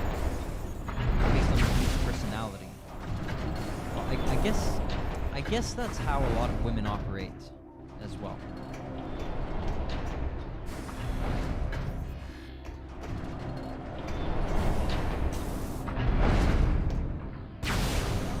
By the way, Nathan, you probably weren't here, but Mason said earlier he was like 76 years old, or like over 500,000 years old, but he said he's an old man. Maybe he was trolling. He seems like a little youthful.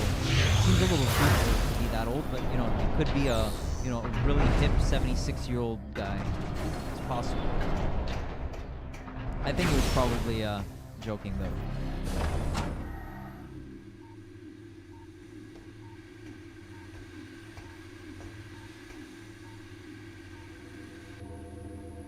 Boss battle. Oh my goodness.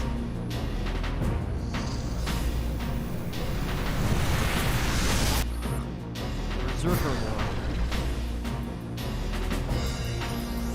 There's no way that hell this dude is 76. That's what I thought. Not near that age. Okay. Like a 76-year-old. 76-year-olds control, but they wouldn't troll in those particular ways, I think.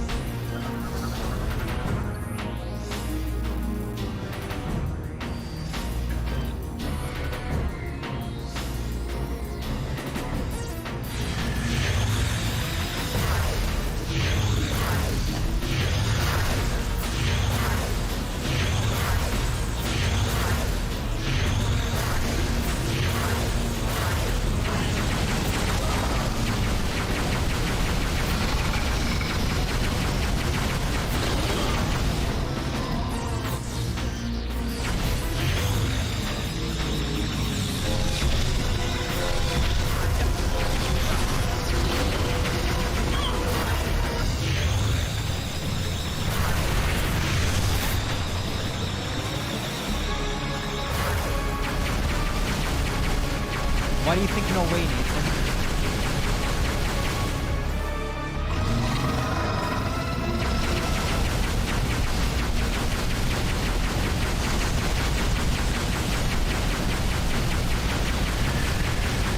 Seems reasonable, I would think.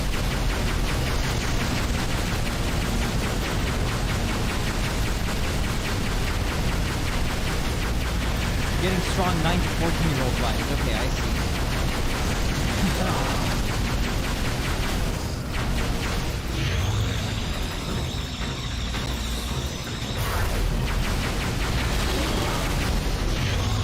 Hey, you know, maybe you're right. Get strong 28 to 35 vibes from me, okay?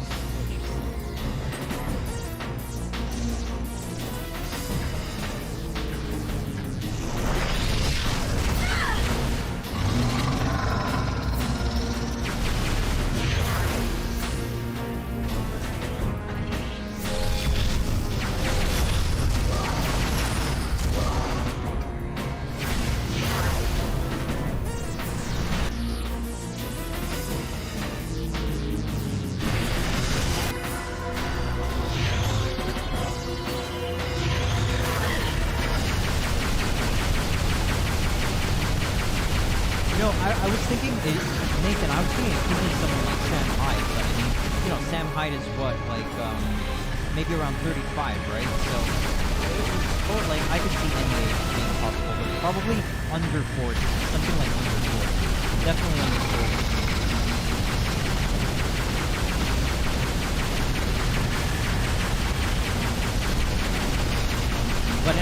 But beyond that, I'm like very open-minded. So like, you know, I'm like,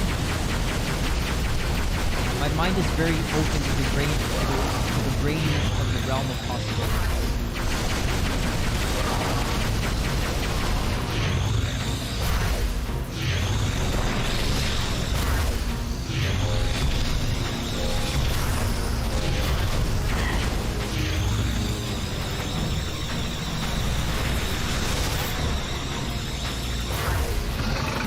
So I might be doing something a little wrong here. Nathan says, seriously bro, I'm 13 and I act more mature than you. No problem with acting like a little kid, I guess.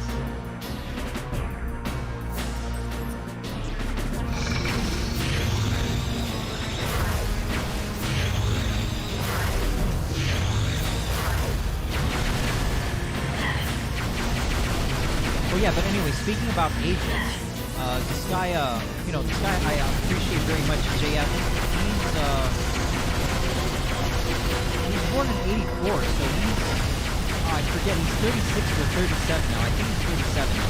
He's a good dude. If you want to keep up with news, with the crowd of people who are probably, you know, fairly like-minded to you, like, he's personally, like, an atheist, apparently, but a lot of the crowd is, you know, quite religious, quite Christian. His wife or, you know, partner, you know, very big on God and all that. Nathan says, please, for the love of Metroid, turn the game volume down. Okay, thanks. Yeah, the boss battles get louder. I'm gonna have to work on the limiter here.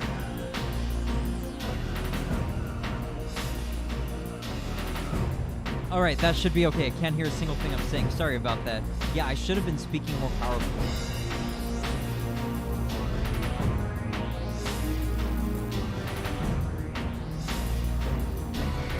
Okay, but yeah, anyway, if you've got time at 7 p.m. Eastern, like if it's a good opportunity for you, you can stop by JF's live streams. Like they tend to be about an hour or so. You don't have to watch all the time, but you'll get a sense of how he handles spicy topics to avoid getting in trouble, you know, basically. He's a good dude, smart dude. Could be worth your time. If you are interested, I'll put it in the, I'll write it in the chat. Write it in the chat.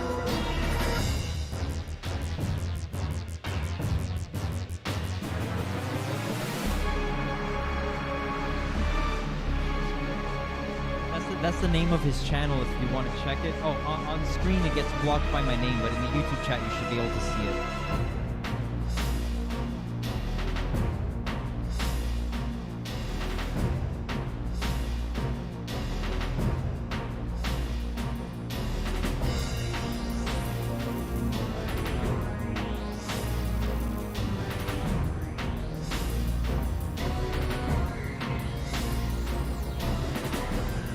still so loud. Okay.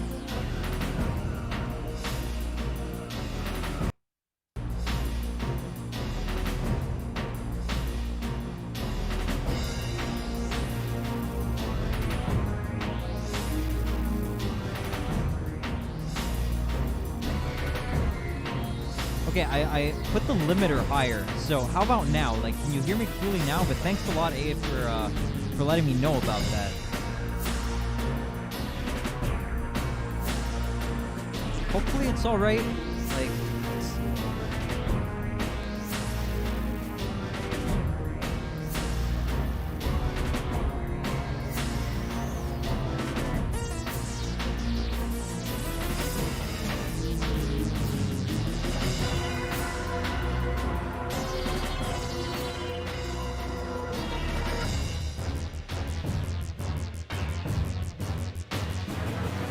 okay, I think this should probably be okay. But I mean, it is a boss fight. It is a boss fight.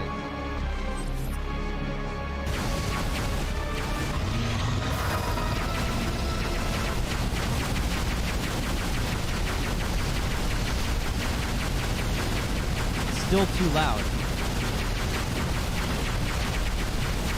Like right now, it's still too loud. I think the mic is at like the maximum, pretty much. Like I don't think I could really go much higher on the mic.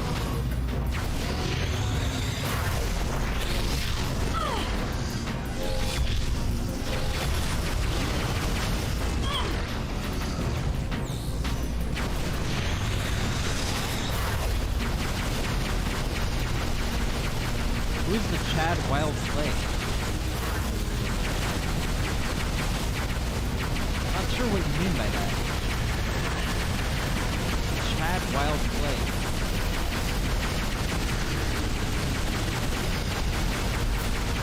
Oh, I see.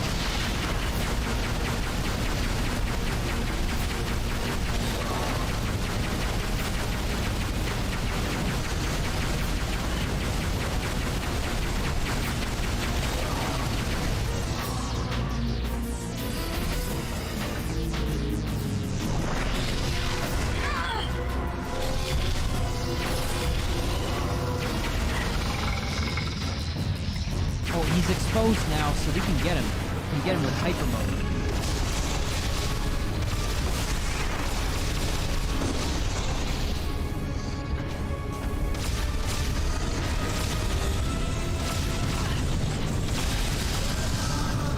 Did we get him? Oh.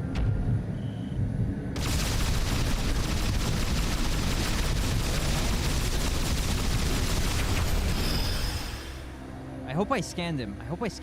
I think I did. It's probably okay.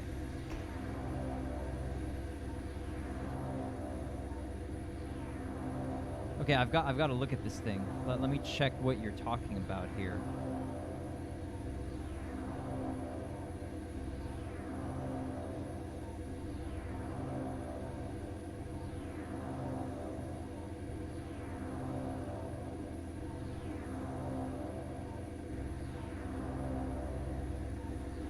I don't know. I mean, the impression, obviously the first impression I get off of this thing, it's like one of those Elsa Gate kind of things, like these really weird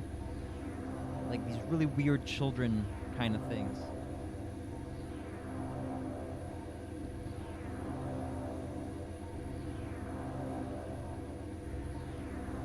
You know, like it's kind of like marketed at kids, but it's like it's not good for a child's mentality, probably. But I don't know. You tell me. What is it? Is it wholesome, stimulating kid stuff for kids? Like that is good? Is it good stuff?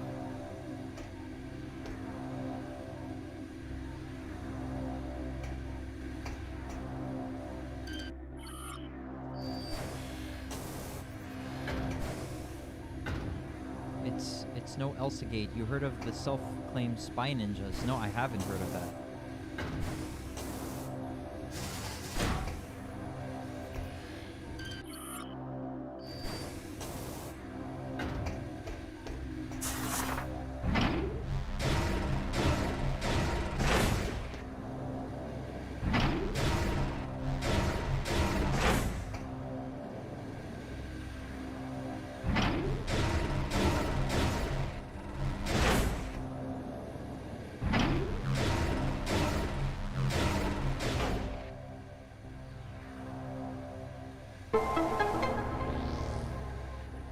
Okay, I'll check it out, Gengar.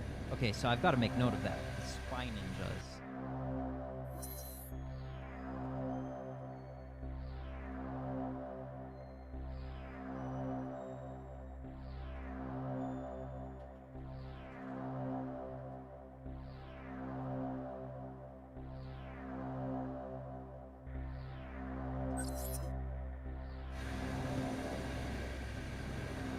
Oh yeah, Mason.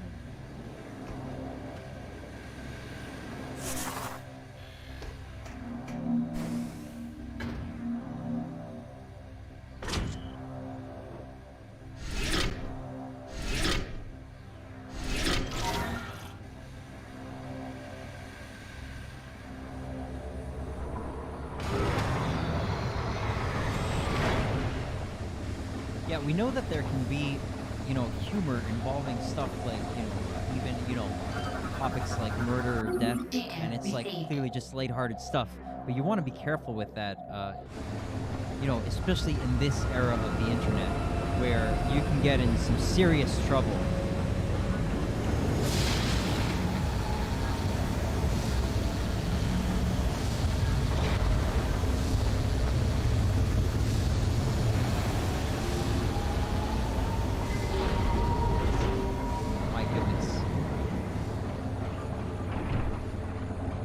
Yeah, like, I mean, internet trouble aside, like, you know, getting banned from, or, you know, suspended from stuff like YouTube or, you know, Twitter, whatever. Like, let's say the government gets involved, and now you've got some garbage to deal with from the government. Like, it's not worth the time that it's gonna waste. Unless you're into messing with them, and you're just like, okay, I wanna waste the government agent's time, and like, you're like, oh, I've got time, let's do this. Then okay, but just gotta know, like, the hornet's nest that you're poking at. You're banned from TikTok. Okay, yeah. I'm not surprised.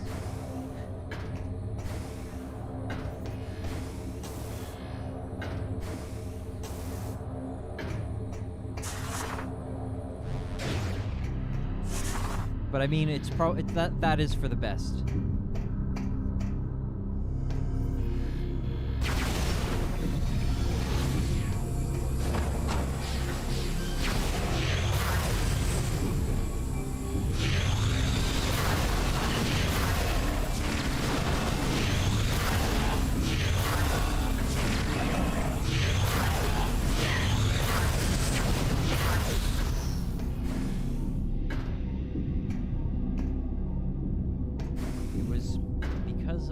The account was posting dangerous content. Whoa.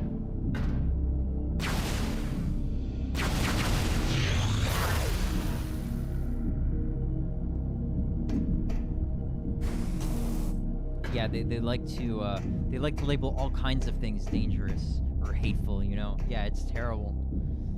Okay, so I'm gonna have to end the stream within half an hour. So next save point is probably where I will conclude for today.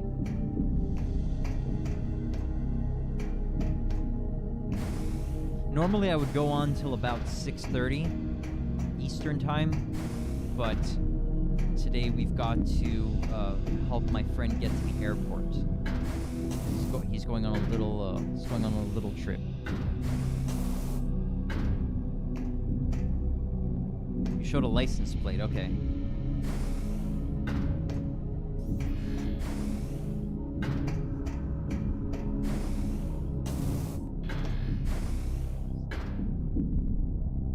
Okay, so you're 5 hours ahead of me. Cool.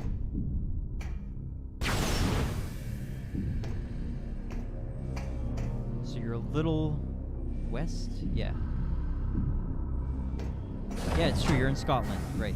So that's a little west of Germany, so it makes sense that you'd be an hour off from Central European time.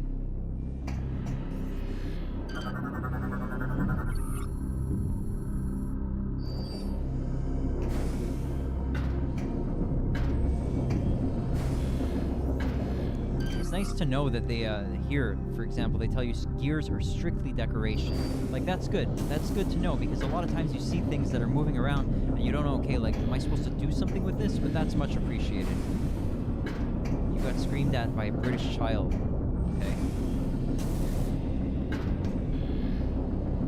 Well, this kind of looks like the Stone Tower Temple face, if I recall correctly. A little bit, just a little.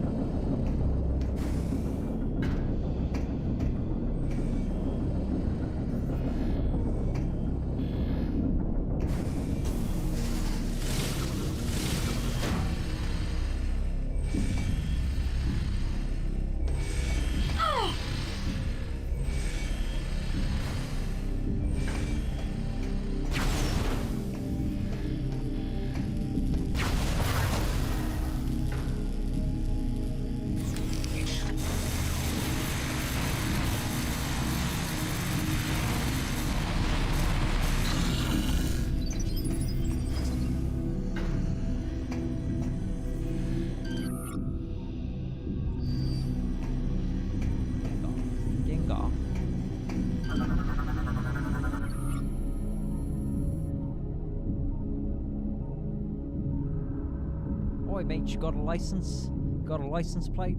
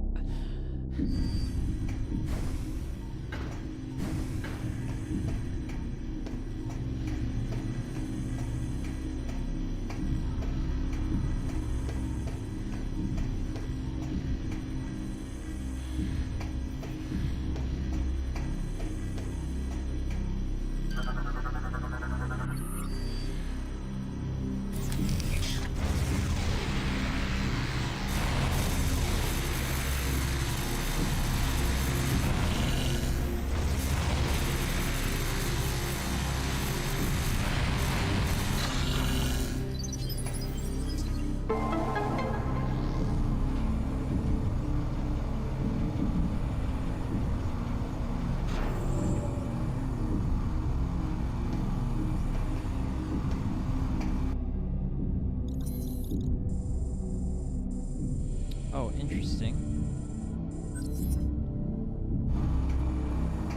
Alright, so we're getting down to the wire now. We've got about 25 minutes left to conclude. Oh yeah, actually, hold on a second. Give me a moment here. I'll be back. I just have to, I've got to tell my mother something. Give me a moment here.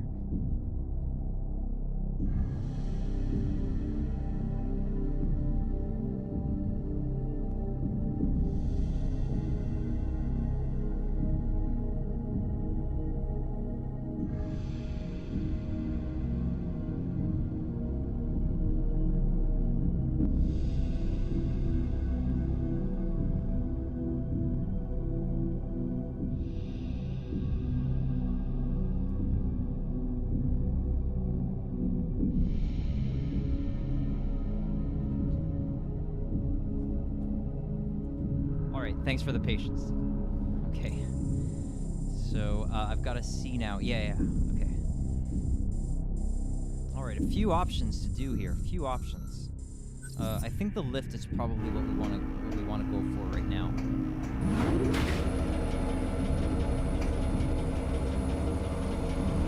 Or not.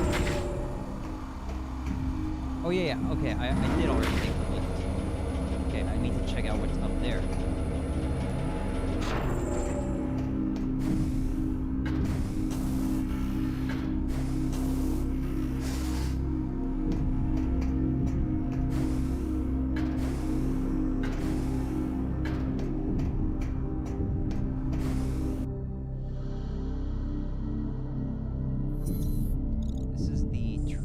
Access. Okay. And I hear an item nearby.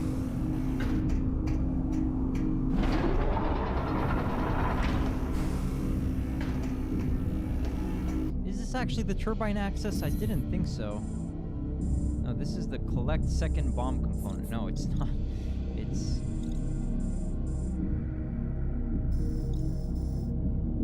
Concourse Access A. No, it's this one. Okay, well, it's not telling me the name of the room right now.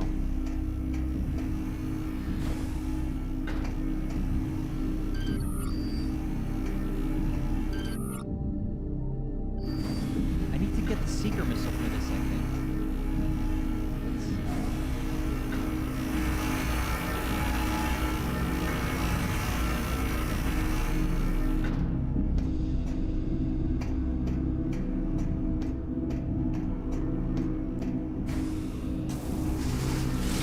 might leave this for the next session, which is probably going to be on Thursday, I think. But right now my priority is just to save, because I've got to get going soon.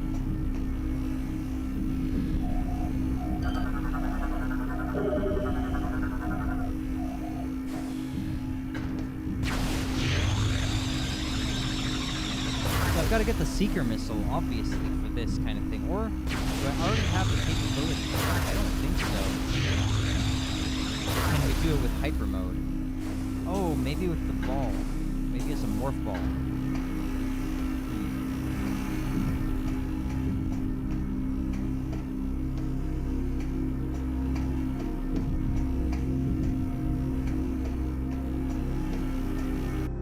Alright, so I just want to get to a save station, I think.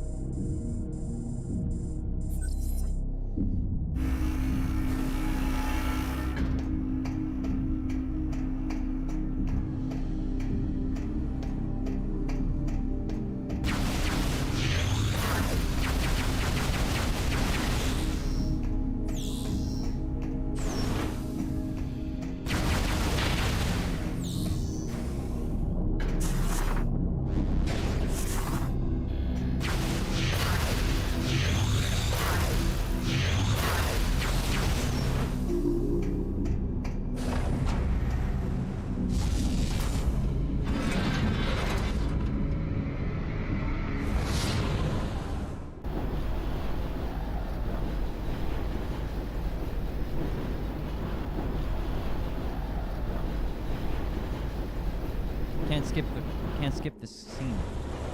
I guess the game needs it for loading. Oh my goodness, is that Kraid's face over there on the side of the building? Probably a Trojan. Kind of looked like Kraid, I think. Oh my goodness, is Kraid a mutated Chozo? That would be crazy.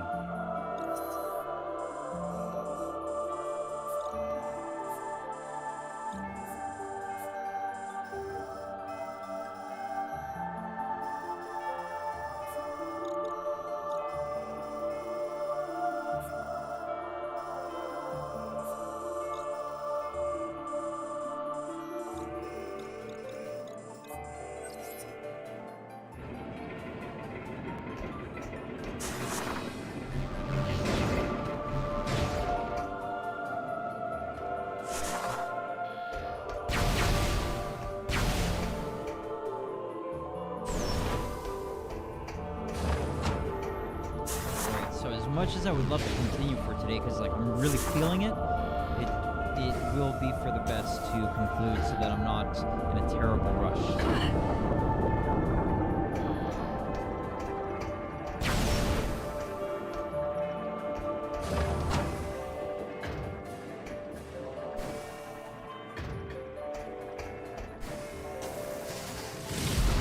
Yeah, Mason, if you're still around, are you familiar with Metroid games at all, or are you not aware of any of Metroid whatsoever?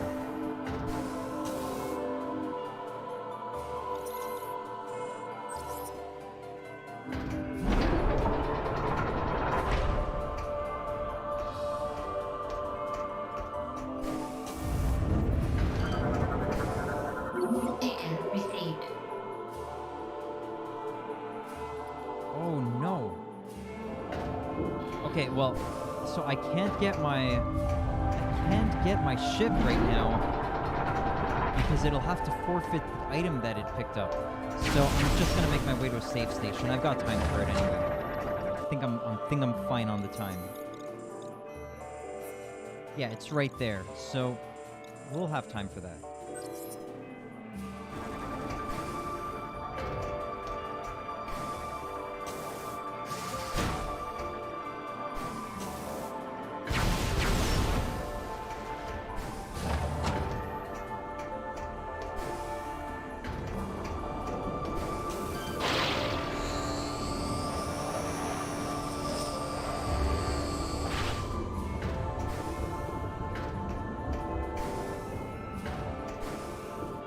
this is a pretty cool place. Like, yeah, very enjoyable.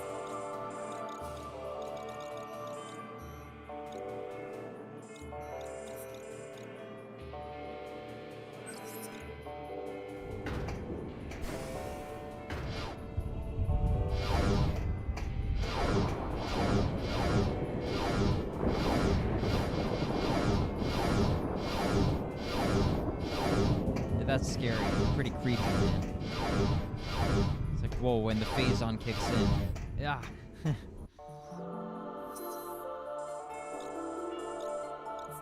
So what did I not have over here? Oh, yeah, something was offline. So I need to get more power back up and running, so I can't do anything there. But I could go here. Let's see, maybe I can make it.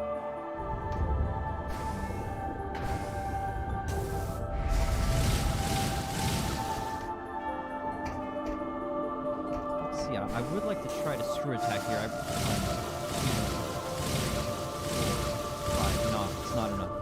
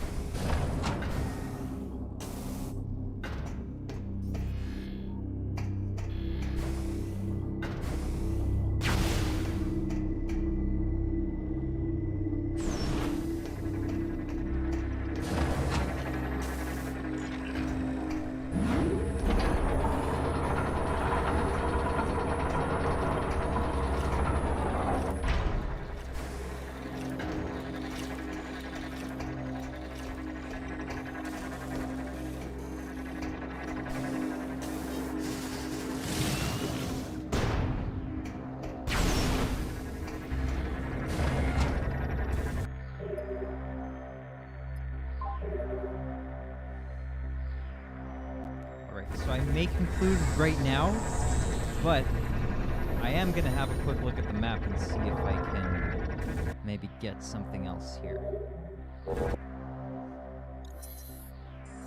Let's see, how far are we? No, that's probably going to take a while. Like, let's say I go there and get it, and then I want to come back and save. That's going to take, that's going to be pushing it on time.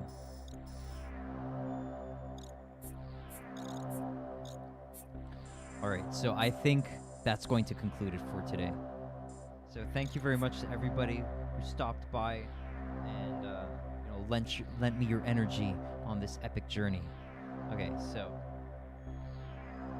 best wishes, God bless you and your families, and I'll see you next time. Thanks again.